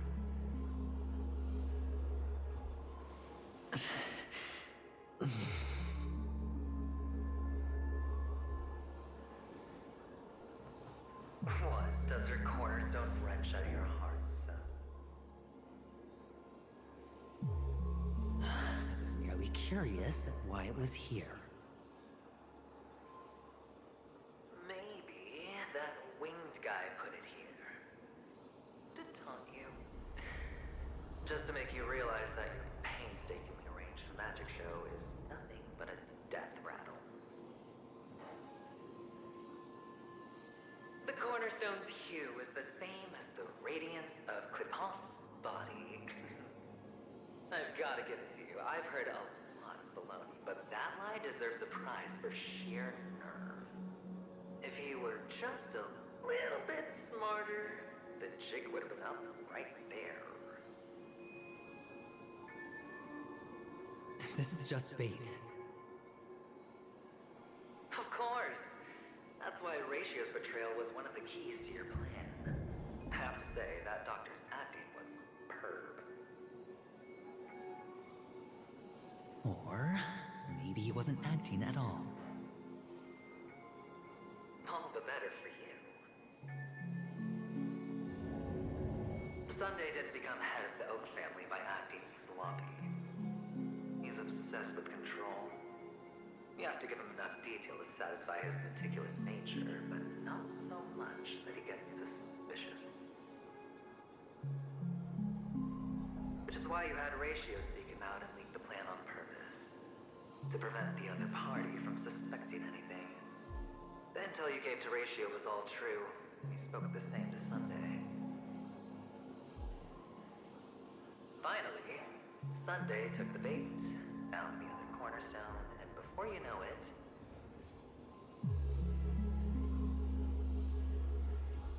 everyone's distracted enough for you to steal the third stone right out from under them.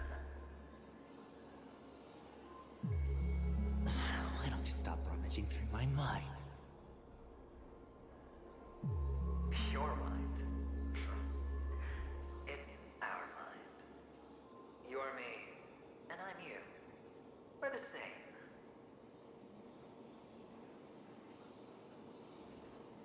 The best way to prevent others from seeing your true colors is to first be able to fool yourself. Really? You can't even fool yourself. You just got lucky this time.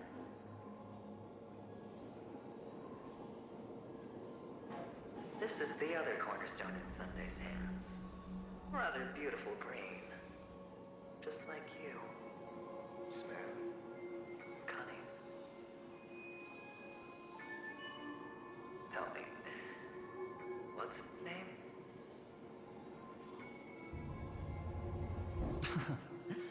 Why are you even asking me? Must I do all the work? Aventurine is the stone of luck and trickery. That's what she said when he received the stone, wasn't it? This type of stone isn't rare, but its hue is very similar to a certain gem. In fact, it's often used as a substitute. And that more precious gem is...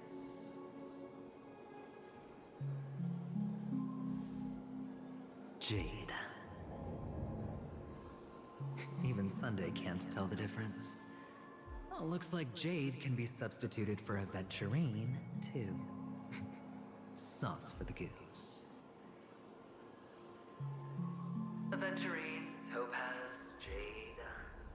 3 elites, 3 cornerstones who, for a measly penny, offered their everything.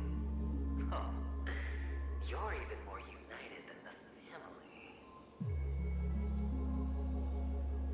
As I've said before, 3 chips are sufficient. All or nothing. But will it be the former or the latter? We'll find out soon enough. So, where's the real aventurine stone? Take it out. Let's have a look. Suddenly you don't know where it is? I just want to hear you say it. After all, it really does resemble its owner.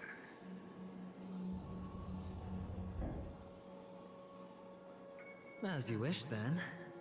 They never went anywhere. They're right where they belong.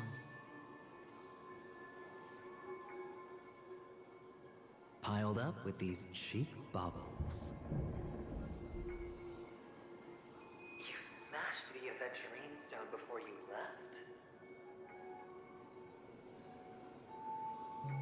Oh, just look at it. Shattered. Just like your life. Poor thing. A humble pebble coated in the most lustrous sheen. I take it back. This thing is far more precious than your life. You're absolutely clear about the consequences of doing this. Blasphemy against Clipoth's body. You think the IPC will let you get off scot-free?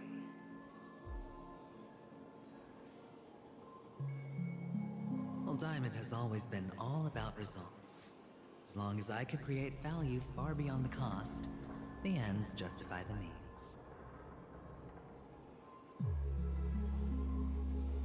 How else would the family be fooled if there was no price to pay?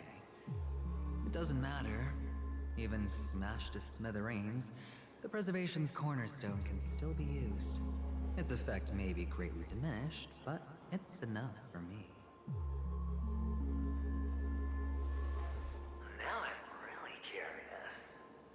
Why does every step you take involve reckless risks, and the choices you prepare for yourself always come with a strong impulse for self-destruction?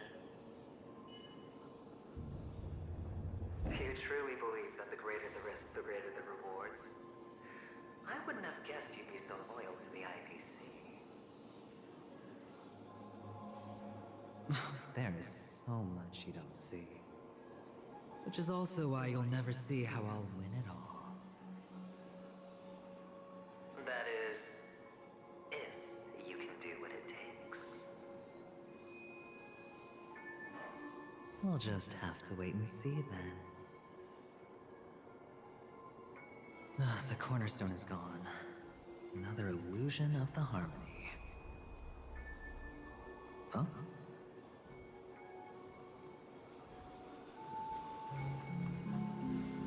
Hello. We meet again, Mr. Pretty Eyes. Yes. We meet again. Did you find your mother and father? Of course. Big Sis is there too. The four of us were just playing hide and seek. I'm so happy. On our way here, Papa even brought me to see a blimp. I think you mean film. Yes, that's it. Putting many drawings together and turning them into a moving wall painting. They put me, Papa, Mama, and Big Sis together, turning us into one big family. You should give it a try too, mister. You look sad. The amusement park will cheer you up. Sure.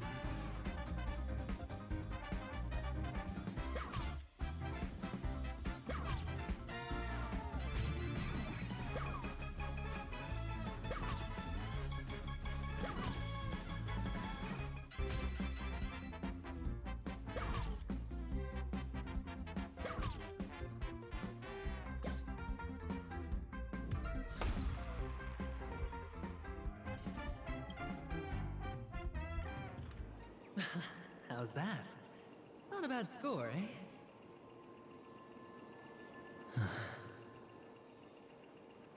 Boring.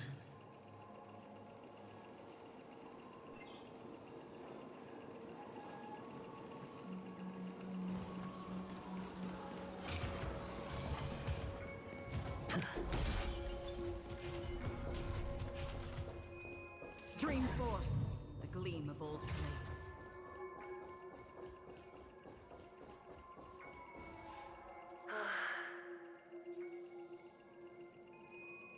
Why aren't you talking?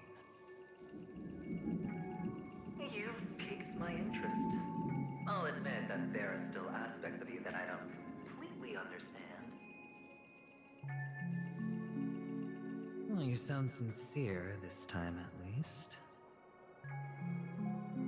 Well, sincerity is one of my traits that everybody likes.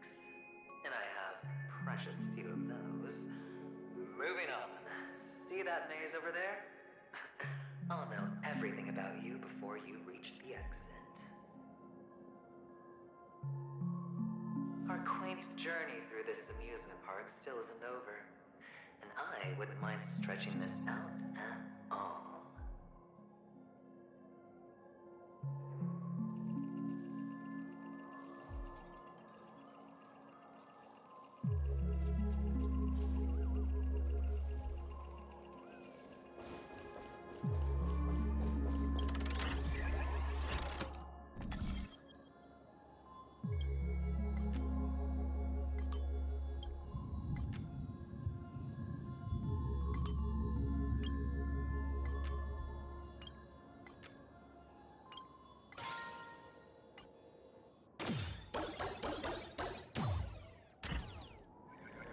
Whoa!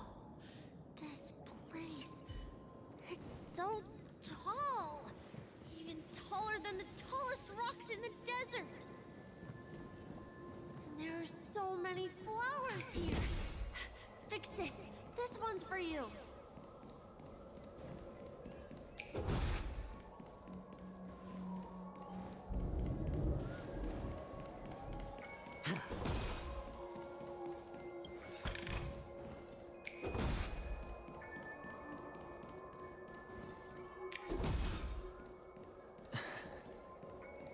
A dead end? Oh, is this the wrong way?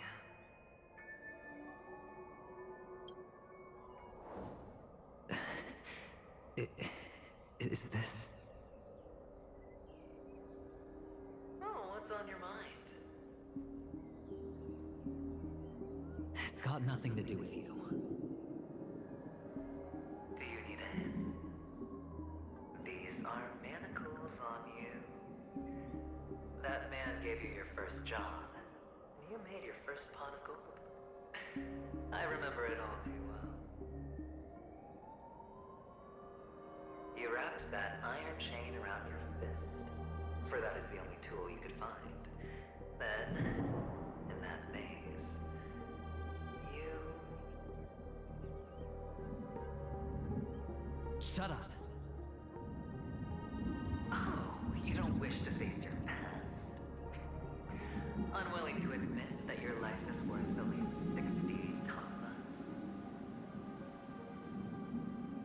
Well, from what I see, you refuse to confront it, because it only proves your weakness.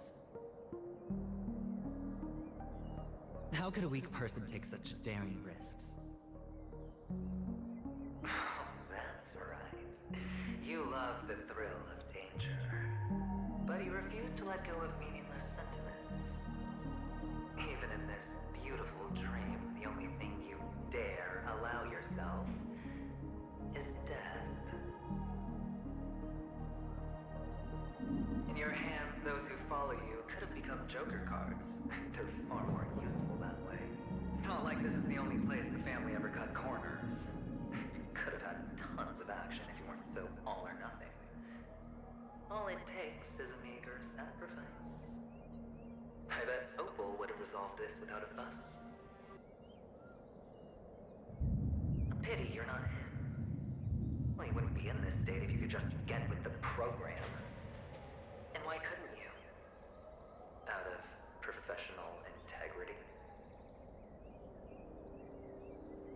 Those techniques you mentioned are highly efficient, but it's not that I don't know about them.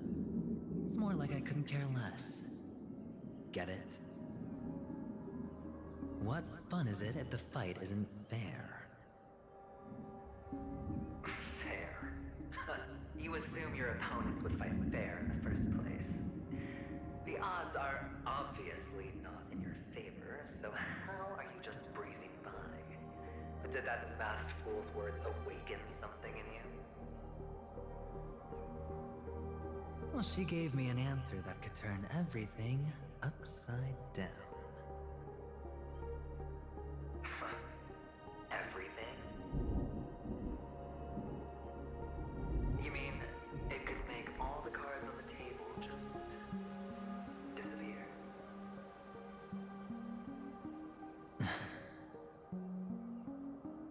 That's cheating. If these leaves could be brought back, would they bloom into new flowers?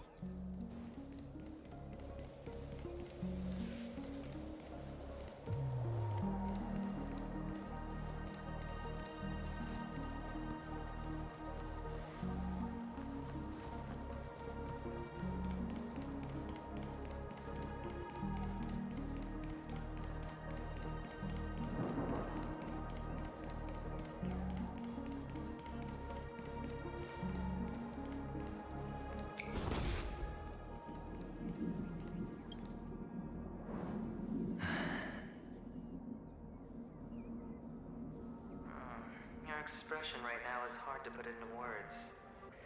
The lucky charm Mama left you is made from gold. Why did you never consider selling it? You obviously could have lived a normal life like Big Sis that way. Looking back, that was the better choice. Mama only left us with 2 pieces of jewelry. A necklace and a lucky charm.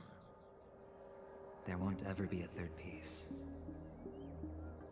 That's what you always say, but you actually regret it, don't you? That you didn't sell them. You can zip it if there's nothing to talk about. I know. You must remember what Big Sis told you. You are a child blessed by Gaiathra Triclops, and can lead the clan to happiness. So always remember to protect yourself and never resent the pain and poverty you're going through. The words still ring in your ears, don't they? You're a good kid, so you definitely won't have forgotten. So, you surely won't forget how tragic her last moments of life were. How the piercing laughter behind you felt like it was drilling into your heart. You ran away without looking back, just as she told you to. Tisk. A lifelong regret indeed. Enough! Do you not have anything better to talk about? Oh, shut me down like a champ! Well, I guess when it comes to mind games, this isn't exactly your first rodeo. I think I finally get you. And woo! You are nuts! In the end, I'll ruin this beautiful dream and create the grandest death. Well, you stuck to that start to finish. Think about it. There's a Stellaron in play, the fabulous Robin loses her voice, 2 unsolved murders, cryptic messages from a masked fool, and a chance to go head-to-head with Sunday himself. The only thing to pique your interest is one word. The last word. A word that's right there at your fingertips. Death. But whose exactly?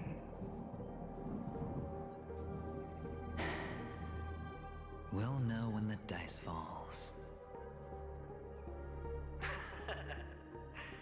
All right.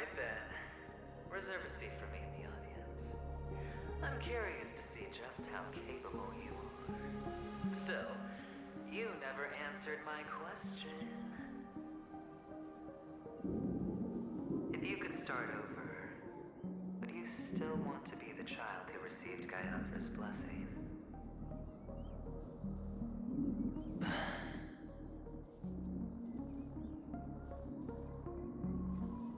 It's so quiet this time. Is he finally gone? Or am I the one about to disappear?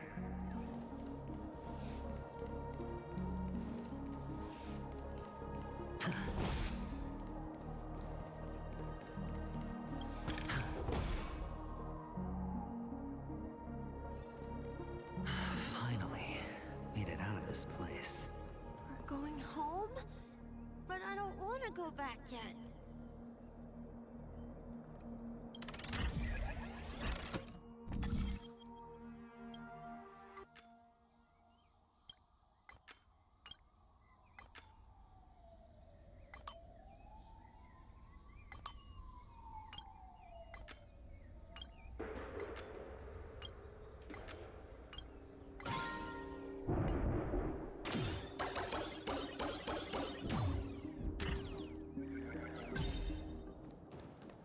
It's so fun here. I want to stay here forever.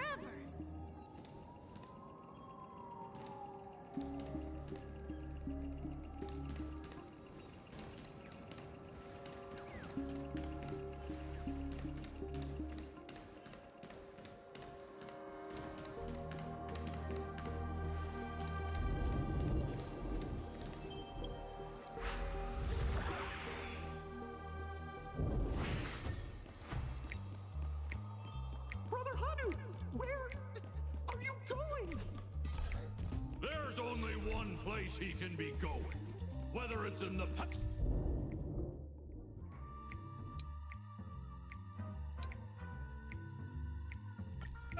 present, or future.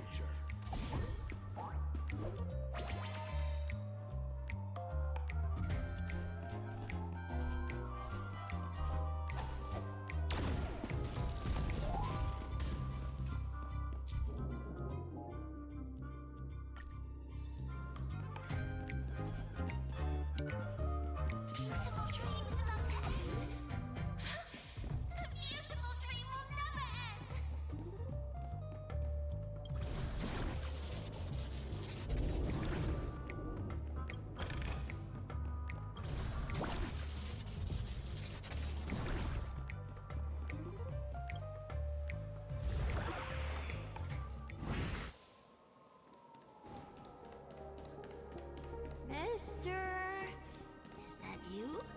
I hear the sound of leather shoes.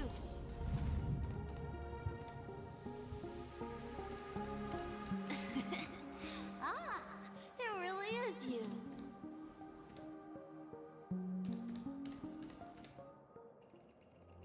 I don't know why, mister, but you always give me a special feeling that makes me more curious about you.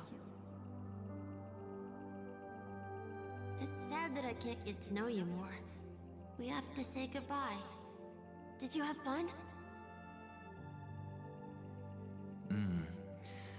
You're going back? Yes. I should go home. The day's getting dark, and it's going to rain. I don't want to worry the others. You're home. Where is it? What a strange question. It's where Papa, Mama, and Big Sis are. In this dream.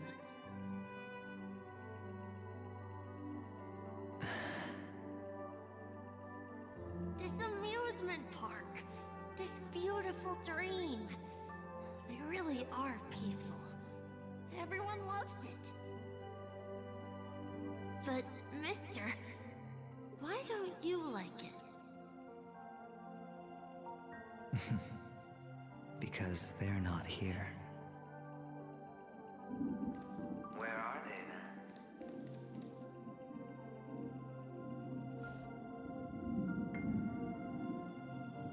I don't know.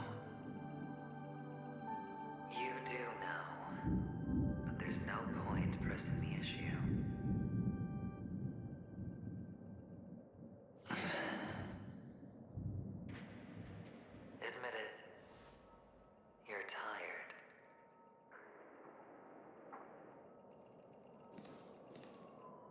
We all are. Which is why we chose to stay here. Me and him. Your past and future. How long will you stay? Forever. We'll be with you forever in this dream. This is the greatest honor that we can offer to those who hurtle towards death.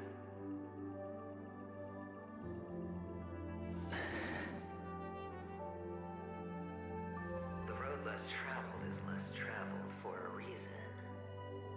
You've never gone in any other direction. Your own life is the chip you're most eager to lay down. Always has been. You don't care who the real murderer is, and the Watchmaker's so-called legacy couldn't be more boring. What you want, what you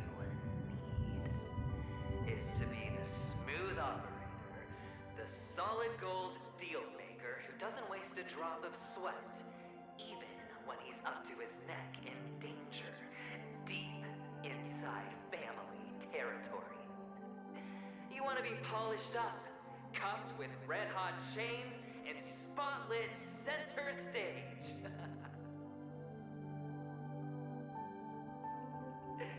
You'll be the closing act, the final sacrifice. I can do it.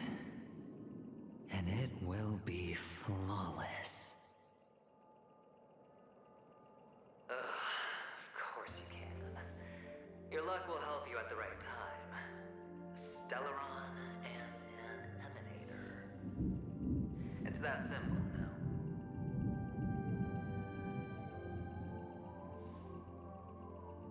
That way, the IBC will earn a place at the table. And as for you, you'll just happen to slip the leash, sweep the rat race, extract yourself from this endless debacle. You'll have the freedom you've always dreamed of.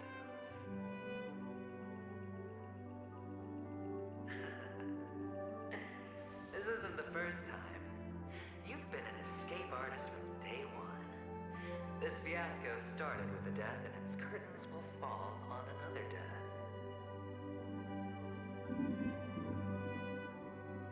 Oh. So that's why Diamond chose you. He's just after Penacony. No matter the means, no matter the price. It's not personal.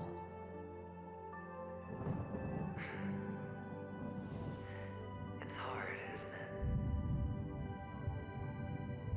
Well, don't get soft on me now. What, did you suddenly grow a conscience? I was born from yourself. I'm well aware that climbing out of the hole you've dug is basically impossible. I can't stop you from doing what you want. We can't change where you want to go. Well, what's done can't be undone. All we can do is play the cards we're dealt and rake in as much time as possible. Yes. Alas, people won't make all the right choices in their lifetime. Though luck always seems like it's on your side. You will keep winning, having never lost before, but why you? Why must it be you? If all your luck is built on the pain of someone you love, on the loss of dozens more, if these windfalls, these jackpots, aren't a gift from Gaiathra, if all they are is a long string of meaningless deaths, then what did we do to deserve living in a world like that?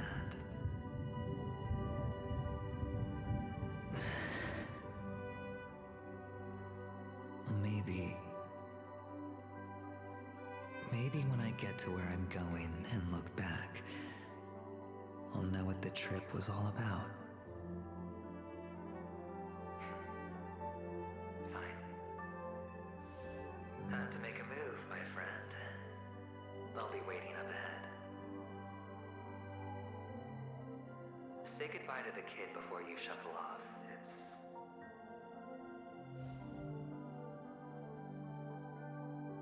It's best to die without regrets.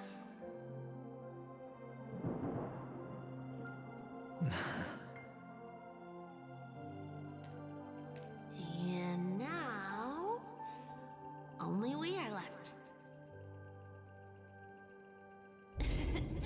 Can you take a photo for me? I want a memento. Sure. Come on.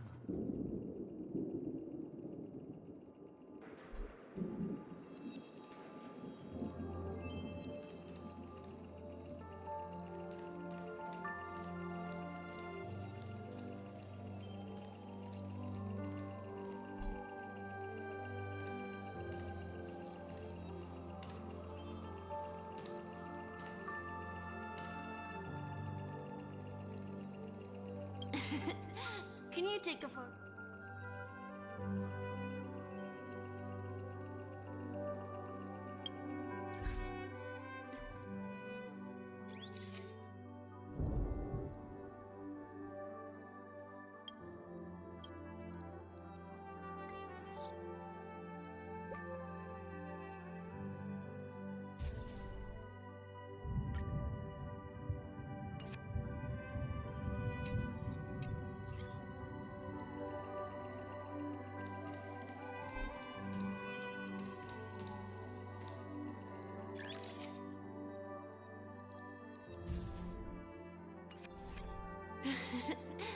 How nice.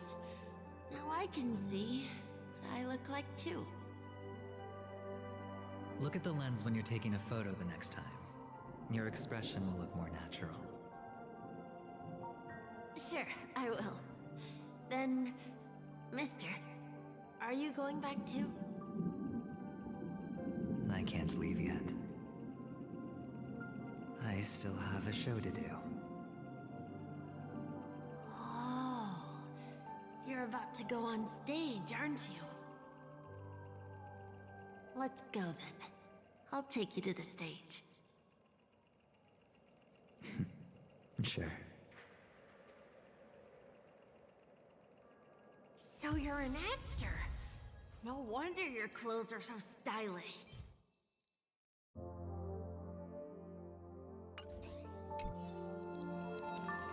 I'm actually a merchant. But I do have a show to do. Are you the same as those men in black in the sky? But you're not wearing black. Only ordinary employees have to wear that. My position is much higher than theirs. Awesome. I hope I can become as good looking as you when I grow up. Of course you can.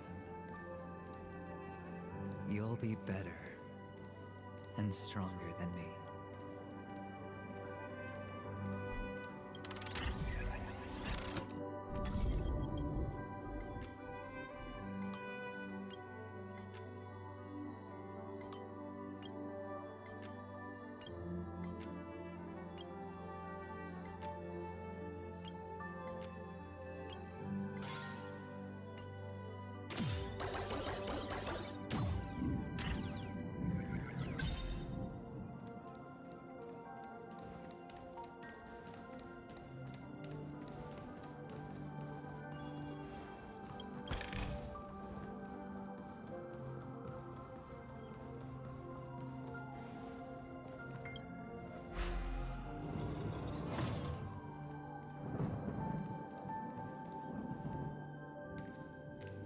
Behind this curtain is the grand stage.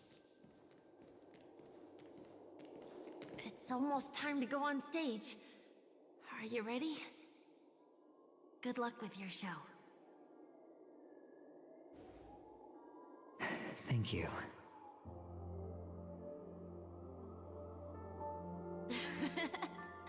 You still seem pretty nervous. Let's put our palms together. If you receive Gaiathra's blessing, you'll feel more relaxed. Putting our palms together is a simple ritual. By putting our palms together and reciting the prayer to Mama Funga, she will bless us. If you're not familiar, I can guide you. It's all right. I know how to do it. Of course I know.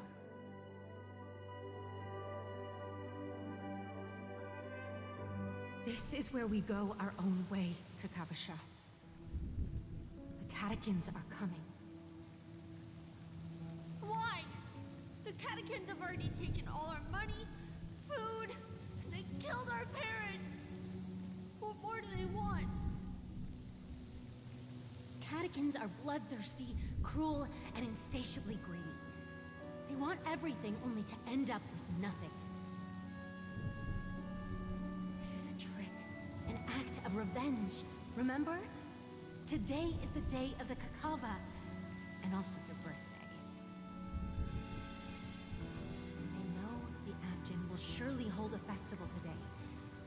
With the aid of this rain, they will come to destroy our wagons and take everything they want. Little do the catechins know, this time we will fight back. The men in black that descend from the skies are on our side. The catechins stand no chance against them, and will surely pay for their arrogance. Without this rain, the catechins would never take action, and we would not have the chance to turn the tide. This is a gift from Gaiathra, and you are Kakavasha, whose good fortune will bless your sister with success. But people will die, and you will be in danger. How is that good fortune?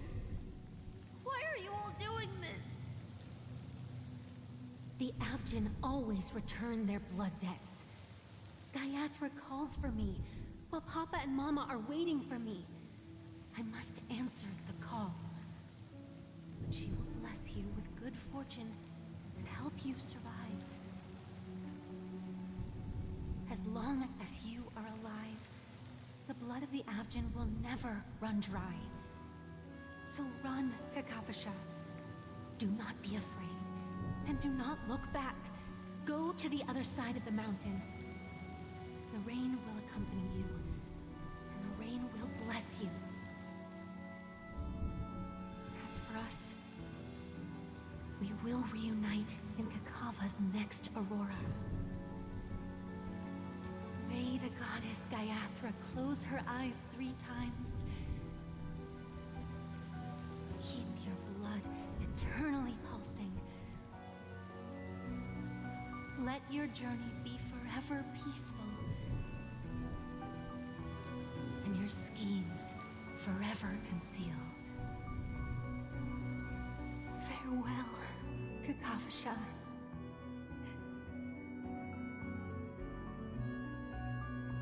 Newsflash from the Interastral Peace broadcast. The IPC Marketing Development Department spokesperson confirms that a small-scale rebellion has broken out in the unclaimed region of Sigonia.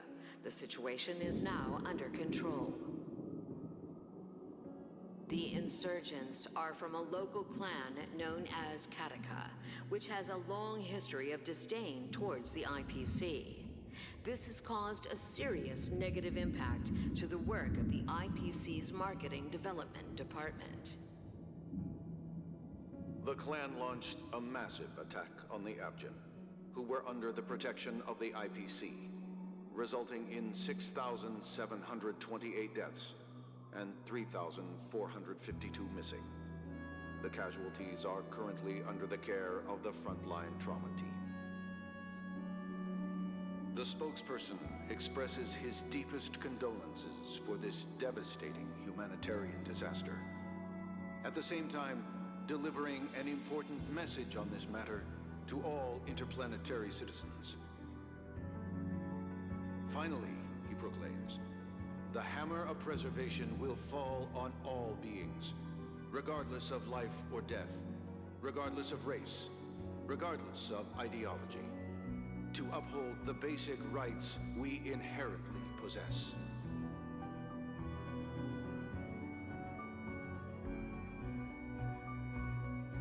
Kakavasha?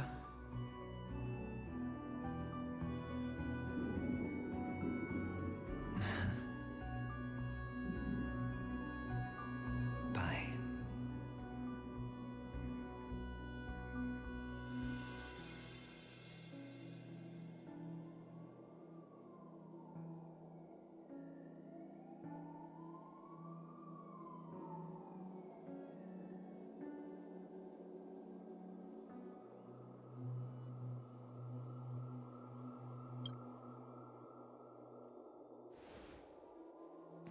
Okay. All the actors are in place. It's time for the show to begin.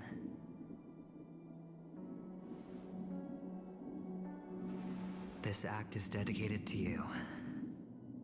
I hope it'll be an unforgettable memory for you.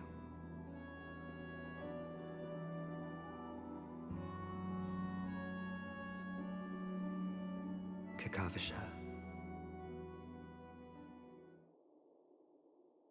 By the way, before you go, I have a personal question. Do you truly want to destroy the world with your own hands? Let's assume, just assuming now, that every time I roll the dice, there's a possibility of achieving this particular outcome. Then I would be quite happy to make that wager.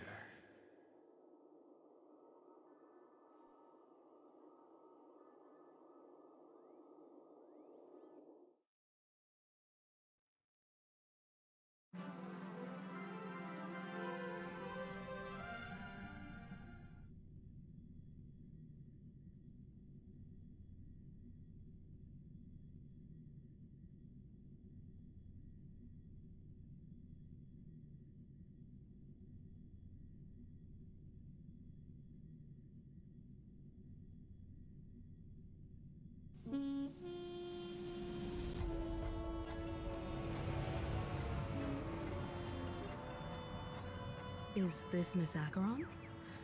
Hello, I'm Himiko, the Astral Express's navigator. Hello, I'm Mark 7th. I'm sure she needs no introduction, as you definitely know her. Hello? None of you seem surprised by my arrival. Since Welt has decided to travel with you, it means that he trusts you. And we trust his judgment. I envy your close friendships. Miss Acheron here doesn't present a danger, and she's of no threat to the Astral Express. Aventurine's prior accusation was based on nothing more than his own subjectivity. Which is why, before we continue working together, he has a duty to explain himself. You want to create a situation where all three parties are present? There must be some deeper meaning behind Aventurine's actions. I suspect he's been aware of Penacony's secret from the beginning and has been continuously strategizing to unveil it.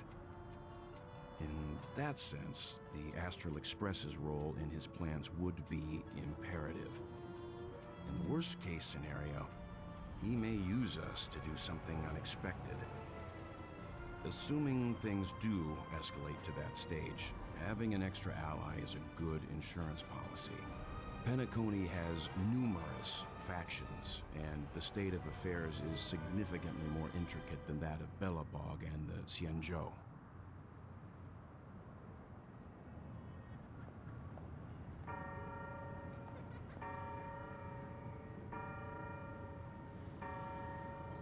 You're talking weird again.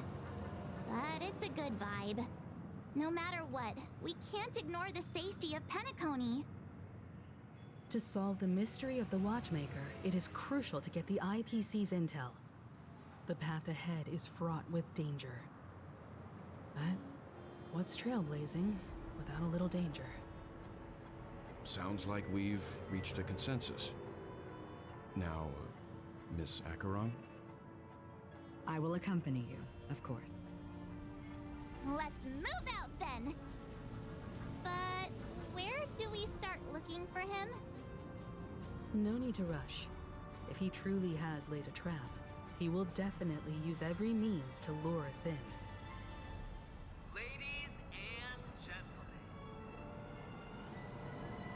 the most wondrous, most magnificent show in Penacony's history is about to begin.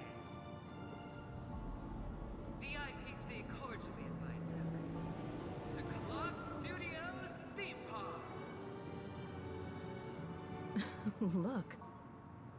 Should both the performers and spectators fail to arrive, won't all of Aventurine's plans be for nothing? Let's get going, everyone. The hour of trailblazing is upon us.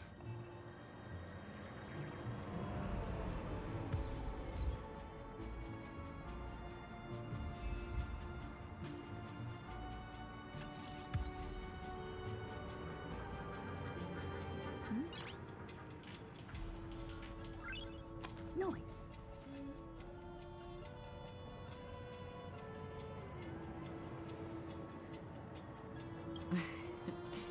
I envy your close friendships. I have a bad feeling that something big's gonna go down. Are you ready? Let's waste no time and head to the theme park then.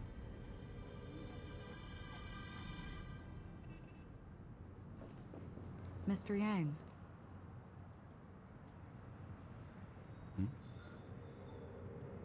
Why did you not tell your companions about my true identity? It's just like you said, an inability rather than an unwillingness. Plus, it's a long story, not something that can be summed up in a few words. But I chose to believe you, and my trust in you stems more from my own personal judgment. I also believe that if it were their choice to make, they would make the same one. Thank you. I'm grateful.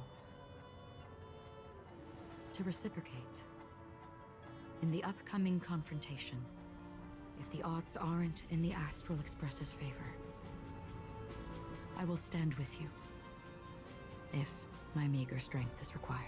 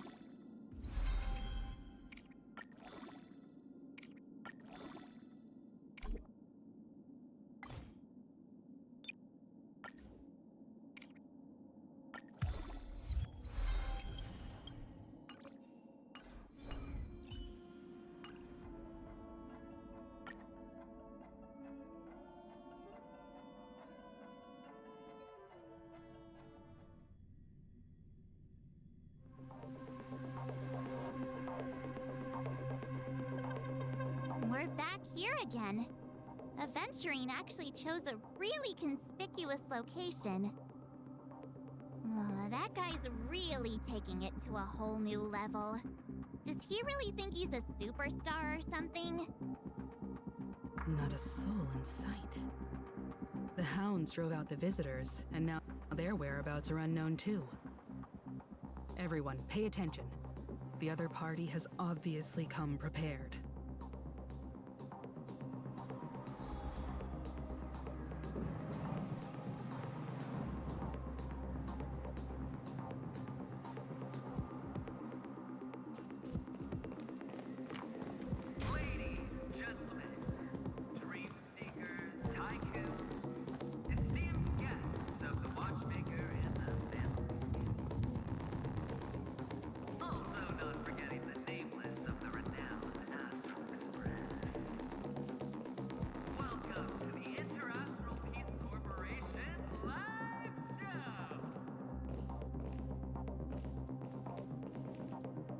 Astral Express. You're late. And this, unsought guest. We've kept your appointment, Mr. Aventurine. It is customary to show yourself as well. I will, naturally. But before that, I've got to introduce our guest of honor. Everyone, give it up for Miss Delaron!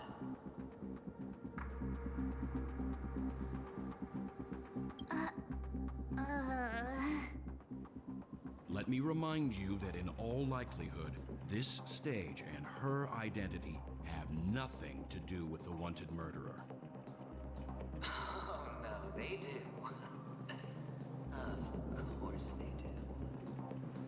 Otherwise, why would I work so hard to gain your trust and then invite you all here? Because she's the only one who saw all 3 homicides. She is the key to proving that the family's death does not exist in Dream's promise is nothing but a sham. 3 homicides? That's right, madam. The 3rd one is about to happen right now, right here, in Clock Studios theme park. A truly grand death. You, and you. All of you are going to die. And it's all because of you, Miss Stellaron. You will become the personification of death.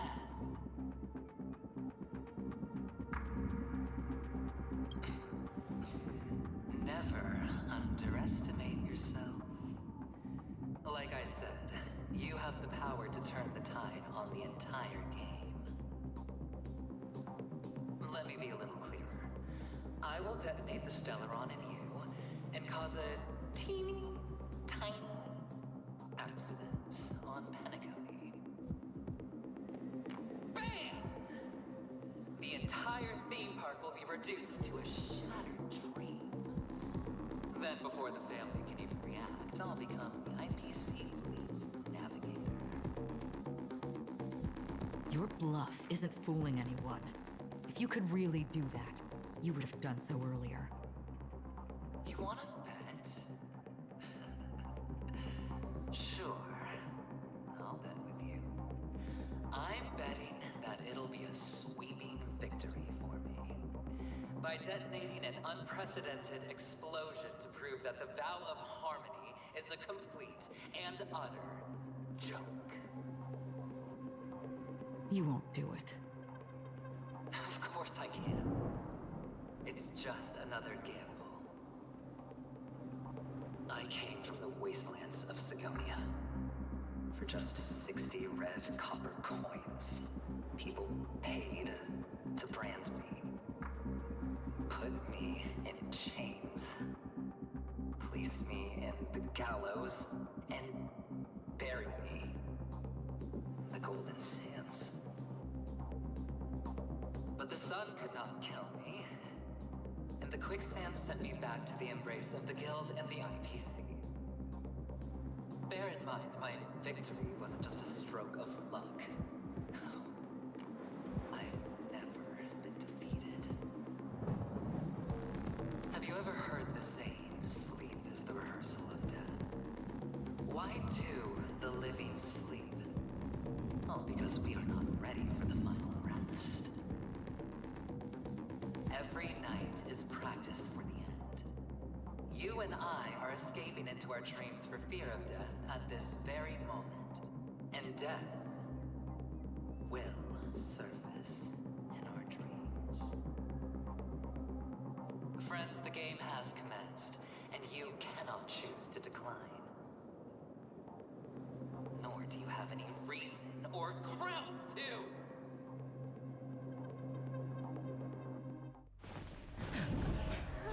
The dice are cast. Ladies and gentlemen, ready to unveil your cards? The Architect's flawed stone. Of no value at all. I'm putting down the bet. I'm taking the gamble. I'm claiming the win.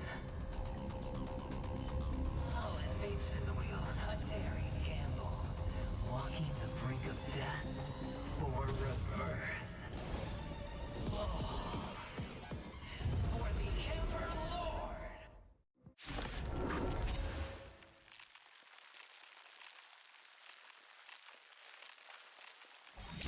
All right. Let's see who has the last laugh. Let the game begin!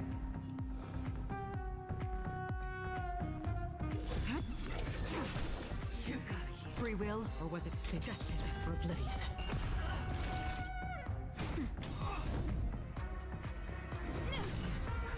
Just a little something. Don't worry, it's just a scrape. Cutting all in. All in.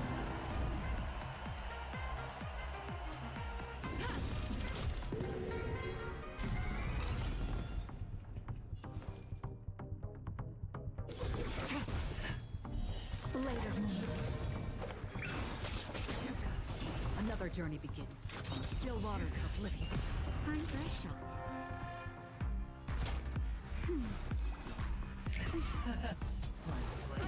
Down from okay.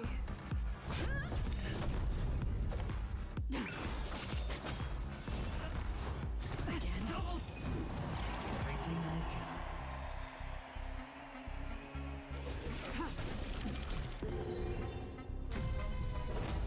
Finally, free will, or was it fate?